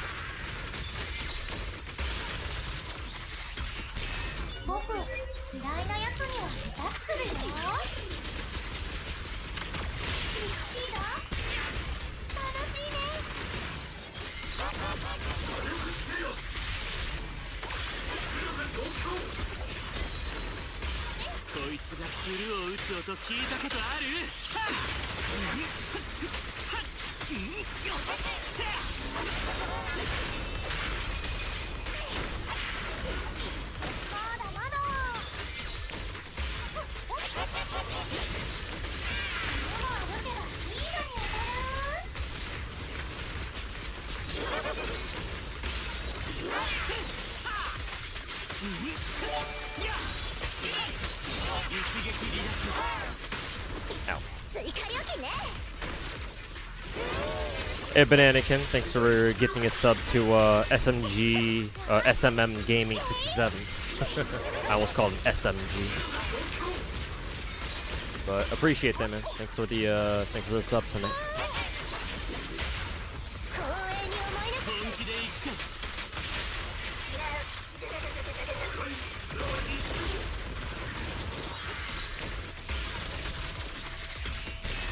ぶっ放せ。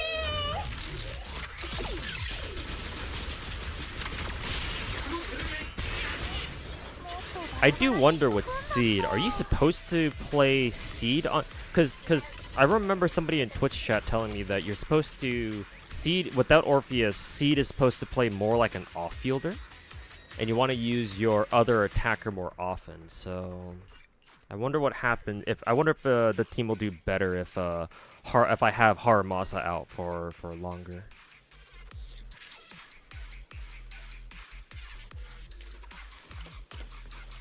Had some spare funds because you didn't inherit my gacha luck on Seed. Fair enough.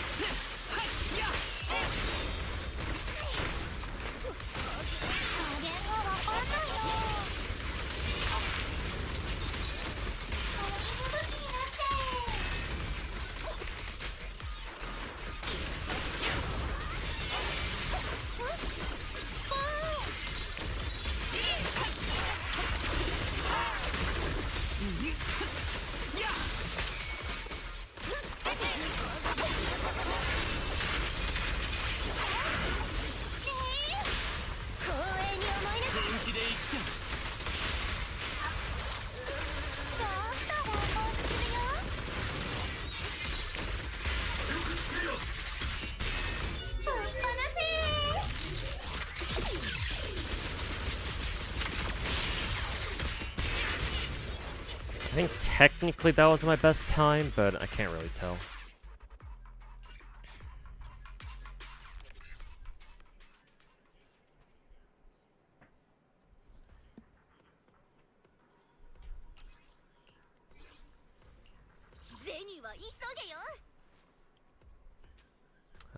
Let's see. I am kind of curious how much better or worse the team will do without who is it? With Lucy instead. I don't know how this will go.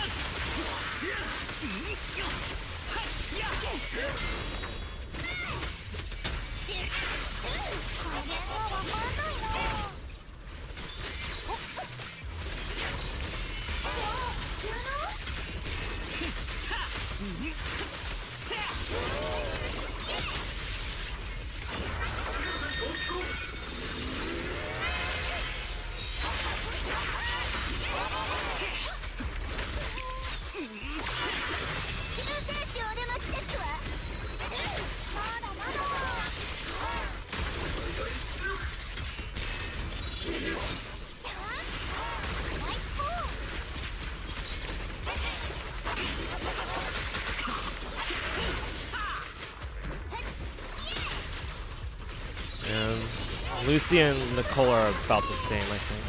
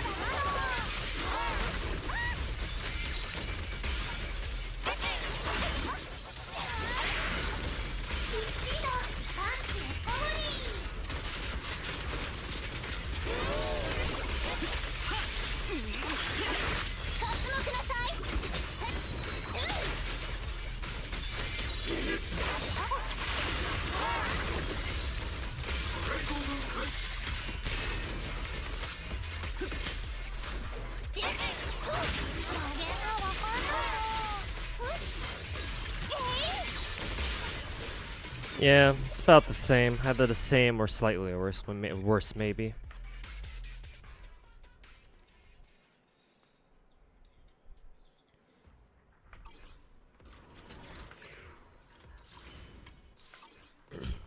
Man, that really gets me to consider rolling for her her fucking signature then. Some fucking real Wuthering Waves shit. Fucking Trigger 2.0.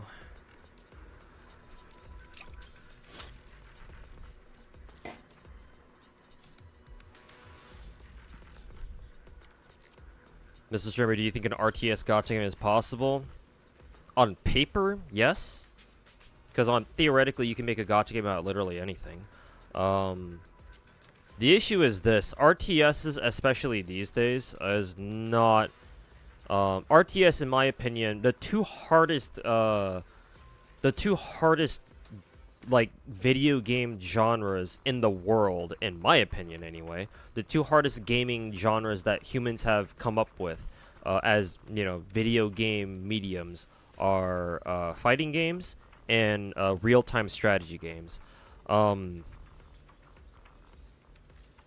Gacha games are meant to be casual, so theoretically, even if you can make a gacha game about literally anything, I don't know how you would make an RTS gacha. Like, what would they even look like? Actually, no, I do know. Now that I say that, I kind of know how that would look like. Actually, all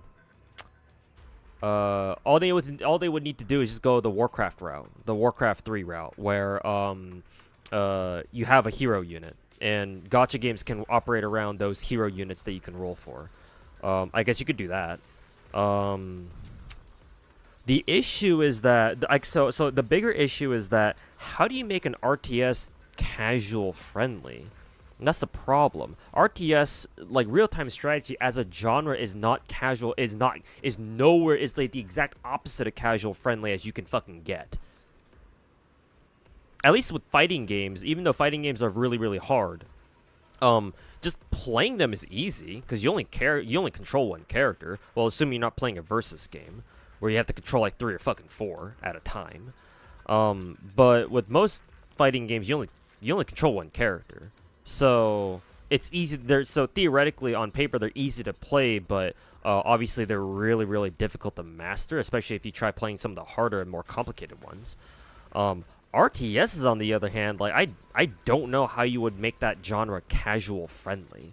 Because, like, if you try to make it casual friendly, well, guess what? You end up with a MOBA. And that's exactly why MOBAs are so fucking popular.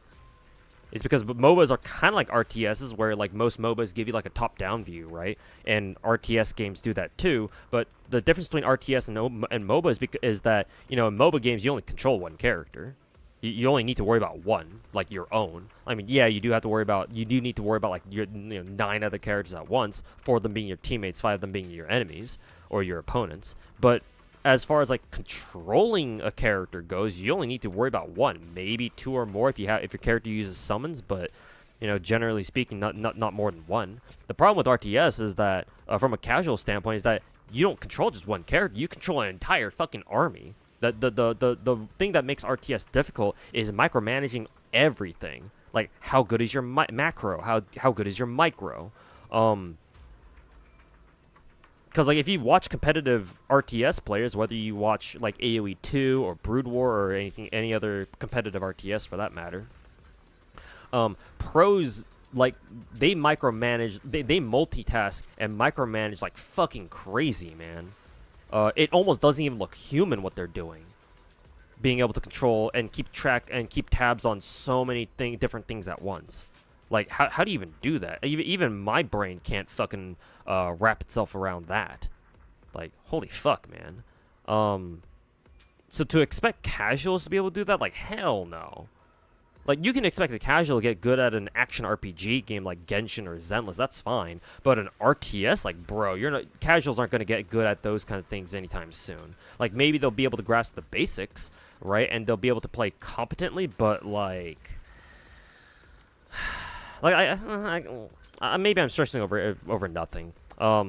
Yeah, I guess you can make an RTS gacha. You're not exactly expecting people to be, like, fucking, grandmaster rank in fucking StarCraft 2 or something.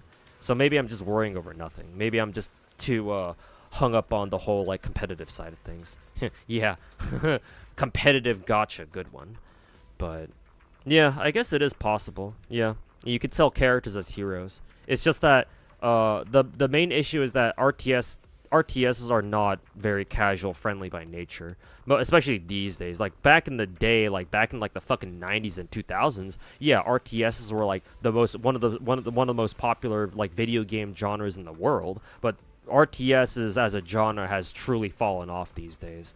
They're kind of making a comeback with a few new RTSs that have come out recently that seem pretty good from what I've been hearing. But like RTSs as a genre reached their peak like fucking back in the 2000s, and they haven't exactly recovered from that ever since then. Ever since their decline following what, like StarCraft 2 maybe.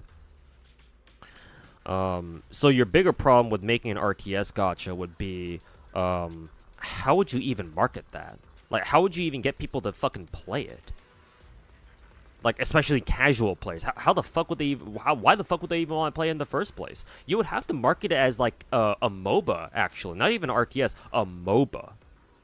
Right? But not, like, say it out loud. Right? Like, maybe don't even call it an RTS either. Don't call it a MOBA, but just show your gameplay, right? Put a lot of emphasis on like the MOBA aspects, like you know players controlling their hero units, like being able to micro them and all that. Maybe you could do that, and then show a bit of like the more RTS gameplay stuff, but like keep that on the back burner so that way you can attract more casual players, right? Because the hardcore players, once they realize that your game is actually an RTS in disguise, right? It just kind of looks like a MOBA at first glance. The hardcore players will learn of your game. Right? Because, like, word of mouth. So, if your RTS game is solid, right, and it's good, and your gacha game is fair, I suppose, then, yeah, people, like, the hardcore RTS gamers will definitely, come along and pick up your game and give it a try. The tricky part is to, like, get the casuals in the door first. Because casuals ain't no way they're going to play a fucking RTS. Not in 2025. Your average Twitter user can't even differentiate Genshin from Wuwa. So what's the chances of them being able to, know what the fuck they're doing in an RTS game? Yeah, RTSs are, like, as I said before, yeah, RTSs are the antithesis of casual. They're like the exact opposite on the spectrum. Like I said, I think RTS games are the single hardest genre of video game in the world. It's to get good at. If you're just playing casually, yeah, obviously it doesn't matter. But to get good at and competitive at, RTSs are some of the most brutal. Is like the single most brutal video game genre in the world. Like I don't know of any other genre that's as bad as that or as difficult as RTSs. Like. Fighting games come close, but even in fighting games, you only control like one character at a time, usually. At maximum, like maybe 3 or 4, but usually not more than that.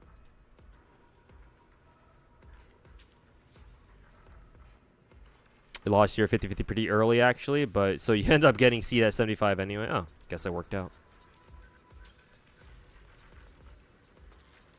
Nice.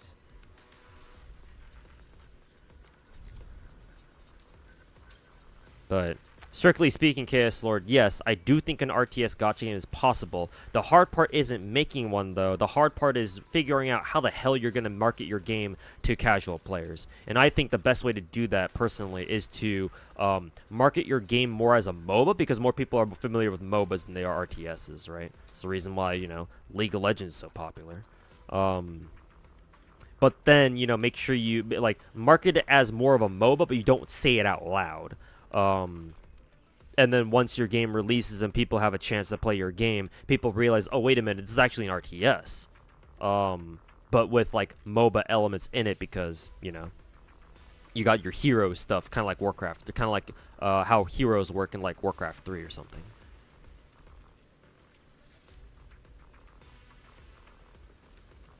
And then you go from there. Your Lost Sword dailies. I still gotta remember to play Horizon Walker too.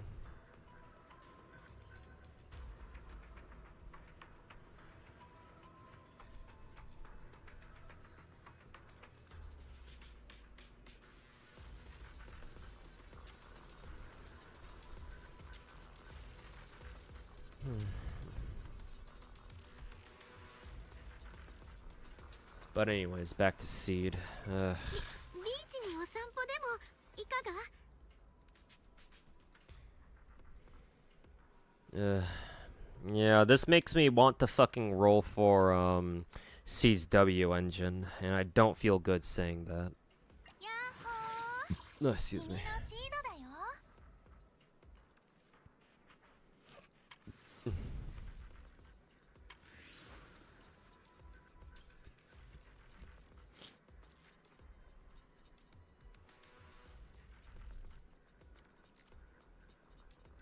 Managing, grouping, knowing your units' roles and movement patterns, all while building units and buildings at home. Upgrading, don't forget to keep an eye on an opponent, trying to figure out his straps and builds and countering him strategically before you even counter him in a micro fight.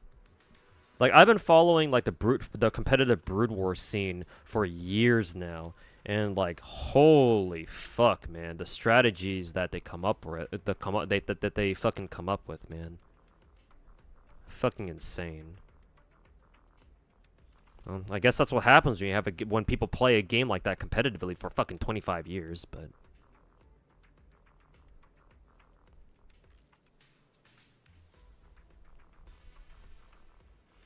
anniversary right now. Really? Has Horizon Walker been out on Steam for like a year already, or maybe not on Steam, but just in general overall? You can get a free character, free weapon of your choice. Cool. I have no idea what that means, but I guess I'll find out when I start playing. What's Horizon Walker? Gacha game, I assume. It's a Korean gacha game, and it's extremely gooner. It's almost as bad as or almost as gooner as Brown Dust 2, if not more. It recently came out with a Steam version. Apparently, I don't know how it got approved by Steam, but then again, Steam just sells outright hentai games these days, so why should I be surprised? But yeah, it's been out on mobile for a year, yeah, so I guess that makes sense. So yeah, a Steam version recently came out, so Mr. Finkel in chat told me about it, so now, since I've always known about Horizon Walker, I'm thinking of giving it a try, just to see how bad it gets as far as, like, you know, gooning is concerned. What's the gameplay? That's good. That's a good question, actually. I don't know. I think they told me what the gameplay was. I forgot what it was about, though. I think I remember somebody describing its gameplay to me as like GFL 2, just without the whole isometric stuff, or without the grid stuff. Yeah, exactly. That's what Finkel said it. GFL 2 turn-based system, but none of the grid stuff.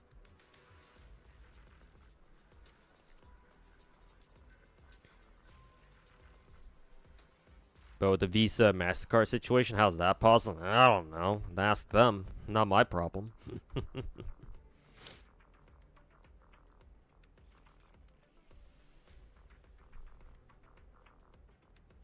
I don't know. Ain't my fucking problem.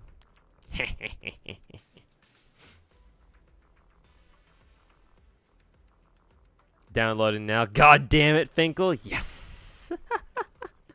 Hey, don't worry, Banana. If it brings you any consolation, I'll be following you shortly.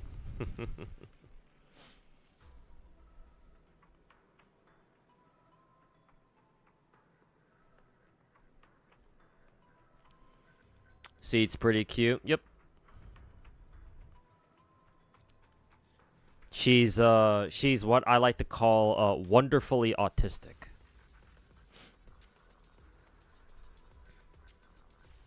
Though I will say it's kind of an interesting character design choice to give Seed the well, technically it's not exactly the dead mom hair braid, because for that hairstyle her hair braid needs to go in front of her shoulder, not behind it. But I can't help but think of the dead anime mom hairstyle every time I see the braid. I'm too mid-2000s anime coded, I guess. Doesn't help that the instant I see that hair braid, I immediately get war flashbacks to watching Kano in 2006, and I think of Nayuki's mom. I forget her name. Ako something. I don't know. I forget. It's been a while. No, not just a while. It's been fucking 20 years. Jesus.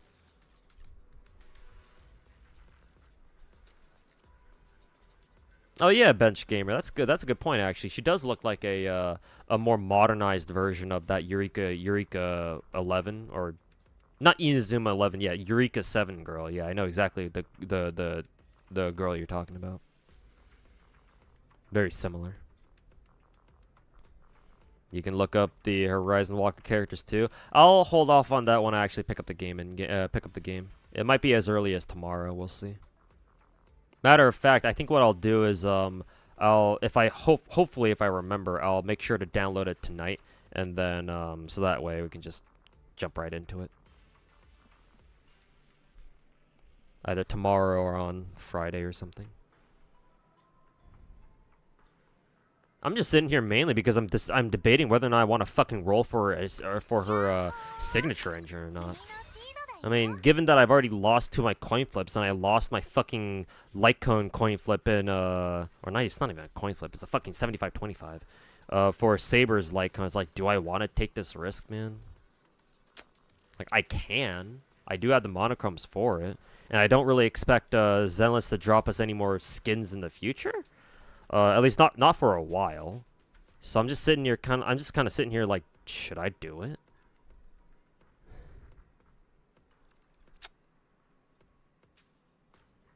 It's bait. Yeah, I know. But technically speaking, Trigger's engine was also bait too. I guess it's kind of fitting that both Trigger and Seed are up on rate up at the same time. Fuck it, man. It's like fucking goddamn it, dude. Hoyo knows what they're fucking doing, man. The fucking two fucking characters who are built the exact same fucking way.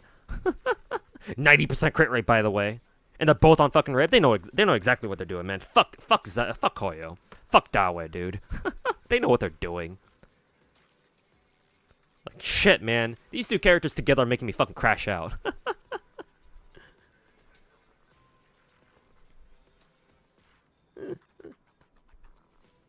Like, actually, this is so fucking triggering, dude. The most Zenless has ever triggered me before. Like, honestly, the fact that Seed is built basically exactly the same as Trigger triggers me more, pun intended, than me losing my fucking second coin flip in a row to fucking Lycaon. Because at least I lost it to Lycaon. Like, holy fucking shit, man.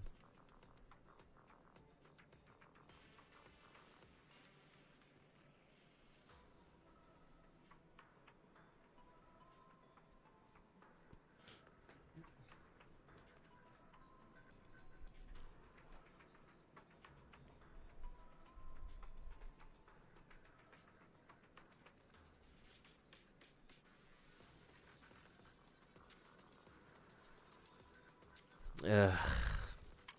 Do I do it, chat? Do I do it? Ugh. The 4-star options aren't even that good either, because I already have Nicole's shit already.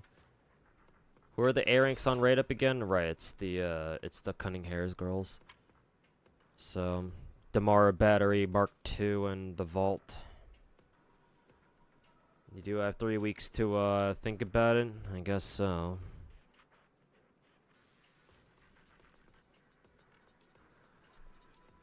What's the worst that could happen? Well, the worst that could happen is that I fucking roll a dog shit engine. To be fair, let me think about this for a second. If I lose the coin flip to Fusion Compiler, can't somebody use Fusion Compiler? Well, other than Grace, of course. Like, wasn't there somebody who could use Fusion Compiler? Was it Alice? Can Alice use Fusion Compiler, or maybe not?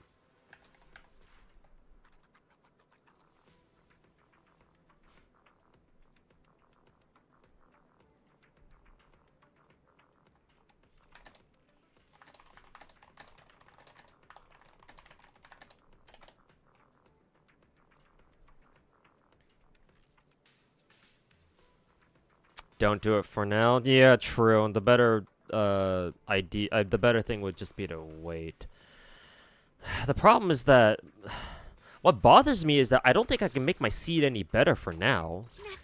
Well, unless I get fucking lucky and I manage to roll a fucking set for this. I guess what I can do, since my seed is already mostly built, well, she's basically done being built. Like, I guess what I could do is I can level up her skills a bit more. But like, that's, I don't know, that's only gonna do so much, I think.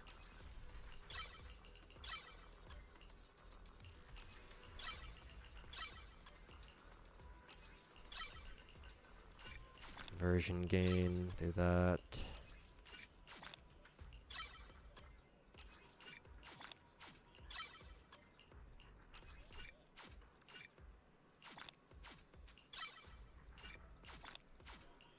Okay, so there. My seed's at almost max level minus the hamster cages.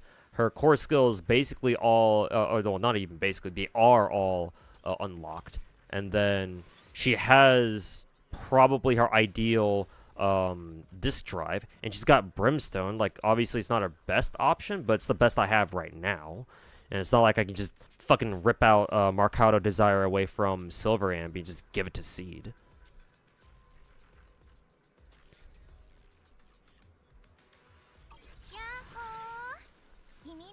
It's like, I don't know. Maybe you guys were right. Maybe Seed really should not be tier 1 on the tier list. Cause yeah, if this is as good as it gets, well, that and maybe Haramasa is not exactly the right character for this. And there's always a chance of that happening. Because again, my Haramasa is not exactly ideally built yet. I mean, his skill levels kind of fucking suck ass right now. That and he's using Cannon Rotor, and Cannon Rotor fucking sucks dick too.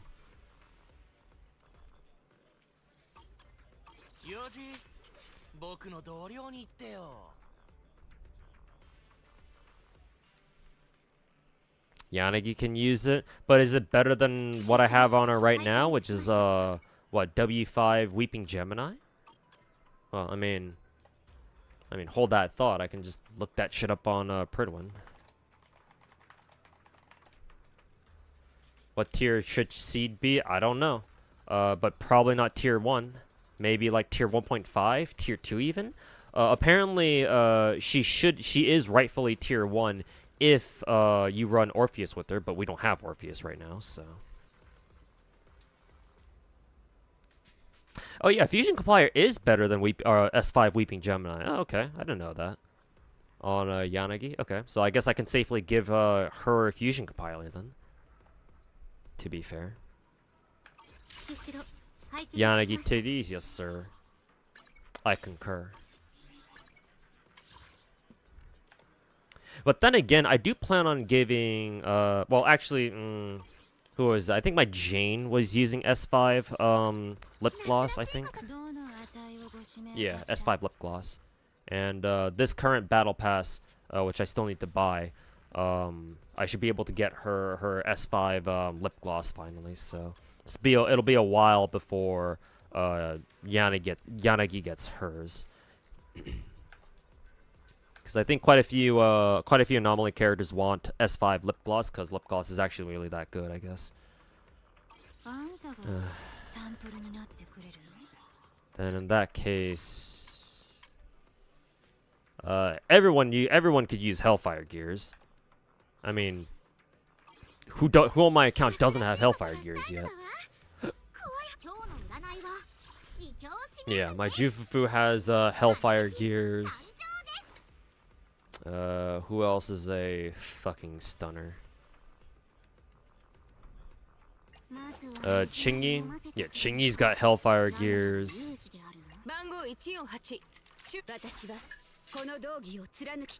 Well, funnily enough, Trigger has their own signature, one of the few who does. I'm pretty sure Lighter has Hellfire Gears, yes sir. Technically, Caesar could use Hellfire Gears, but apparently Original Transmorpher is actually better for her now.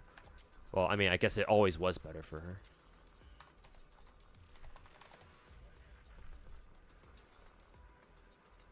Let's see. Yeah, Original Transmorpher is one of her better ones. Actually, it's her second best behind her own signature, so. Surprisingly, I still haven't even gotten this to level 60 yet. Probably should do that at some point.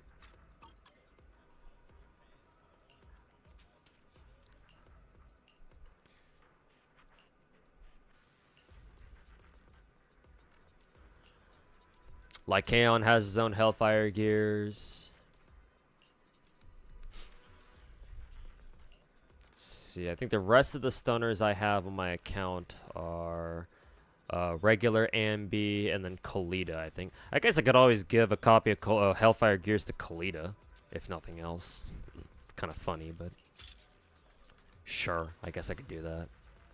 I don't know if I'll ever use Kolita. I mean, I guess when I get her her engine, I guess I'll be more motivated to level her ass up. And I'll see how she plays.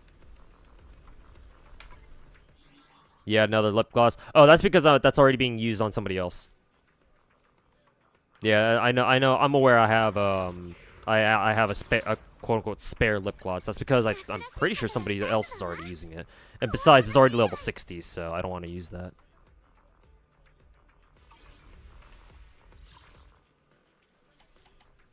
Yeah.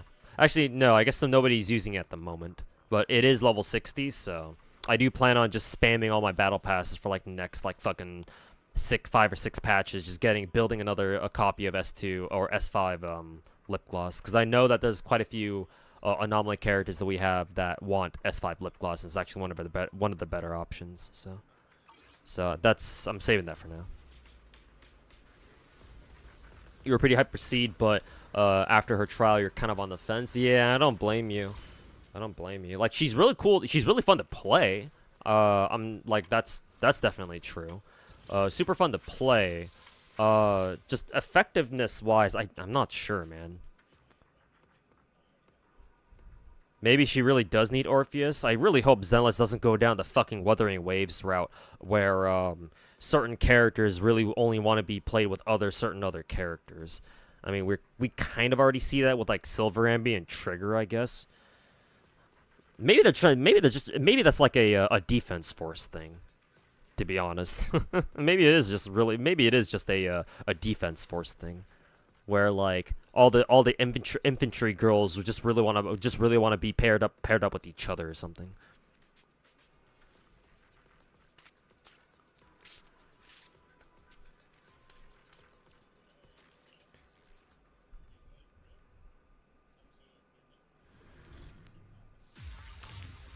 Should try Seed with Sambi and Evelyn, see how they feel over Haru. Oh, Harumasa. Yeah, sure. I could do that. Let me just do a trial real quick.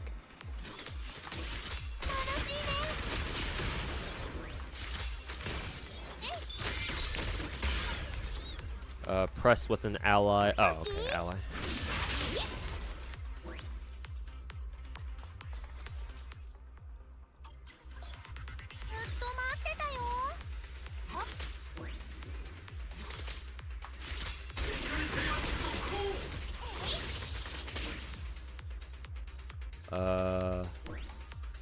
Hold basic to launch that, and then press this to launch.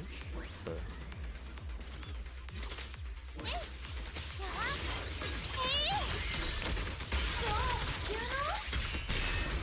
Okay.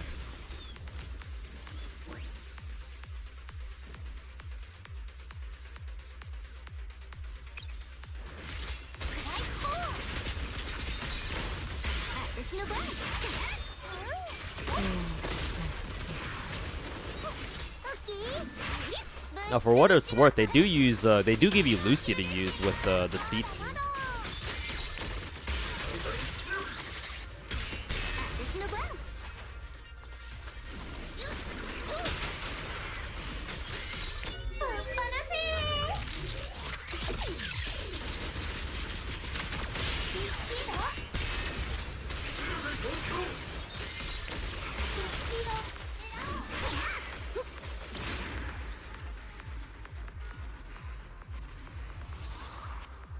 AO2, APGMR, welcome back. Is Trigger good? You like her design? You were thinking about rolling a bit for her.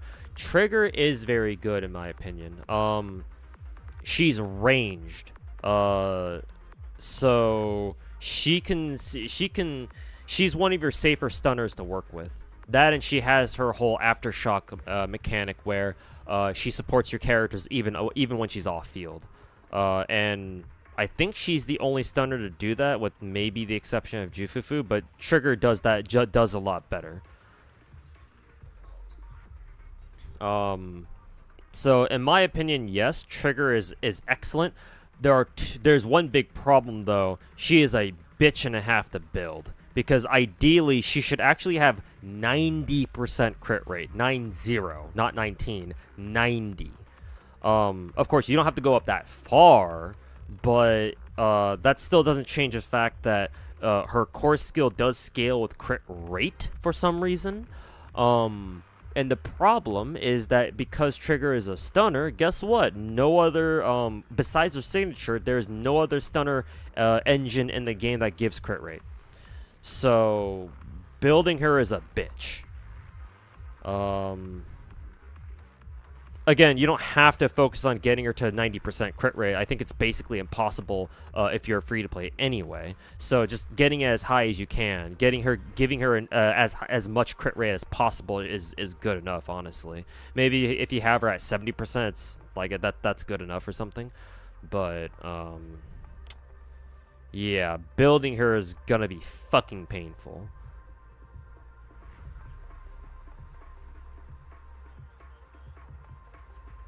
I mean, honestly, technically speaking, Trigger is actually easier to build than fucking Seed is, because at least Trigger, you can use the 4-piece aftershock disc set that gives you 12% free crit rate. Oh god, I would have loved if Seed's disc drive, the fucking, not Dawn, was it Dawn's Bloom or whatever it's called? Yeah, Dawn's Bloom. It would have been nice if Dawn's Bloom gave her some free crit rate too, but no, it doesn't give you any at all. Holy fucking shit, man.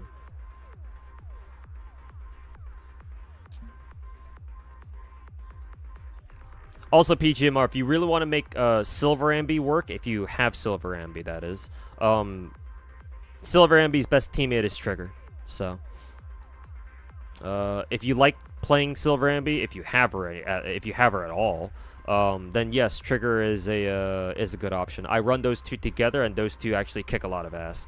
But you know, they're kind of meant to be played together, so it's kind of what you would kind of expect that.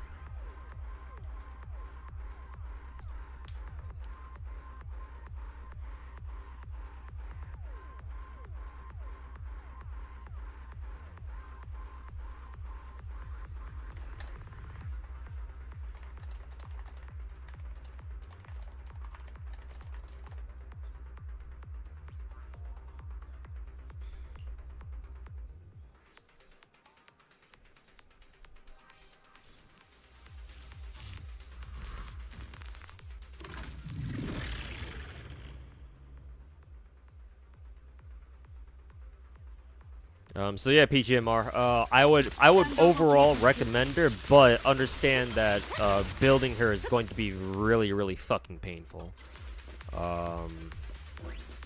So yes, be warned.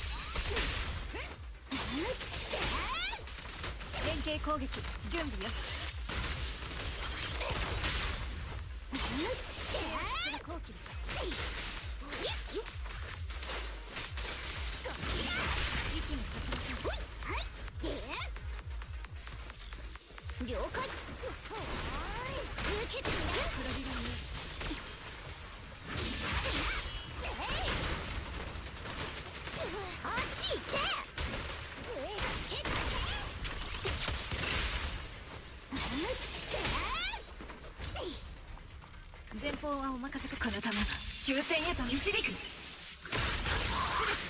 お返し上を研ぎに来たぞ。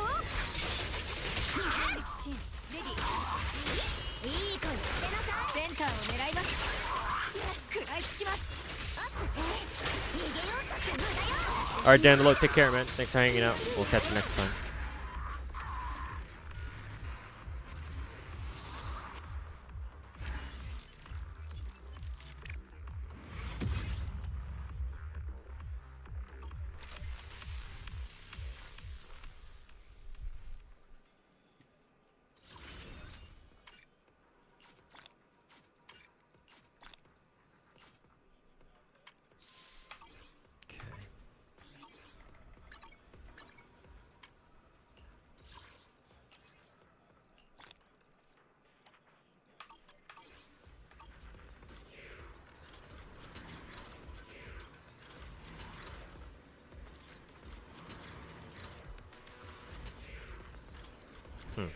Her little segue thing even has sound effects whenever you move around on it. When it starts up and shuts down.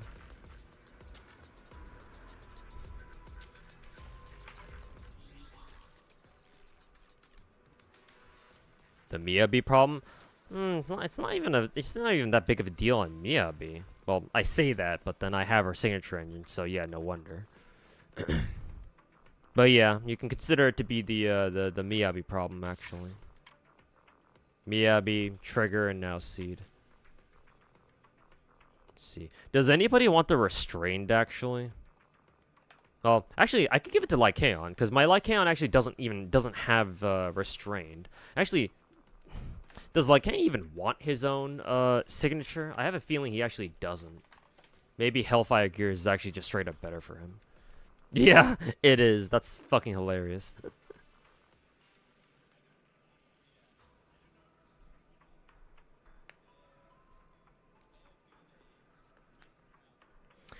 I think if I do get the Restraint, that's probably the worst possible option, I think. Let's see. Steel Cushion. I think that one is Nekomata's. At least I could give that to... At least if I do get spooked by Steel Cushion, at least I can give it to, what is it? At least I can give it to, Nekomata if nobody else. Brimstone, could always use more copies of Brimstone.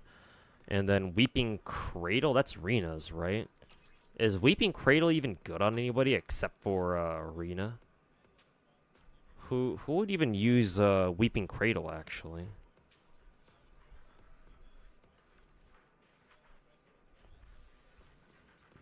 Steel Cushion is still Neko's best. Yeah, it seems like it.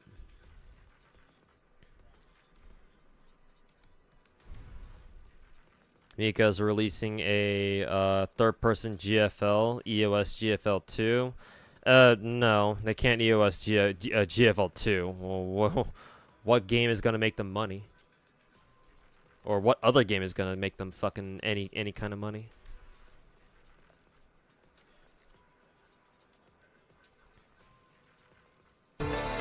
Ow. Oh, no, I think this Fire Control game, isn't this the that one fan-made third-person shooter? Third-person shooter game. I don't think this is being made by Mika Team. Is it? I don't think so. I've seen gameplay that looks quite like this. I don't think this is what is it? I don't think this is technically a new game. Unless that fan-made game, Mika Team decided to officially incorporate it, or like they decided to buy them out or something, or like kind of like bring those developers under like technically under their fold, maybe. No, this gameplay looks familiar. Like I've seen gameplay of this like fan-made thingy. Yeah, it's Mika endorsed, right? Yeah, but it's being developed by another team, like a Southeast Asian team somewhere. Yeah, sound.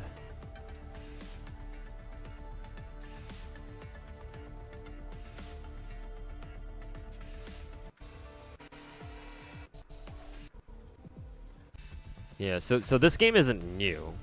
Like it's been a thing for a while, I think.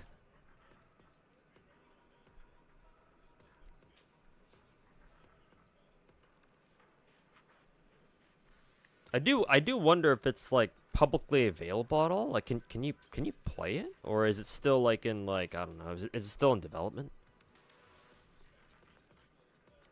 I assume it is. The bio for this Twitter page doesn't have any links whatsoever, so I assume that it must still be in development.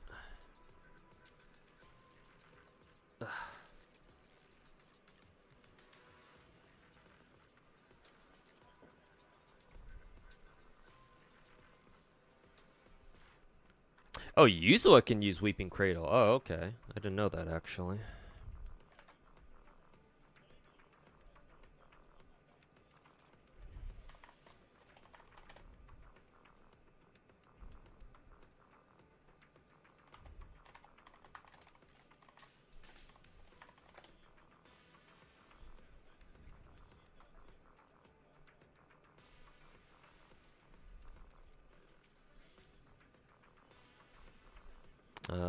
Oh yeah, she can. I think the issue though is that I believe my Yuzua is already using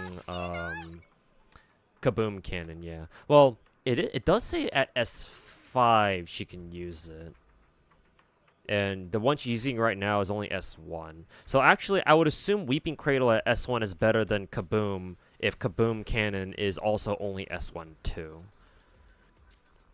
Because Pridwin assumes that if you're gonna use a 4-star or an A rank engine, what is it? They're all at S5. So since this is only S1, then yeah, I guess my Yuzua can use what is it? Can use Weeping Cradle. It'll probably be better than S5 Kaboom. So yeah, if I do decide to go for a Seeds engine, then yeah, basically if I do get spooked. Any spook is fine except for restrained. If only maybe they should rework Lycaon next so that way he can actually use his damn signature.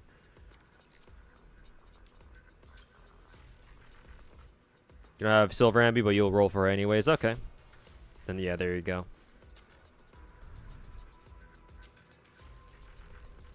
It was called Project Net before. Yeah, it's like a developing name or like a initial alpha name.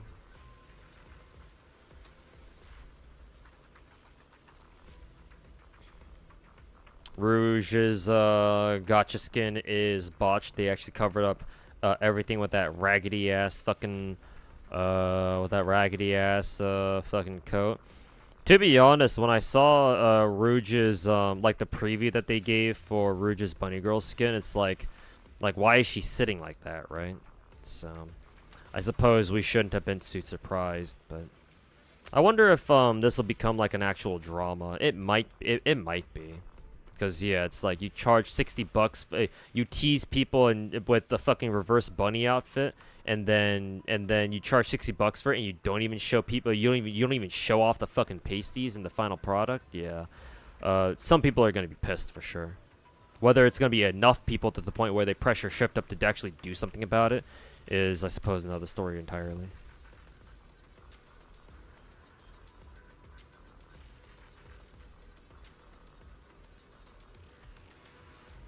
They never changed Miharu's background for her skin either. It's literally just a giant head, really. I never bought the gacha skins for either Mihara or Overspec Mihara or who is it? That bubble bitch. Just cause their banners fucking treated me like shit, so I didn't give Shift Up any of my money back then, or for those two. Well, Miharu was actually nice to me, not the bubble bitch though. She can go fuck herself.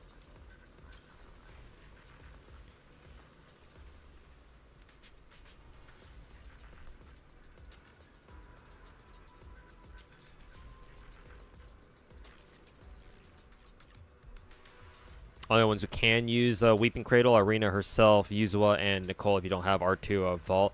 Yeah, let's see. My Nicole should already have, お散歩でもいかが？ my Nicole should already have S5 Vault. Well, S4, but...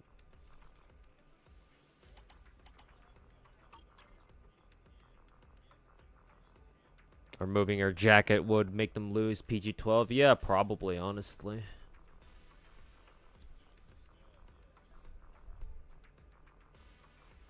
But to be fair, what the fuck is a game like Nikke doing trying to, you know, what the fuck are they doing with the fucking 12 plus tag anyway? Nikke is at least fucking 16 plus, if anything. Hell, even Blue Archive is 16 plus these days, if not just straight up 18 plus.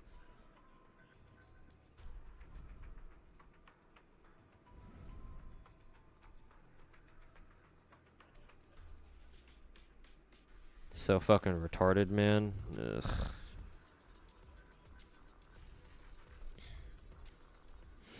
I mean, hey, what'd you expect out of fucking Korean developers who expanded to fucking China? China! You're actually fucking tweaking. Gotta go to sleep. Nah, man. Stay up a little longer and tweak with me some more. As I struggle with my demons, deciding on whether or not I want to go for this bitch's fucking W engine or not.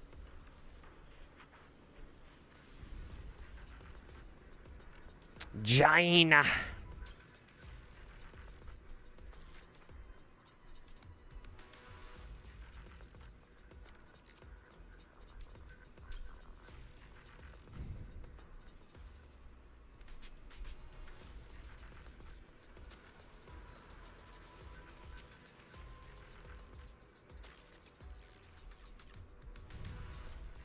Does she go to the bathroom with that toy machine too? I imagine she should probably just keeps it outside.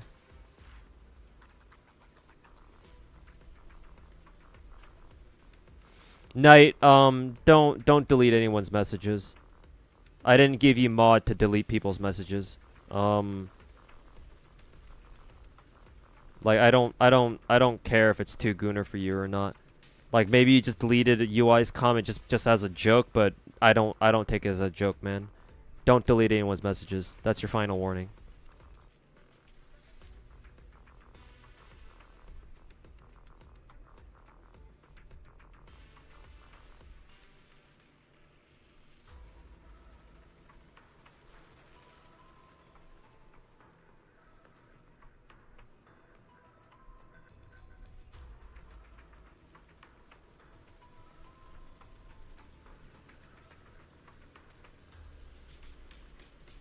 Like, please only delete messages or like ban people if they're like very obviously in here just to talk shit or something. If they're like a rat, for example, like you can shoot rats for me, that's fine.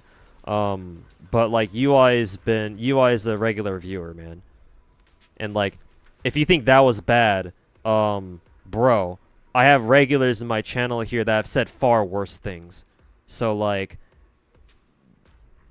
don't delete it. Don't delete any messages, man.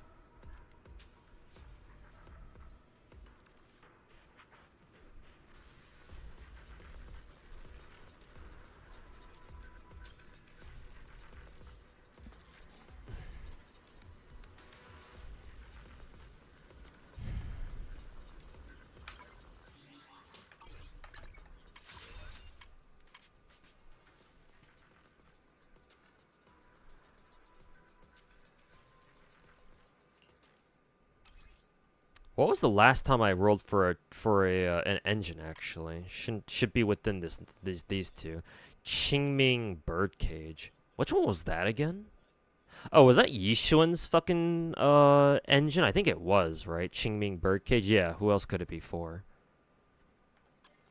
So it looks like I'm at like what, 5 pity. So what, 6 multis and then some change. Ugh. Yeah, that's Yishuan's signature.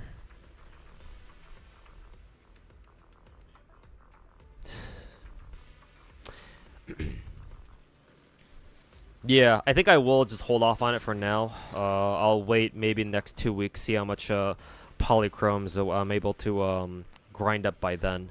And I guess in the meantime, I'll try to get, who is it? I'll try to get, seed, like maybe a better 5 or a 6 disc, if I get lucky. Realistically, I'm probably gonna have to look for a better 6 disc. I mean, hell, even just getting a +3 crit rate on one of these discs would be amazing too, but god damn, that's basically next to impossible. So, technically speaking, I guess I could also look for a better 4 disc too. But I guess we'll have to find out. Because if I can get C to 70% crit rate, then I think that's good enough. I'm not gonna try to get any more than that. Ugh. Why am I lagging? Okay.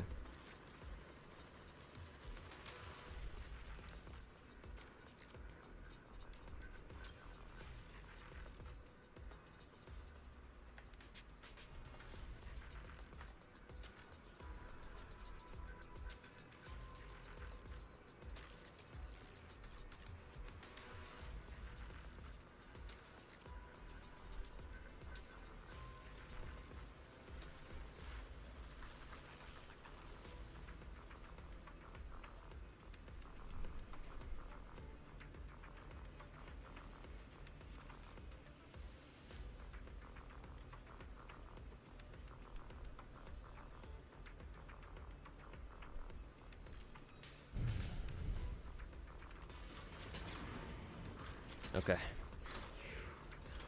Wow, I've already been streaming for like 5 hours. Interesting.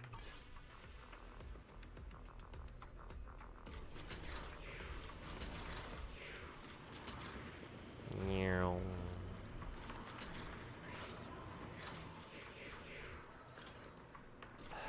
Okay, I think I'll exit out of Zenless for now. I'm not done streaming yet. I do feel like streaming for a little bit longer because I can, thank God. What I think I will do, however, is this. Let's see, I'll turn off Zenless for now. Excuse me. I'll log out. Then what I shall do is do this. Boom.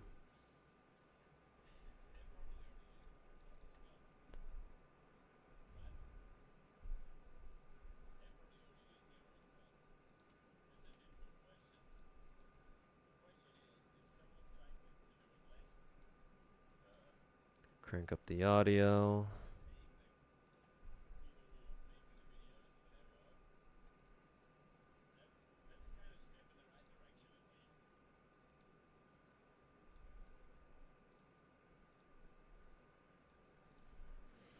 Okay, in case you guys haven't watched my video from earlier today, I'll let you guys watch this while I go heat up some pizza and snack on that a bit, and come back, so. I'll BRB, and you can watch my YouTube video from earlier today, in the meantime. People are going crazy over the whole Minato A rank thing over the past week or so. Man, if only they knew, this is literally how it's always been. So dudes, it's your boy Tuhu. Recently we had some drama go down in the Zenless space in regards to one of our next characters, Minato, turning out to be an A-rank character. Quite a few people were very clearly not happy about this, judging by a lot of the replies to Manato's drip tweets on the official Zenless Twitter account. And the drama's gotten big enough to the point where apparently Zenless fans online have started review bombing the game. Not quite as badly as, say, what happened during Genshin's anniversary that one time, for those of you who happen to remember that, but it seems like it's got a couple shades of it. And in light of this drama, I want to talk about the situation to give it some more perspective and point out that unfortunately, this is very unlikely to change anything. For a bit of context for those of you who don't keep up with Zenless news or don't play the game, the main reason why a lot of people out there have started writing over Minato only being an A-rank character is because the game itself doesn't have a lot of S-rank dudes to begin with. As of this video, Zenless Zone Zero has been out for about 14 months and has a grand total of 38 playable characters, probably 40 by the time you see this video go live, with our most recent newcomers, Seed and Orpheus, in patch 2.2. With Seed and Orpheus, we will have 22 limited S-rank characters in the game, and only 3 of them have dick and balls, those being Hugo, Haramasa, and Lighter, for a ratio of 19:3. If we include the permanent S-ranks, that ratio becomes 24:4, with the additional guy being Lycaon. I think his name is actually pronounced Lycaon, but I don't care. Lycaon sounds cooler to me. Sorry, Bao. So clearly there's a very noticeable lack of playable dudes in Zenless, at least in the S-rank category. The A-rank category, it's a bit of a different story, but it gets weirder. In the same amount of time that Zenless has been out, or in other words, in its own first 14 months, Genshin Impact had a total of 19 5-star characters with a ratio of 12 ladies to 7 dudes. And the ratio is only that lopsided because 5 out of the 6 starting permanent characters, the 5 stars anyway, are female, with Diluc being the lone permanent 5-star guy at the time since Tighnari wasn't out yet. And remember to add one guy if you play Ether. And while we're at it, hell, let's take a look at Star Rail's gender ratio too. 28 total 5-star characters, 18 of them are girls and 10 of them are guys, plus 1 guy if you play Kylus. Compare all the ratios in the same 14-month period, and you'll find that Genshin has roughly 2 guys for every 3 girls, Star Rail has roughly 5 guys for every 9 girls, and Zenless only has roughly 1 guy for every 6 girls. My math obviously isn't perfect here, I'm no Zajif after all, but it should be pretty clear that the gender ratio is trending downwards with each new Hoyo game that comes out, unless of course that new Honkai Nexus anime game, or whatever it's called, can turn this trend around. I mean, hey, to be fair, so far so good. I want to speak first in defense of the people who think Minato should have been an S-rank character instead of an A-rank.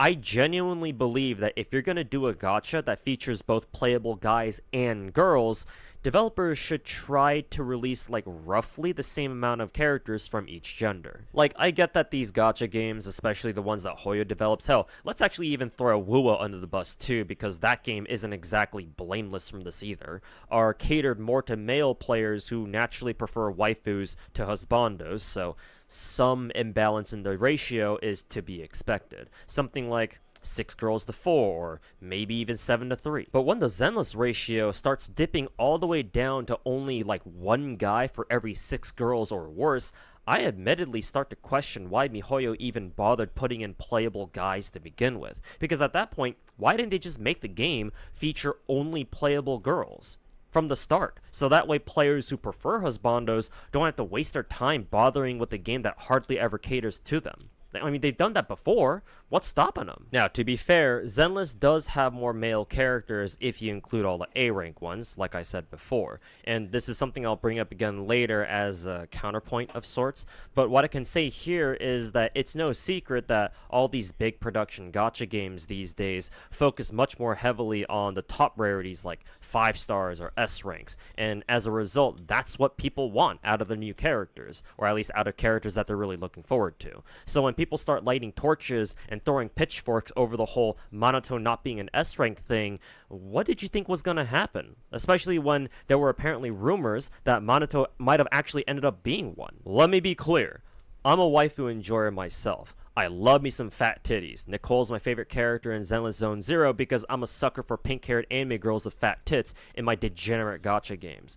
But I have nothing against husbandos in any of my gachas that feature them. I'll roll for a limited 5-star dude just as much as I'll roll for a limited 5-star waifu. And in case you don't believe me for whatever reason, here, check my receipts. I got all the limited time husbandos in Genshin. I'm only missing Argenti and Star Rail, and that's only because I couldn't afford to roll for him or any of his reruns so far because they all showed up at really bad times. And more relevant to this video, I got all the limited husbandos in Zenless too. Not that there was too many of them to begin with. On top of which, all these husbandos are fully leveled, fully geared, each with their own weapons and gear sets. I see every character in these gachas as viable and worth investing into, and that includes the guys, despite my own personal preference for fat anime titty. Call me Kazuma with the way I yearn for true gender equality in these gachas. Having said all this, there are still a few things that y'all need to understand before you go off and bitch on Twitter about Minato only being an A-rank character, besides the obvious points of, you know, Zenless being very clearly catered more towards straight male players and A-rank characters being easier to obtain in gacha, so if you're a real fan of Minato, why are you complaining? First, like many of the dramas that flare up in a Hoyo game, this Minato situation is, yet again, mainly a big deal here in the West, but not really anywhere else. Like, from what I understand, there has been disappointment among the Eastern players over the whole, you know, Minato not being an S-rank thing, but, like, they're not resorting to going around review bombing stuff just because they're pissed. I don't mean to bring this up to, like, demonize Western players or to show the superiority of Eastern gacha players or anything. This isn't Mr. Pokey's channel, after all. But rather to point out that because gacha games are a much more established genre out there in the East, people over there have both the knowledge and the option of switching over to other gachas that cater more to their tastes. So they probably don't feel the need to lash out as much as their Western counterparts do. They understand that Zenless is very clearly going down a path that favors waifu enjoyers more than husbando enjoyers. So rather than waste their time bitching about it on social media, they simply get their fix of gacha husbandos from other gacha games that provide them. Games like Love and Deep Space and Twisted Wonderland, among others. I mean, there are plenty of other mixed gender gacha games out there, where there's plenty of male fan service too. You just gotta know where to look, and if you don't know where to look, just ask. Meanwhile, over here in the West, where most modern gacha players are really only aware of the big four, that is Genshin, Star Rail, Zenless, and Wuwa, they have no other outlet to satisfy their desire for male characters, so they feel like they have to point out the lack of guys in the gachas they do play. Or if they are aware of other gacha games, they don't play them because they want to play a popular gacha for the clout. I mean, this is social media after all. Kind of reminds me of a bald-ass rat I know. Second, lots of people, especially on social media, don't even play the games they like to complain about. And let me say this right now, I know what that feels like too, because I kind of do the same thing, low-key. I watch competitive Brood War, and my favorite race to watch is Terran, and every time I watch TVZ or TVP and I see defilers spamming Dark Swarm or mass carriers deleting the whole map like the Kovi's glassing reach, I think to myself, wow, this shit is so ass. Why the fuck do the Koreans still play this 25-year-old piece of shit of a game for money? Despite me having never played a single game of competitive StarCraft in my life. I mean, just spend a few minutes on the sports side of the internet, be it baseball, football, either American or, you know, actual football, basketball, whatever, and you'll know what I'm talking about. And when you realize that Twitter is filled with these kinds of people who refuse to touch grass and think that the world should bend to their every whim all because they drooled all over their phone screen, you also start to realize that there's a good chance that the people, at least a lot of them, who are complaining about Minato not being an S-rank character don't even play the fucking game. Many of these people are fans of the game, but hardly ever play it themselves. Some Saint Tontus only playing Zenless like once a month at best, and thinking that he has any sort of authority to call a mechanic in the game pay-to-win type shit. Hell, they probably never even downloaded it in the first place, and yet they keep up with the game on, like, social media or something, for whatever reason. For the record, I don't think that there's anything inherently wrong with being a fan of a game that you don't even play. Again, I like watching competitive fighting games, but I don't play them myself, mainly because I think I suck at them. But I do think that if you're gonna complain about something in a game that you don't like, then you should at least play that game, right? And not just for a day or two. I'm talking about every day for an extended period of time, especially for gacha games, because that's how they're designed to be played. Because if you play Zenless for some time, then you'll realize, eventually, that A-rank characters are just as capable as S-rank characters. All of them can clear content when built properly and supported properly. And if you don't believe me, just go ask the dude who cleared Battle Tower, all of it, with solo Billy. And I'll tell you right now, as someone who half-ironically calls himself the god of gacha with the, 15 gacha games I'm playing right now, about to be 17 or 18 in the next couple of months, rarity is almost cosmetic in a gacha game like Zenless Zone Zero. In my opinion, the only real difference between A ranks and S ranks is their ease of investment, as in S rank characters are typically easier to build because their kits come with important stats like crit rate and crit damage, whereas A rank characters take more time to be built properly outside of like support or anomaly characters because they're easier to build generally speaking. For years I've played other gacha games where rarities have a huge impact on gameplay due to a sheer difference in stats or capability or something else. So if the problem you have with Minato only being an A rank character in Zenless is because you don't think he'll be as strong as an S rank character, then I can confidently tell you that as a day one Zenless player myself, that you shouldn't have anything to worry about. And third, if you're still not satisfied with this, right? If you still want Minato to be S rank anyway, not because of gameplay reasons, but because you think he deserves to be an S rank or whatever, or that you're upset that you were expecting him to be an S rank, but got let down when it turned out he's only an A rank from the drip tweets, then let me ask you this. Were you a true fan of Minato to begin with? Like, I get it, you were really looking forward to a character you like and wanted them to be top rarity. I can give you the benefit of the doubt that you just want the best for them, that you want the game to give them the best treatment possible. But if you no longer want to roll for a character, Minato in this case, all because it turns out he's not an S rank, then I have to wonder, right? Were you really a fan of him, the character? Or were you more a fan of your own ego? Because if you truly enjoy Minato as a character, on one hand, yes, it's fine to be disappointed that he ended up not being an S rank. Like, I feel for you on that one. But on the other hand, I would think that you'd still have the conviction and the will to pull him from gacha anyway, or, you know, spend some of your signal shop currency, whatever it's called, to buy a copy of him directly, whichever you prefer, right? You'd still build him and make him work, right? Given the best teammates possible that you have so that he can perform as best he can on your account. And finally, the last point that I want to make here is that review bombing won't do shit. And I say this knowing that that's not going to stop people from doing it anyway in the future, but I at least want people to know a couple of things here before they do it. As much help as that's going to do. Gacha games are developed by Eastern companies, well, most of them. Therefore, their main audiences will usually be wherever they're located, right? Japanese gacha games will focus on their Japanese players, while Chinese gachas will focus on their Chinese players. There are a few weird exceptions here and there, like Blue Archive being a Korean gacha, but being wildly popular in Japan.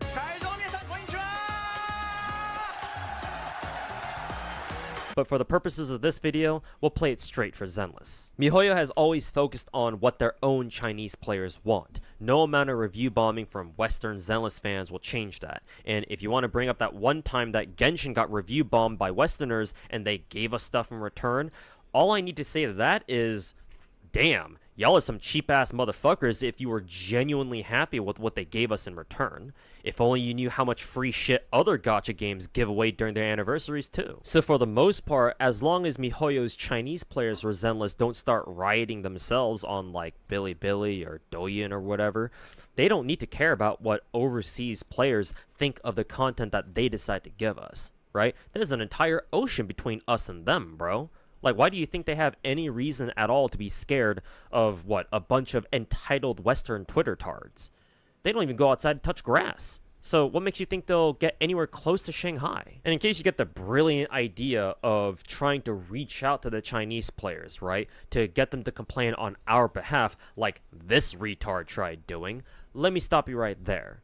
Because there's a lot of cultural differences, and social differences too for that matter, in the ways Westerners see gacha games and how they see gacha games. For example, besides the obvious one that they much prefer waifus over husbandos for games that have both, they do not have the same sense of like pay to win that we do. Many Westerners see extra cinema copies, or just dupes in general for any of these big production gacha games, to be pay to win, while many Chinese players simply see it as an investment into making those characters stronger, that you are willing to pay money to make certain characters stronger by rolling extra copies of them so that they are more useful to you in-game. If you want to take a look at Bilibili, nobody shuns people on Bilibili for running E1 Robin. Nobody.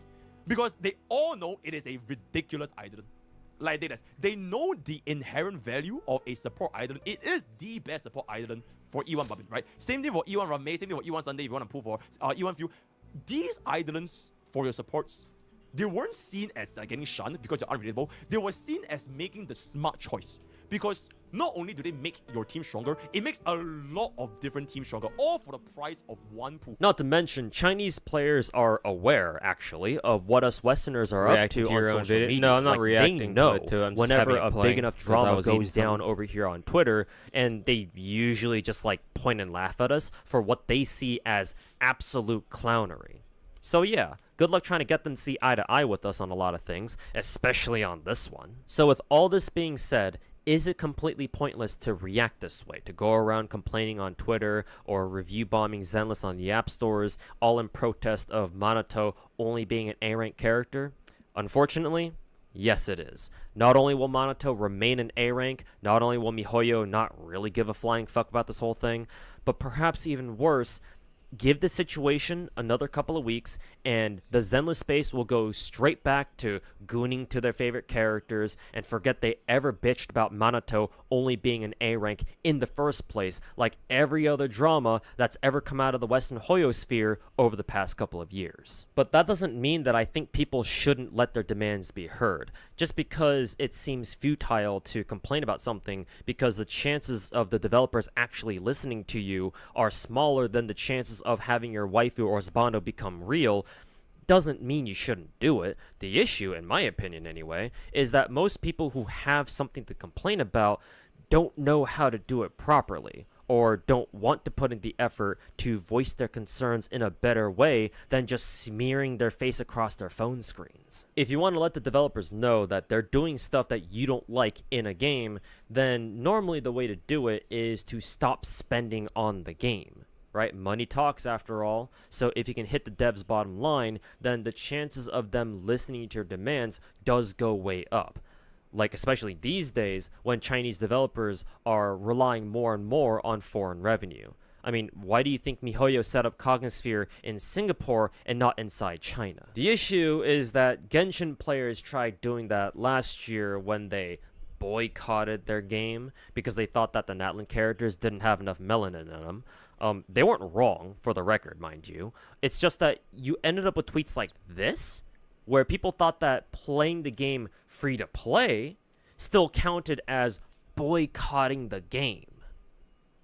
So you can imagine how successful their little boycott was. So, assuming that boycotting isn't an option, the next best thing you can do is to have a discussion amongst yourselves talking about why it is that you don't like whatever's going on in your gacha game. In this case, Minato only being an A rank. Right? You can talk about what I mentioned earlier, about how Zenless has a horribly lopsided gender ratio, which seems even weirder in retrospect when you compare it to Genshin's or Star Rail's during the same time frame. You can also talk about how the male characters can potentially sell just as well as the female characters can. For those of you who don't think so, and that's why MiHoYo doesn't make too many of them, that doesn't have to be the case. There are plenty of examples where male characters sell really well in gacha games that feature both male and female playable characters.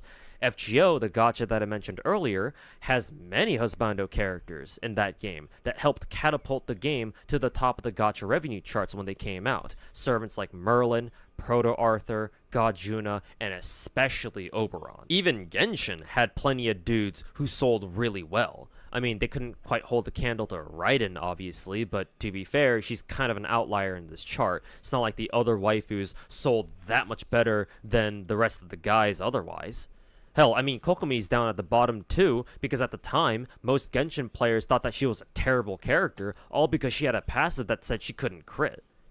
Too bad they didn't realize that Dendra was coming. MiHoYo needs to invest more into male character designs and make sure to make them very powerful in-game, meta even, to give their boys the best chance they can to do well. They've done it before in their other games, they can do it again. And most importantly, when you are talking about all this, you have to do it in a civil manner, right? You can't just go around review bombing the game or even other apps. That's just going to make you and the rest of the Zenless community look like immature pieces of shit and no one's going to take you seriously, right? The Genshin community online has a terrible reputation among those who don't play Genshin, at least here in the West, so ideally, I don't want to see Zenless players ending up doing the same things that got the Genshin players their rep in the first place. And even if you know that MiHoYo probably won't listen anyway, having a composed discussion about it on a large scale, on social media too, no less, has the chance of getting outsiders to take notice and not immediately think that y'all are a bunch of fucking smooth-brained gooners in desperate need of anime cock.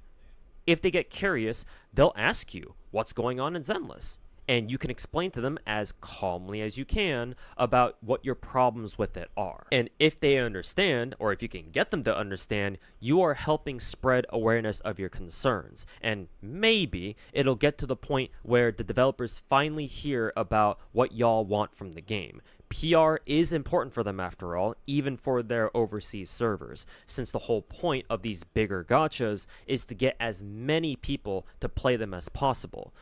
It's still not a guarantee, obviously, that they'll listen to your demands fully, or at all, but you'll have a much better chance of them actually listening and not just seeing you all as nothing more than retarded walking piggy banks. And those are basically my thoughts on the Minato situation. TLDR, I sympathize with people who really wanted him to be S-rank. I myself kind of wish he was one too, since we don't have too many, male S-rank characters in the game, so simply for the sake of variety, that would have been cool. But I don't think that people should be going around review bombing the game or doing other drastic things like that, because not only does that make you look bad, but also makes the game look bad too. And that can potentially affect other players who had nothing to do with this whole thing. There are other ways to voice your grievances that don't make you look like complete fucking rats. Sure, the devs probably won't listen anyway, but like those who are committed to rolling for Minato when he comes out in 2.3, despite the fact that they wanted him to be S-rank, the people who truly enjoy Zenless Zone Zero will find it in themselves to criticize that game properly, right? Instead of resorting to rat behavior.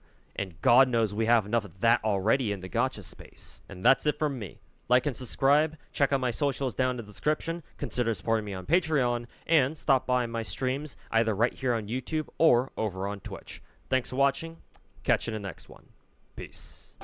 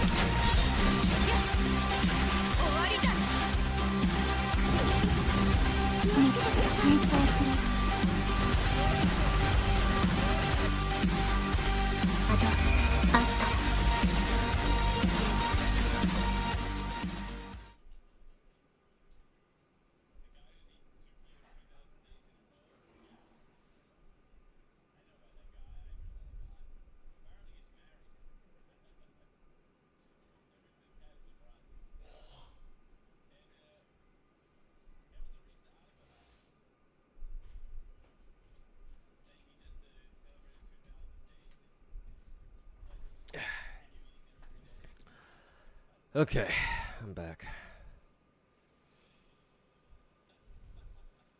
He's wearing the same shirt? Yeah, I recorded all the clips really recently.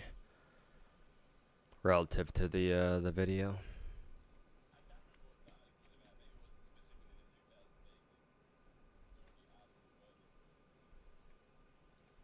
Anyways.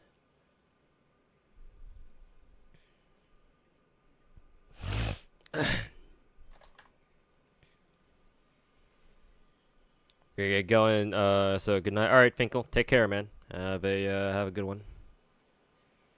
I'll probably spend another hour streaming. I wanted to stream some 7 days.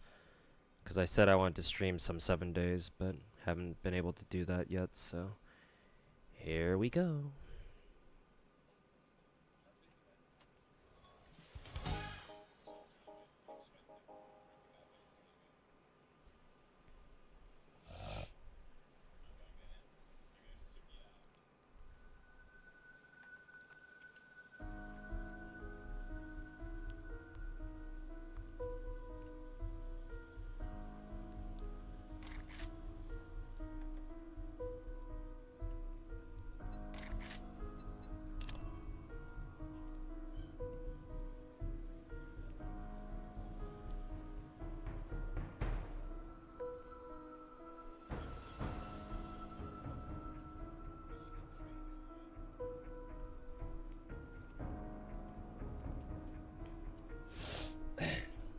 Oh, I should probably change my directory as well.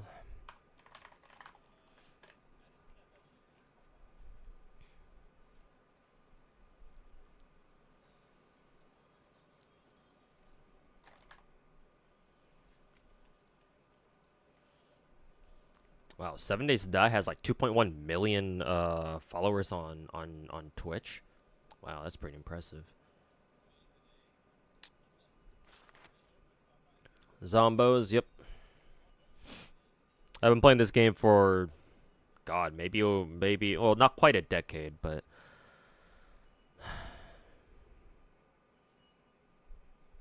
I'm fairly sure I started playing this game with my buddy Protagonist back in like fucking 2017, 2018, sometime around then. Yeah, I've been playing this game for a long time.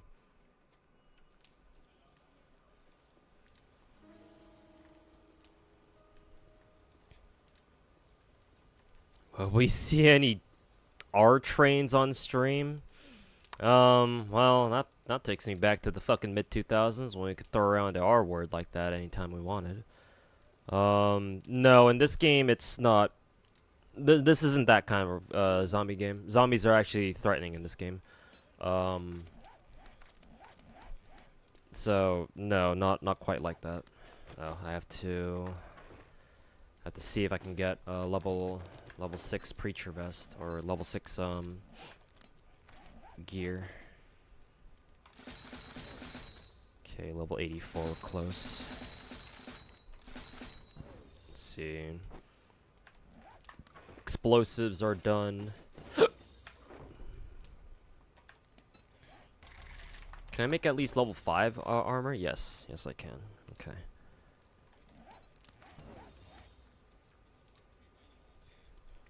I think I'll still hold off on this anyway, but I'll repair these two because they're about to fucking break, so.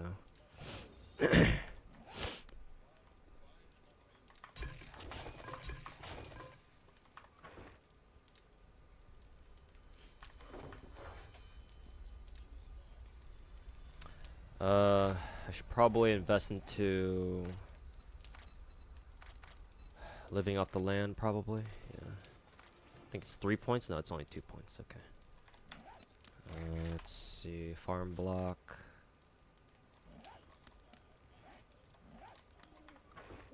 Some clay. Nitrate. Where's my nitrate? Here. How many can I make? 13? I'll go with 12.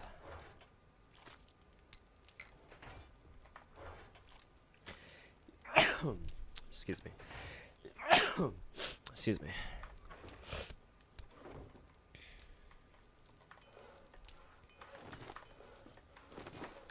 Iron. What was this again? Oh, diamond blade. Tool shed. Put it on the auger.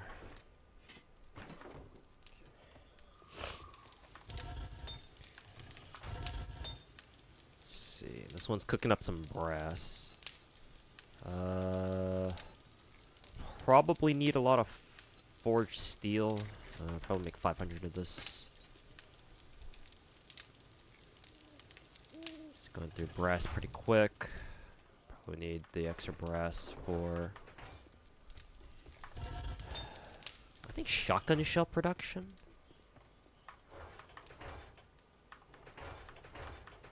Well, technically speaking, I need more ammo and everything, so whatever ammo I can make, basically. Oh, I need a chem station too. I'll need that to make more gunpowder. Could try checking if the trader when the trader opens again. I could try checking if they sell a chem station, but I think it's just easier for me to just make a fucking chem station right now. Take the beaker from the campfire. Acid. Cooking pots. Oh, we need forged iron. Interesting. It's good I have enough of those. Chem station. That shit's gonna take 13 minutes. Whoop-de-doo.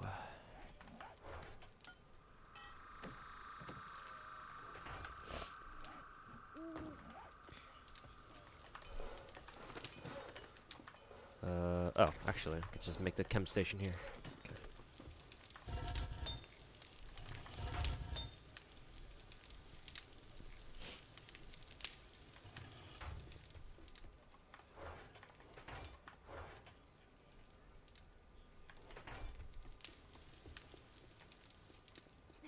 See, I'm gonna have to start thinking about building my hideout base soon.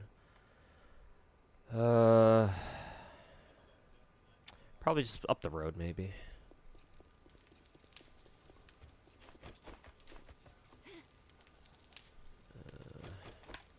Do I have a chainsaw? Don't think so. No, can I make one? Yes, but it's not 6 qualities, so probably not worth it yet. Hey Ryzeric, welcome to the stream, man. I don't normally stream 7 days, but I've played it for like 8-9 years, so decided to stream it today for whatever reason.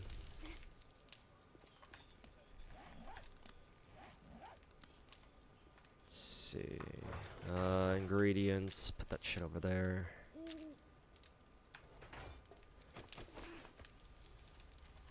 Let's see. Farm plot block. 3, 4.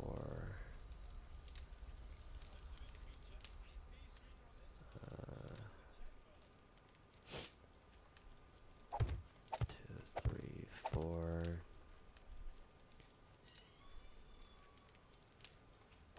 2, 3, 4. Maybe I should have put the farm plot blocks in like groups of clusters of 4. I don't know. Maybe that would have been better.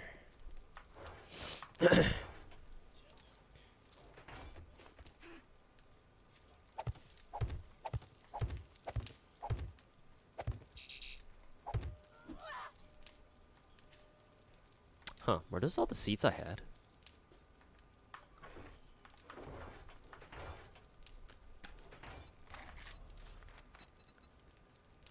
Shit, I can only make 2 of them. Okay, well, we'll just save those for later for now.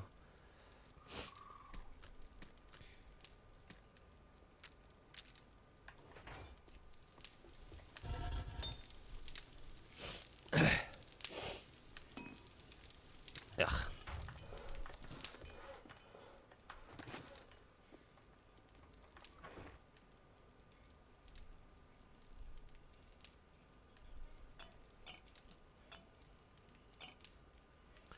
I'll make some more yucca juice. I guess some more coffee too. Can I make a miner's coffee? Coffee, nope. Oh yeah, I can make blackstrap. Okay.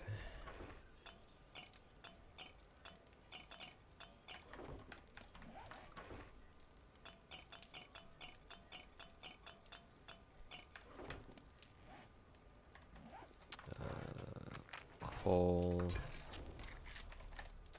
Blackstrap. Let's see. Oh, not coal, it's gunpowder.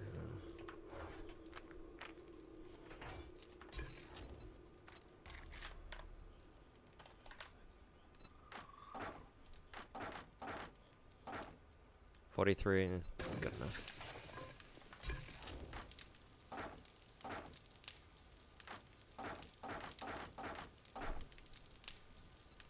And this one was yucca.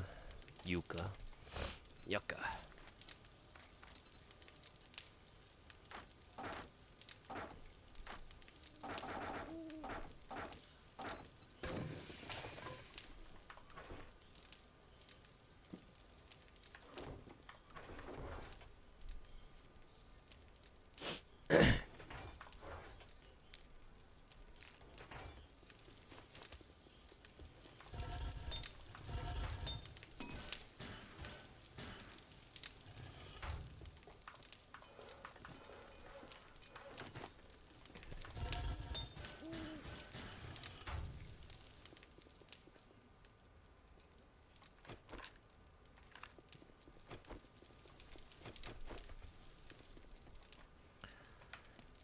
Is there anything else I need to do? What is it, day 13? Day 13, that means I'm gonna have to start focusing on building a hideout base.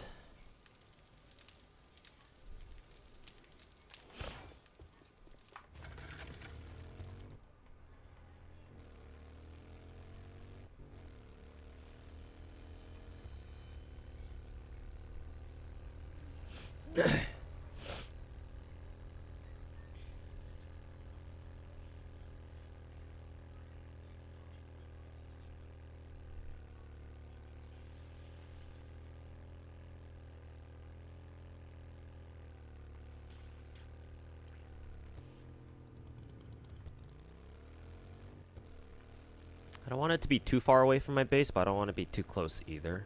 Maybe I can make it right on the road here. Honestly, the road's probably the flattest place I can find in my immediate area. Actually, let me go this way. That might be a potentially better area.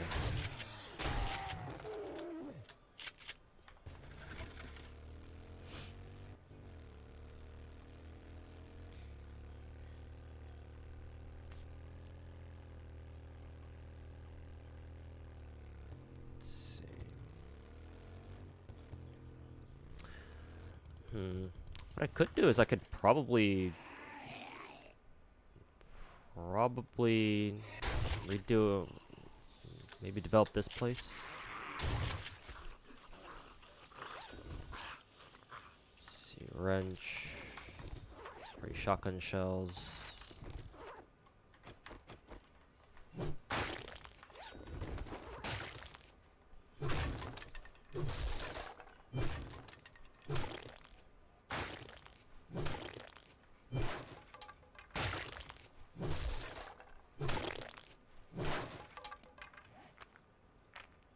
Actually, I'll keep the flesh. Probably need that for later.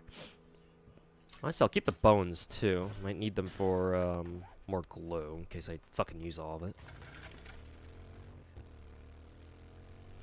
A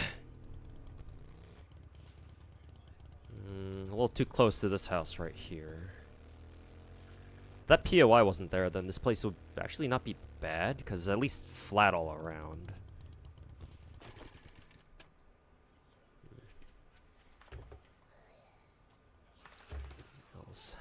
Incoming enemy. Prepare for conflict.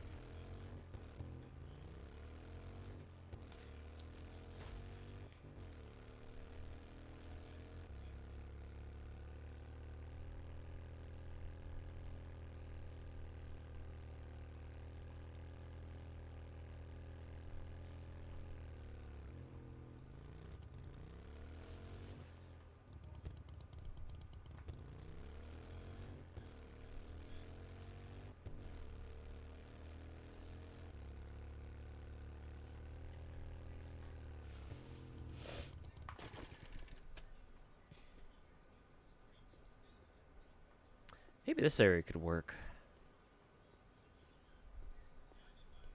Kind of random spot, but I think it's a little too far. Feels a little far from base. I'd like it a little bit closer, actually. My senses have picked up something.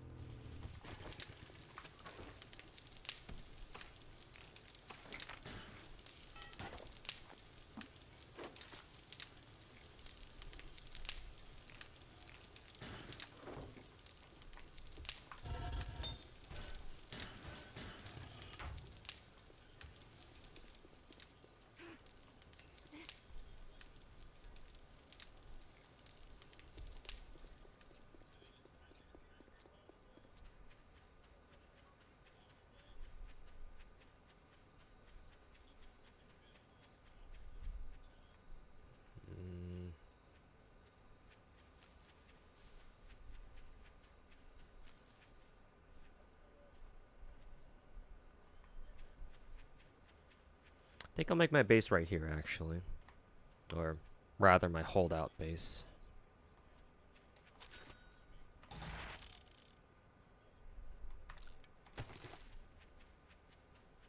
Okay.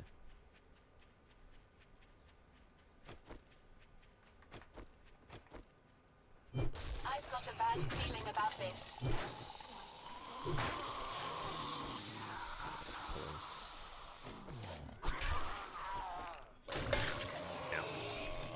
Oh, I fucking tanked that.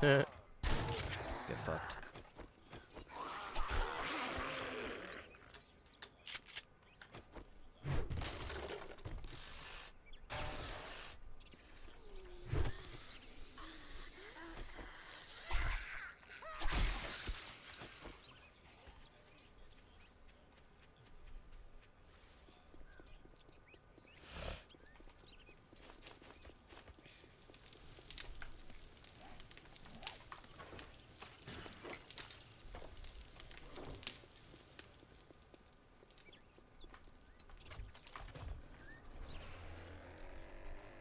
Go do this mission real quick.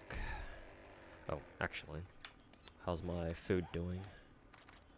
Oh, I should probably go fucking eat some food and water. Or get some food and water, rather.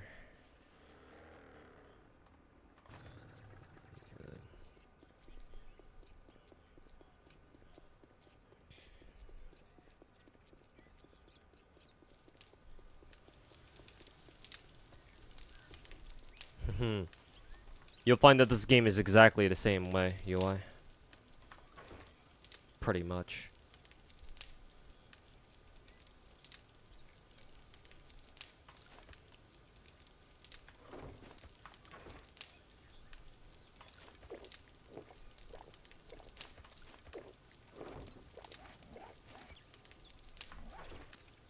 Drink a bit of water, a bit more water. Okay.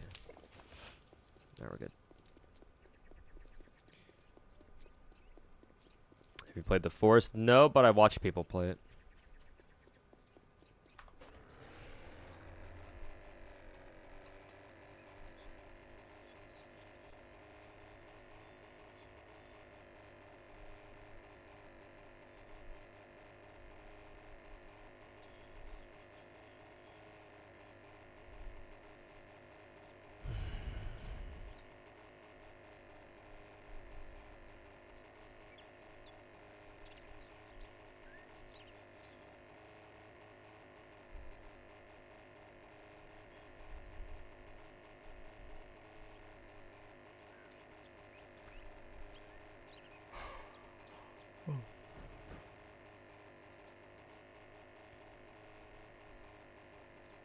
Huh, this is a new POI for me.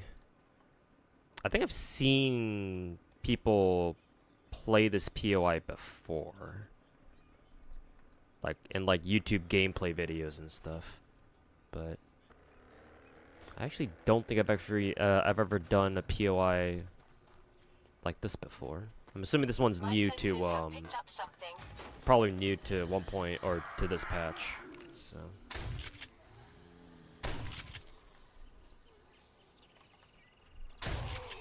Runners already, I see. Oh, even a Feral. Hey, level 5 pack mule, fuck you.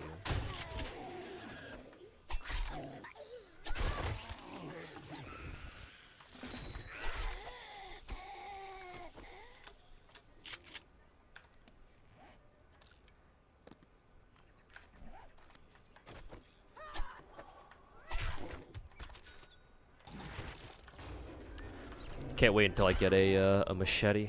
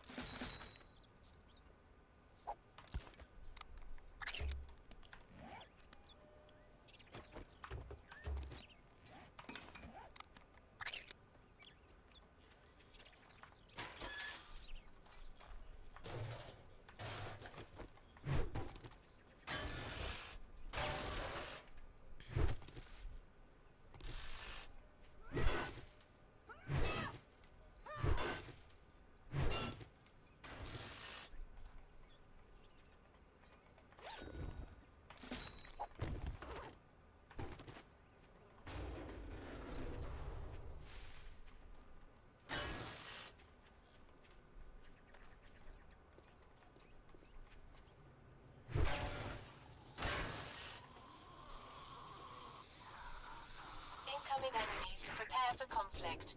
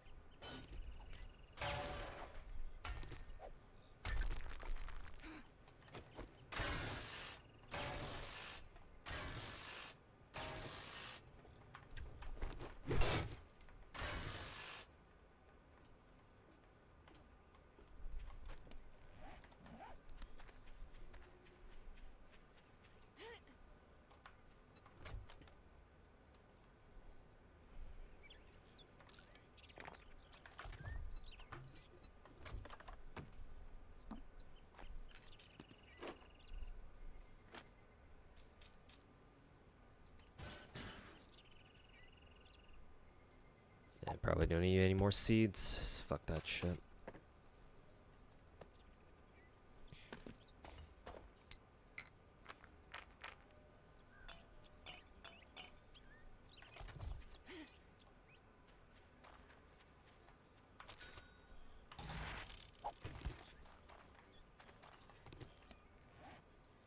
Blueberry seeds, no. Don't need more cloth, I don't think. At least not for now.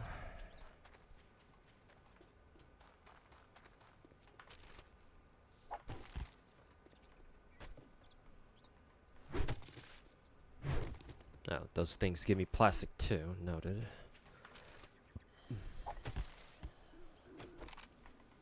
Lovely. Master, we are not alone. Reds.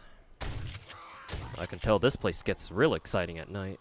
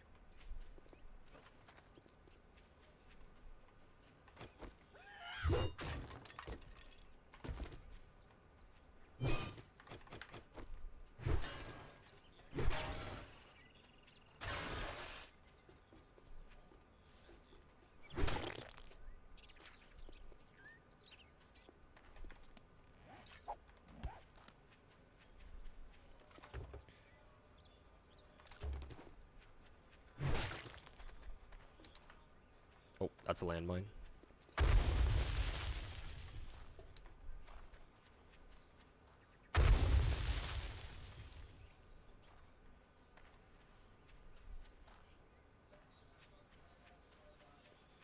Interesting that they put landmines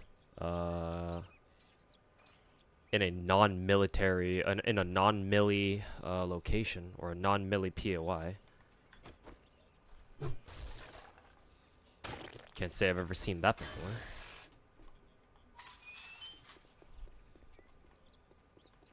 Oh, right.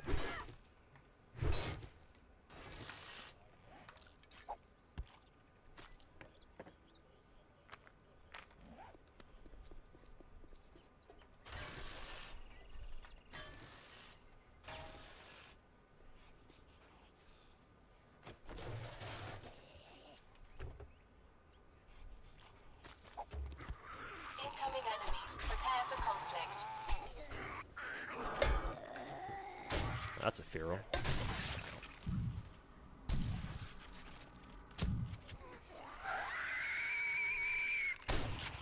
Really? A screamer here? Okay.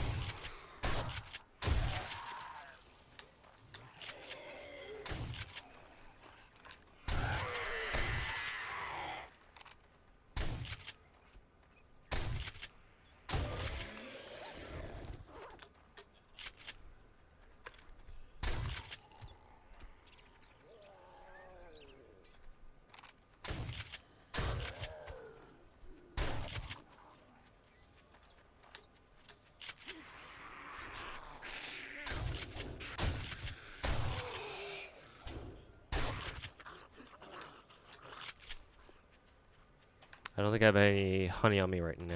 I'm just gonna have to wait until I get back to base. Normally I do, but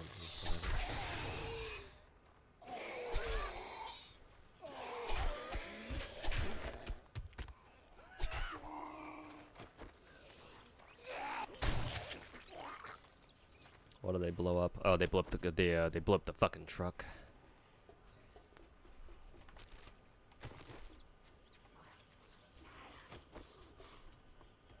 My senses have picked up something.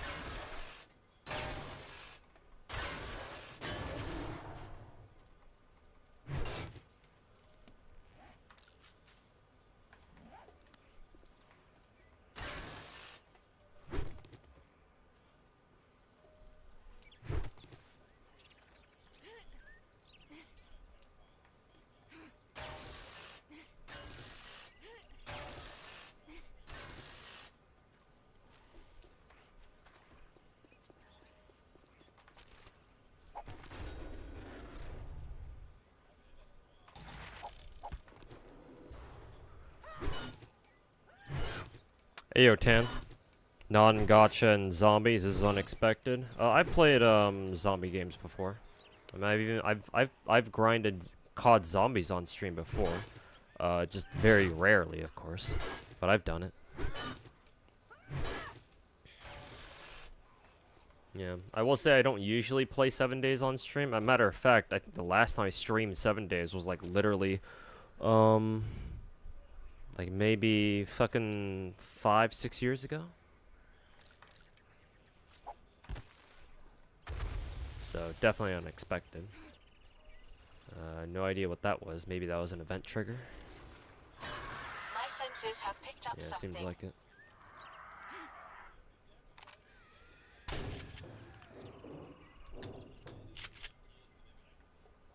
It's kind of cool. Like a zombie kind of like invasion type thing.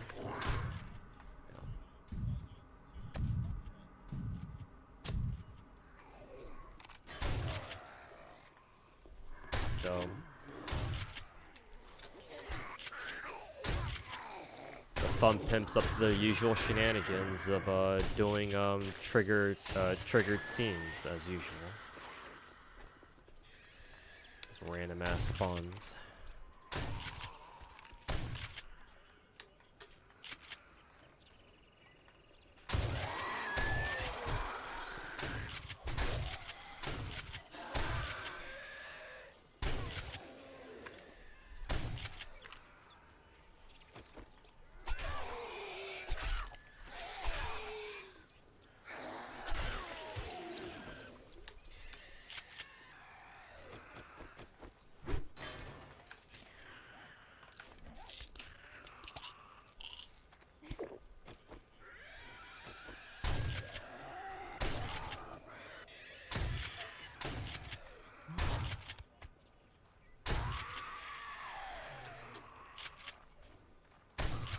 Incoming enemies. Prepare for conflict.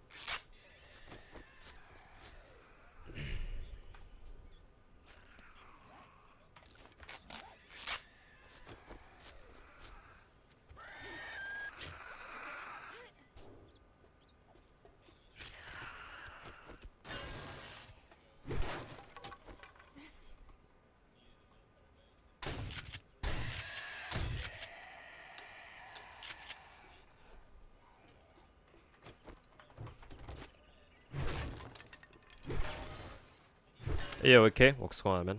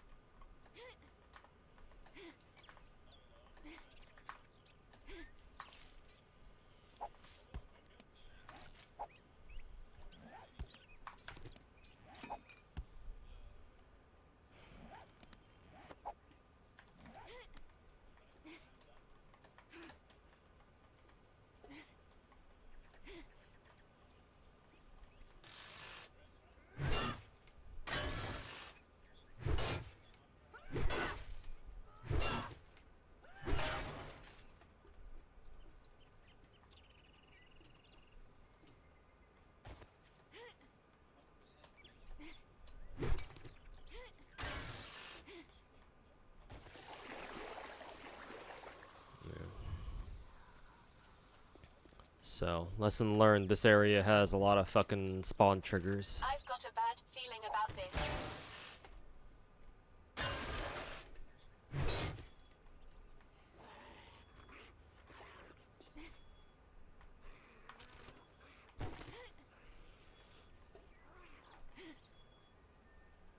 There's a shit ton more zombies down here, I assume.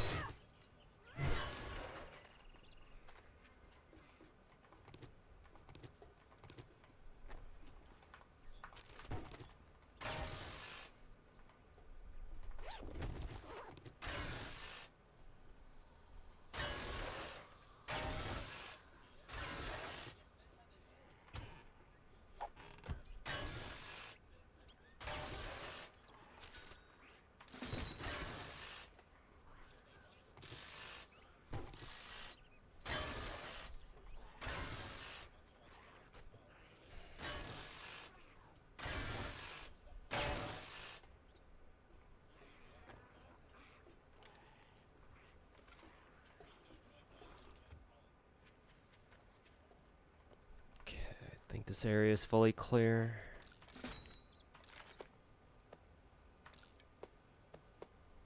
Don't think I need more sewing kits.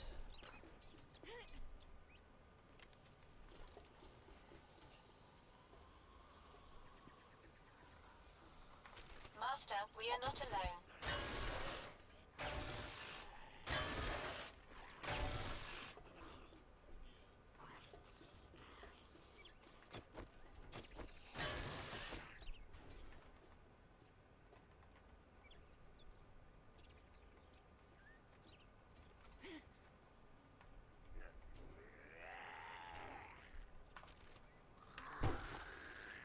I wonder what's up there.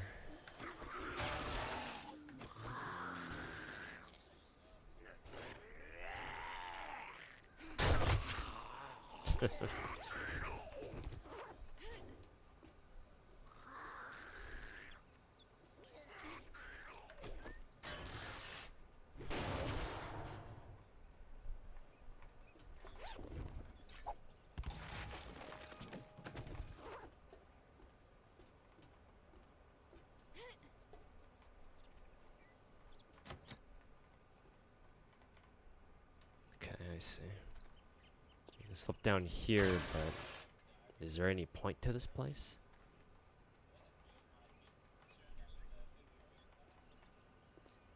Nah, it doesn't look like it.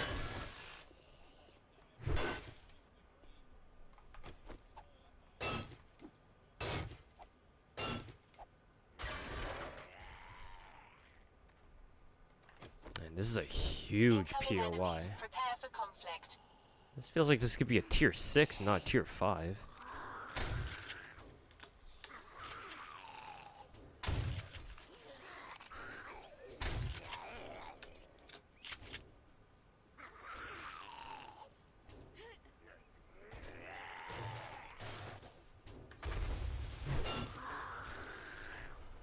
Lots of explosions.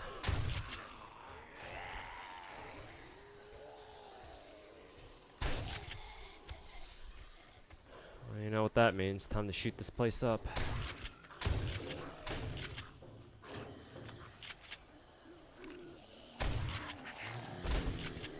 Got the runners here.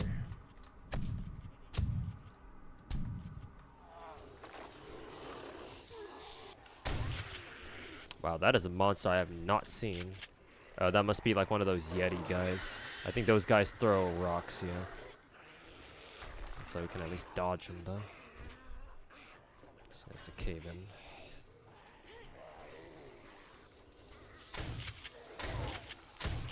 Time, he's throwing another rock. Time to run.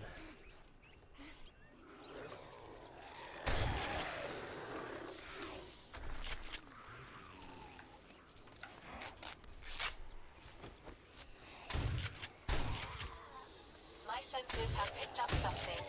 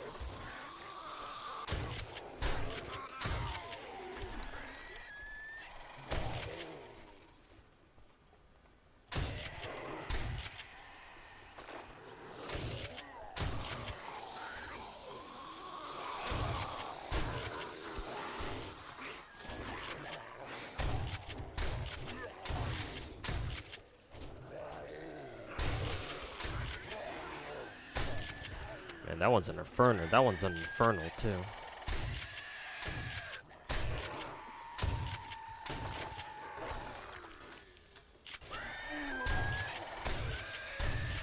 Master, we are not alone.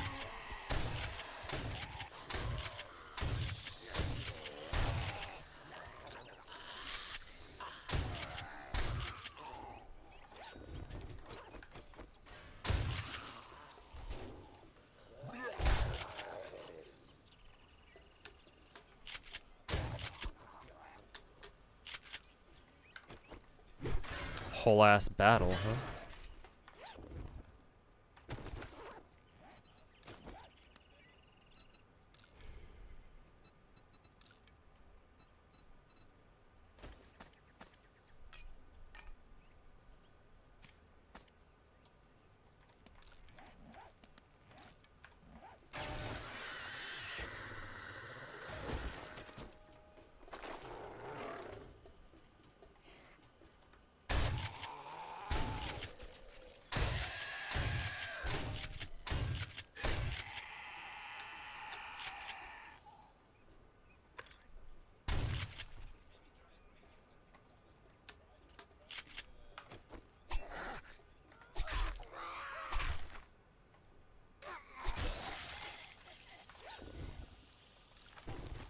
Oh, was this supposed to be the stash? Did I sequence break this? Did I sequence break this place on accident? I've got a bad feeling about this.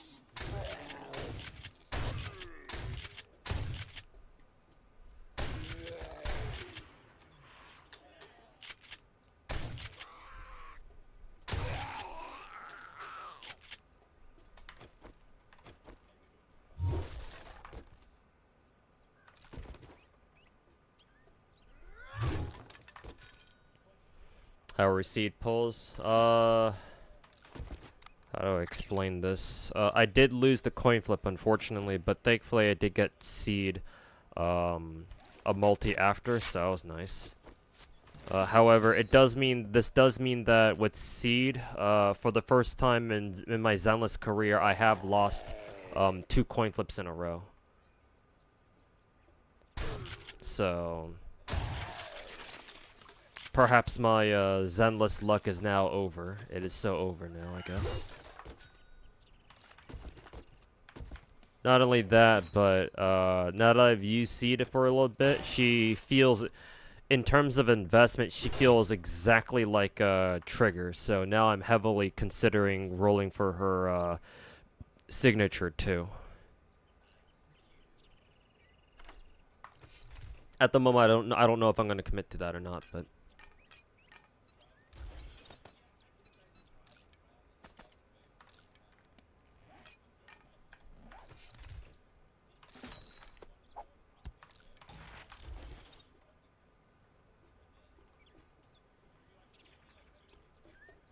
But lost the coin flip for Seed, but I did at least ended up getting her pretty quickly afterwards, like 2 multis afterwards. So at least that's nice.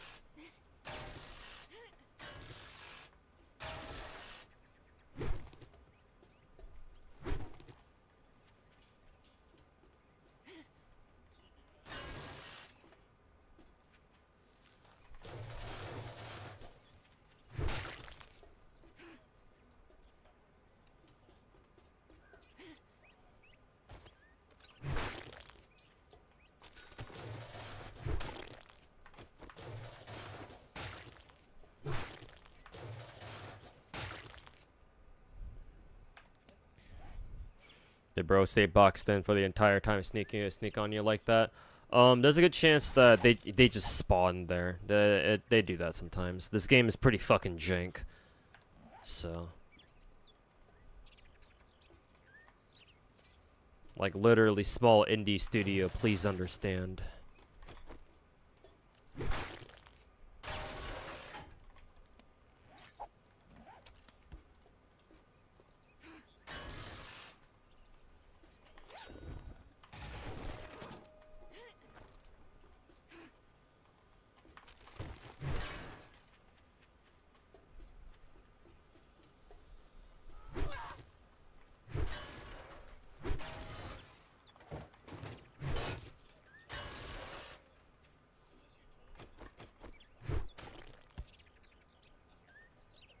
Okay, yeah, I definitely broke this. I don't think I was supposed to come through here, come through the direction I was supposed to.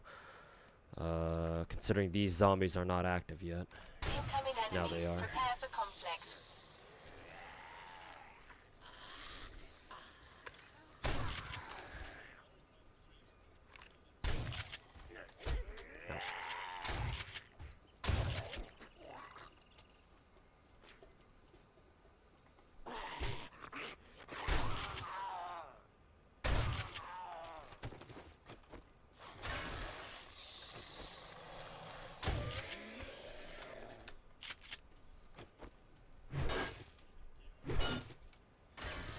Getting at Yishuan, you didn't get the characters in 2.1, was trying to get Miyabi's W engine only for you to not have enough, and getting it. Ugh. Well, sorry to hear that, man. Sorry to hear that, man.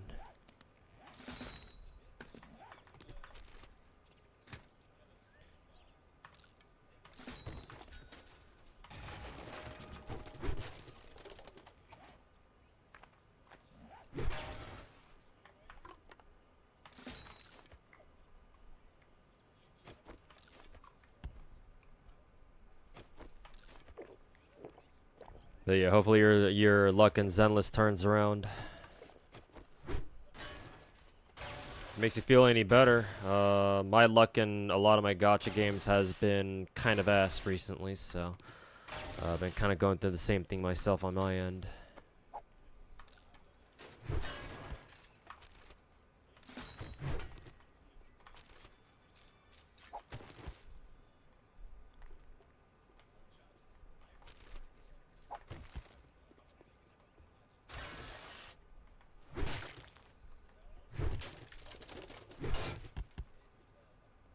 Oh.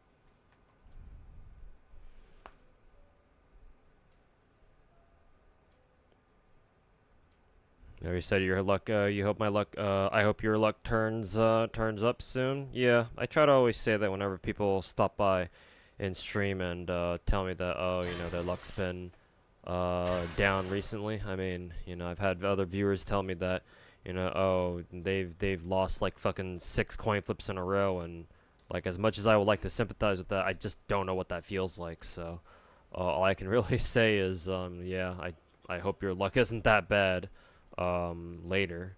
I don't know. It sounds like it feels like there's something else I could say that could make them feel better, but honestly, I don't know what it would be.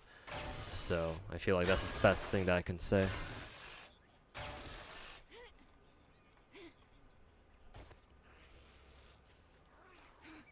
Man, this POI is fucking huge, man.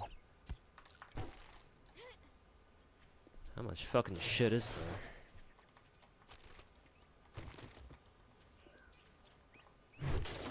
Master, we are not alone.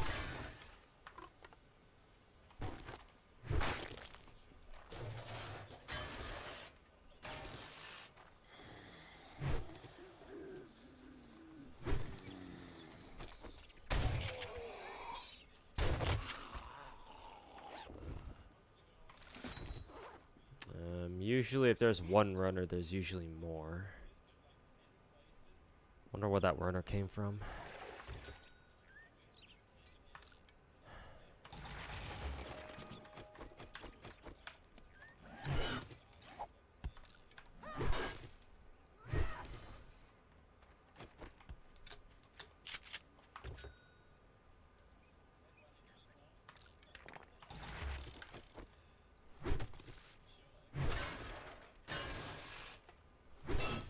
Aiming for Trigger and Evelyn. Since you wanted those characters previously, what's your thoughts about that? Since I said Seed is kind of like Trigger. Trigger is an excellent character. She's a great stunner. She's, I believe, our only ranged stunner in the game, so that's worth something.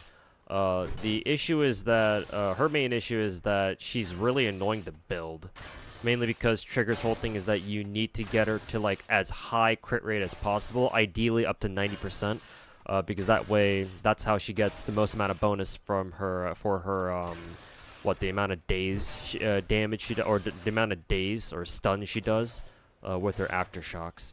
Her aftershocks are really strong though, so they are worth like building into. So getting as much crit rate as possible is the best way to, you know, build Trigger. But the issue is that because Trigger needs so much fucking crit rate and she's a stunner, the only stun engine in the game that gives crit rate is her own signature.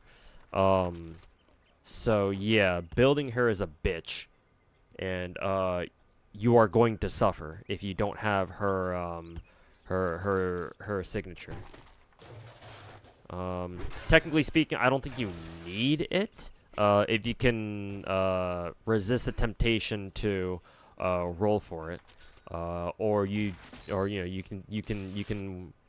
feel like you can work without it, in which case, you know, all power to you.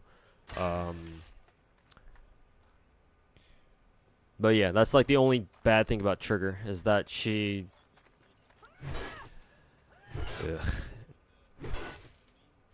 She is quite reliant on her signature if you know, if you feel like she needs to be, or like if you cannot deal with the fact that she fucking needs so much crit rate.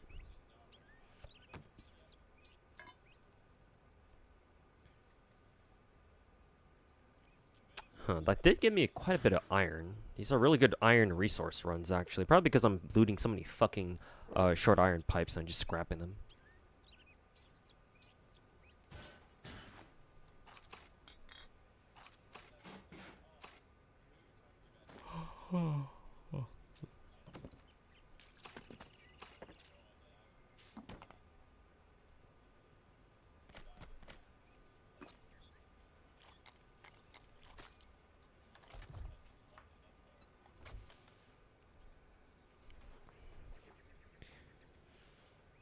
You suffer with it as well. Nice.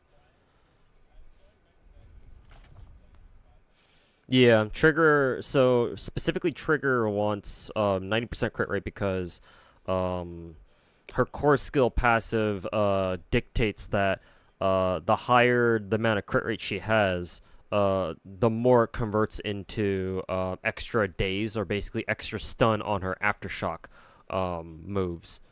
Basically her off-field support moves, where when you have a different character on field, when Trigger has her aftershock meter, you know, filled up, when your active character who's not Trigger uses their EX skill or like certain basic attacks, Trigger will come onto the field and support your active character with her own attacks, and those are called aftershocks. So her aftershock stun better, basically, the more crit rate she has. So that means that Trigger is a ranged stunner, which is already unique enough, but also she has aftershocks that contribute even more stun, so you can stun characters even faster, even though Trigger's not even on field. So theoretically, Trigger is really, really fucking strong. What holds her back is the fact that she needs so much crit rate in like to begin with in the beginning. Again, she doesn't need that much realistically. She doesn't need 90%. I think like if you can get it to like 70% at least, I think she'll be fine. It's just that trying to build her when she's a stunner, and again, the only stun engine we have in the game right now is her own signature. It's like you kind of know, you kind of see what MiHoYo is trying to go for here, you know?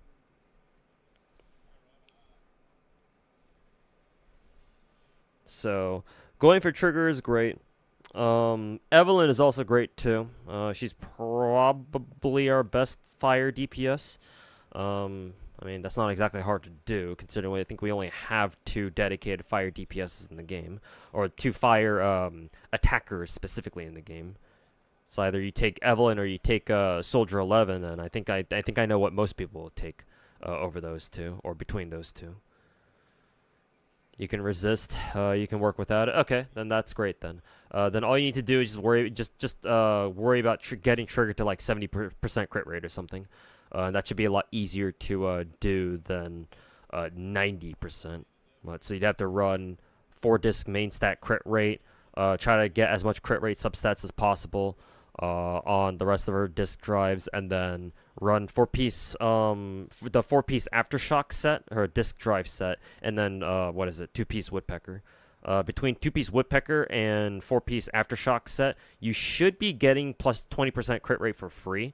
2-piece woodpecker gives you 8% for free, and then 4-piece aftershock set, whatever the name is for that set, gives you plus 12% total. 12% crit rate total. Once you meet all the conditions. So theoretically, you should be getting 20% crit rate from that for free, plus the main stat crit rate. You'll be getting from her 4-disc. So that's what, like around 52% crit rate right there, somewhere around that. I forget how much crit rate you get from a 4-disc if it's a main stat. So you just need to worry about getting about roughly 20% crit rate from the rest of her 5 other discs, basically. Though that's easier said than done, obviously.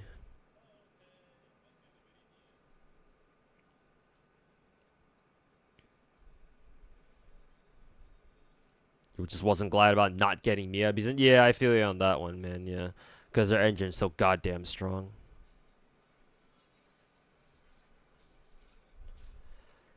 Just like your main fire DPS, through the whole time. I see. Yeah. Like if Soldier 11 does the job for you, then you don't really have to roll Evelyn. But Evelyn is just way more effective, I think. I mean, she should be. She's a fucking limited 5-star, so.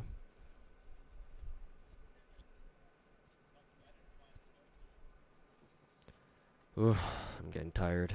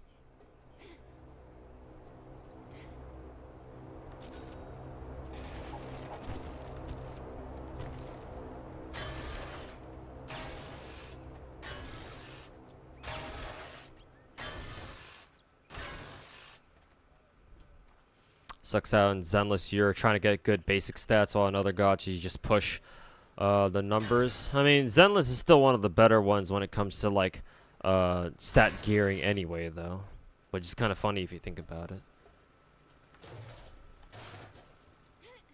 I still think Genshin's gearing is by far the worst out of all the big 4.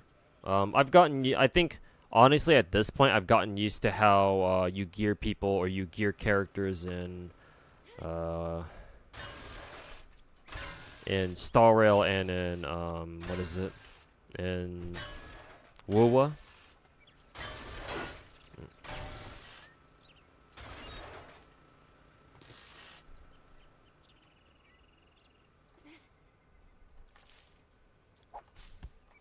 but Genshin still is fucking annoying. And Zenless, honestly, the more I think about how my gearing experience has gone in Zenless, the more I'm like, yeah, this shit is kind of ass, to be honest.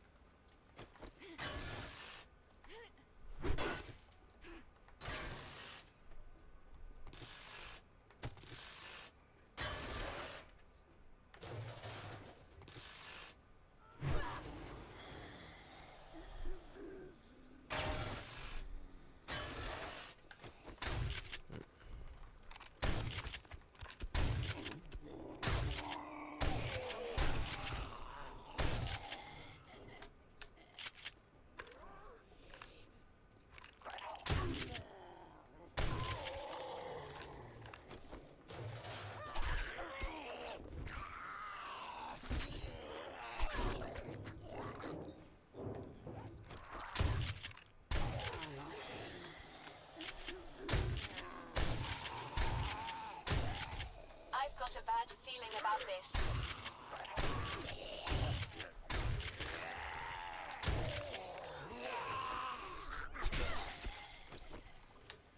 Back spawns, my fucking favorite.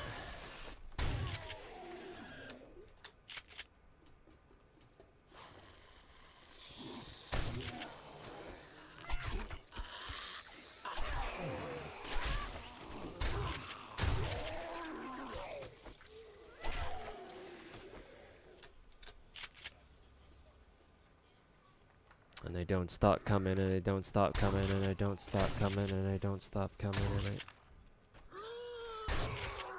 Shut the fuck up.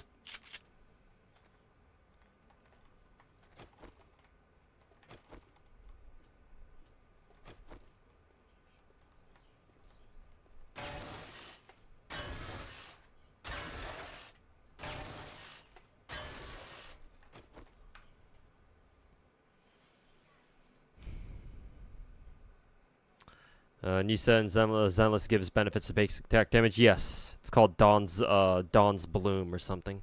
It's what Seed wants to. And yeah, I think who was it? Soldier 11 is all about basic damage, right? Or at least most of her damage should come from basics. So yeah, it might be really good. It might be her new BIS or her new best disk drive set. You know that feeling when somebody asks for help in a gacha game, why did you pull this pull for this unit? You give the answer and say too late. You did it, or they did it. You just got that yesterday. I mean, it's their currency. If somebody asks you on advice on who to pull for, and they just pull for it anyway, I mean, hey, that's their problem.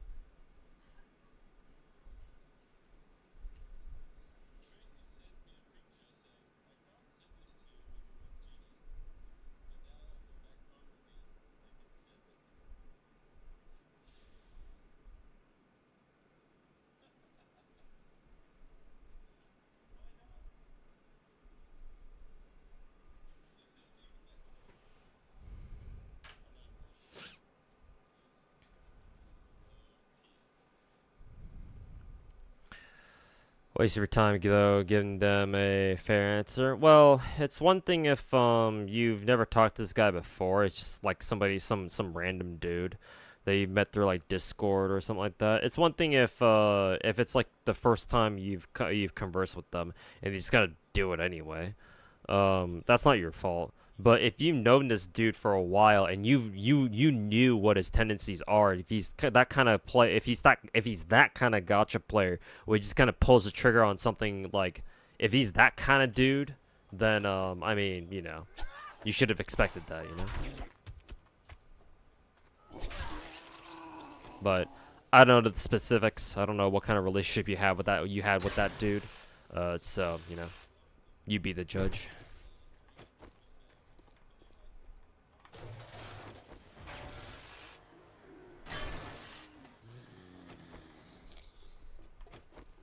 Incoming enemies. Prepare for conflict.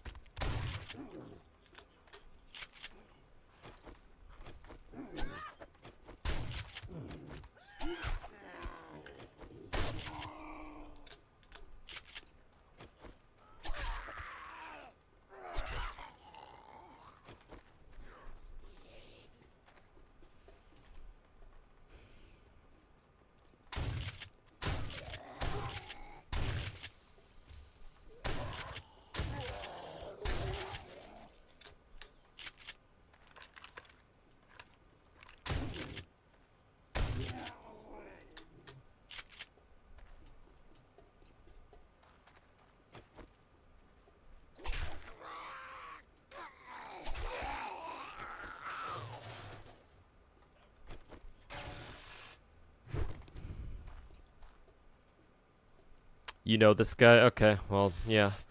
I guess the next time they ask you for gacha advice, well, you deal with them accordingly then.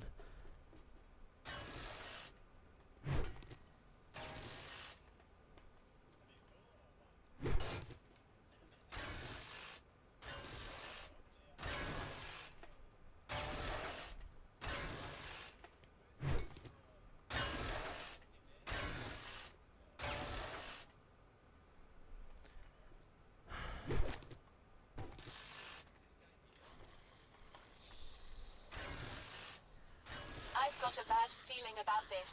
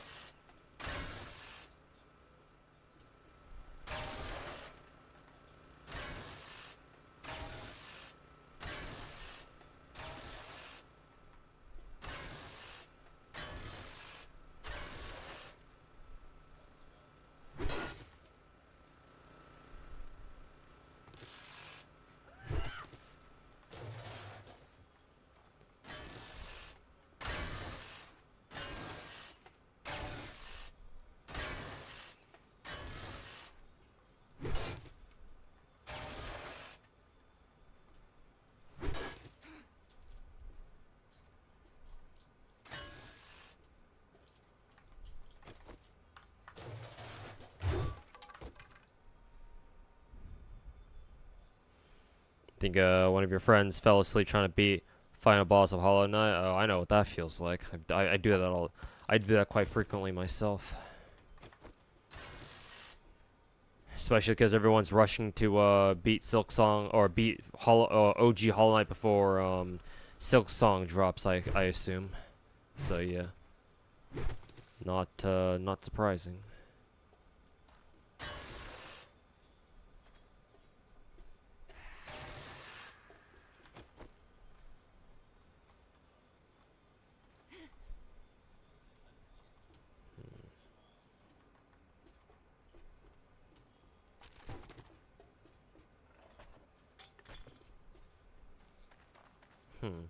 I heard like a very small scream. I wonder if that was meant to like trigger and more zombie spawns or something. I guess I'll find out.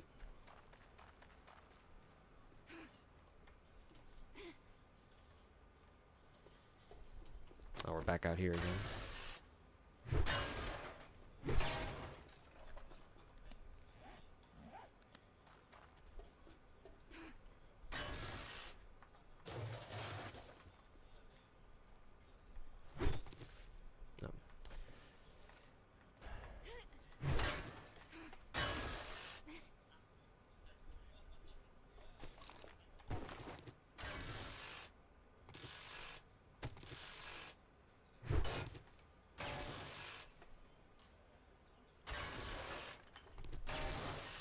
had like 5 people do that in the last 2 days. Yeah, understandable.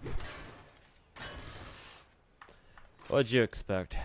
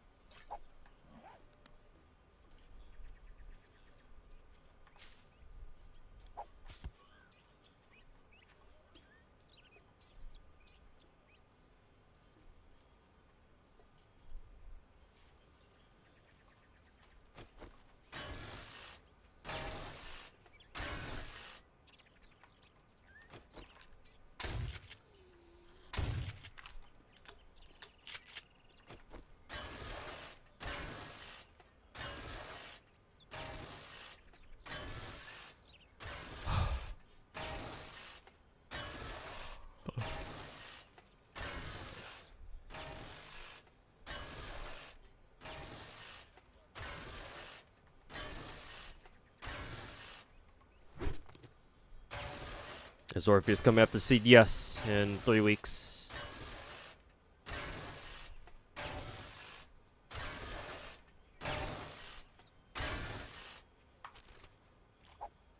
Oh, actually.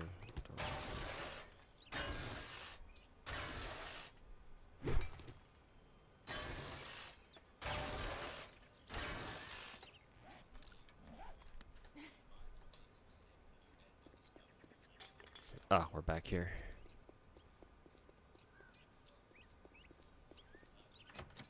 Oh, yeah, come back from there too.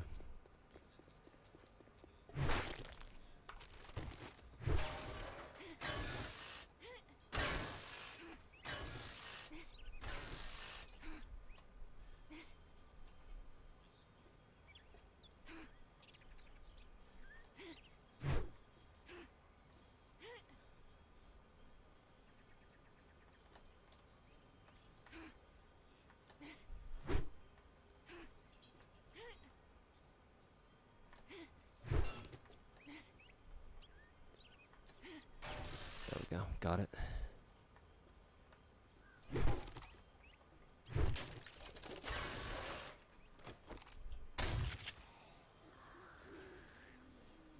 Oh boy, time for Master, we are not alone. another slaughter.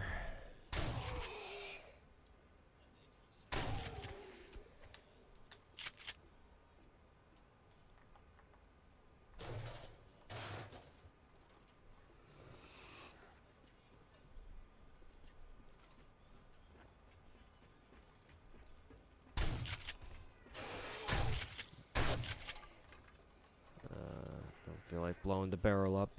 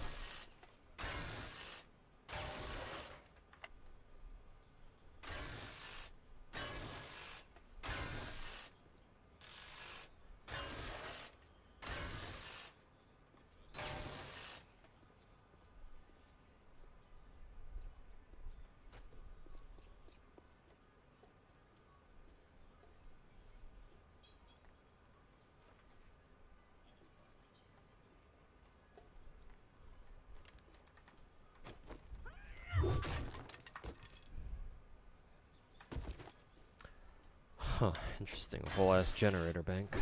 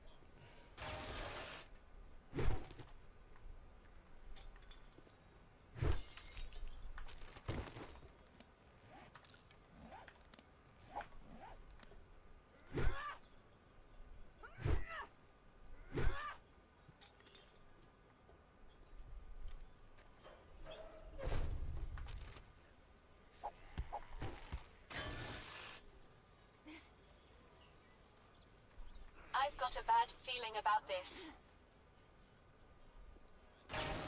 Probably outside.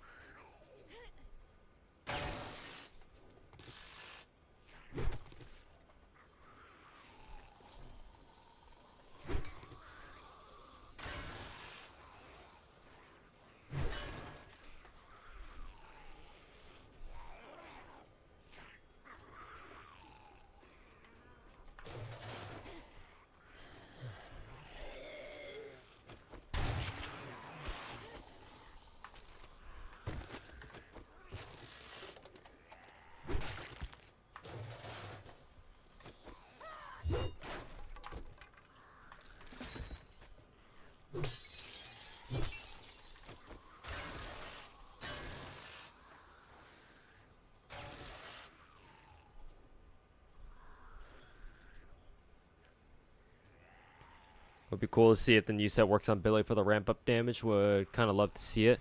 It'd be really cool, you mean? Yeah, let's see. Hopefully it does. If not, well, there's always next time.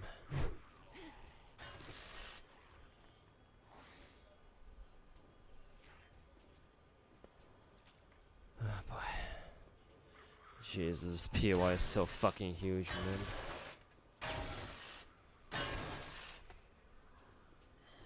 Incoming enemies. Prepare for conflict.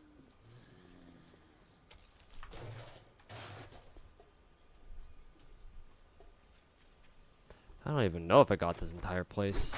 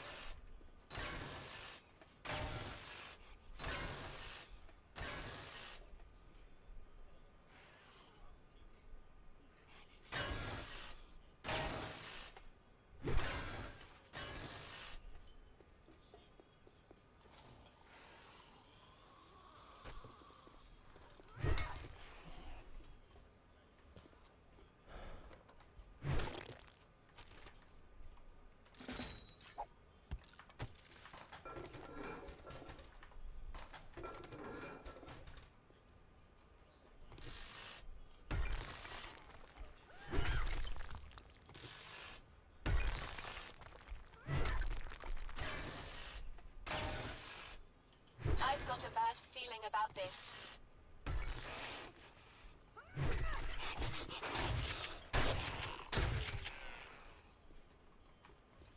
That's a screamer, so she most likely screams. So, yep, here they come.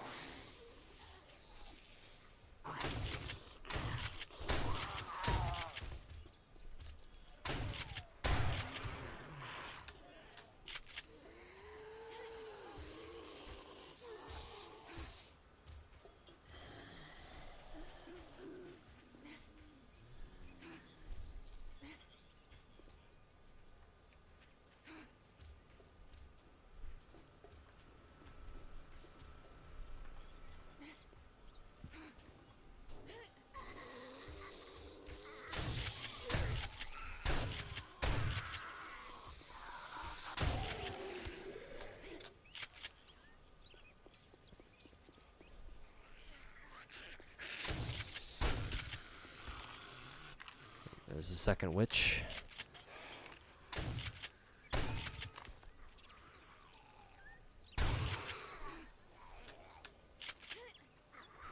Incoming enemies. Prepare for conflict.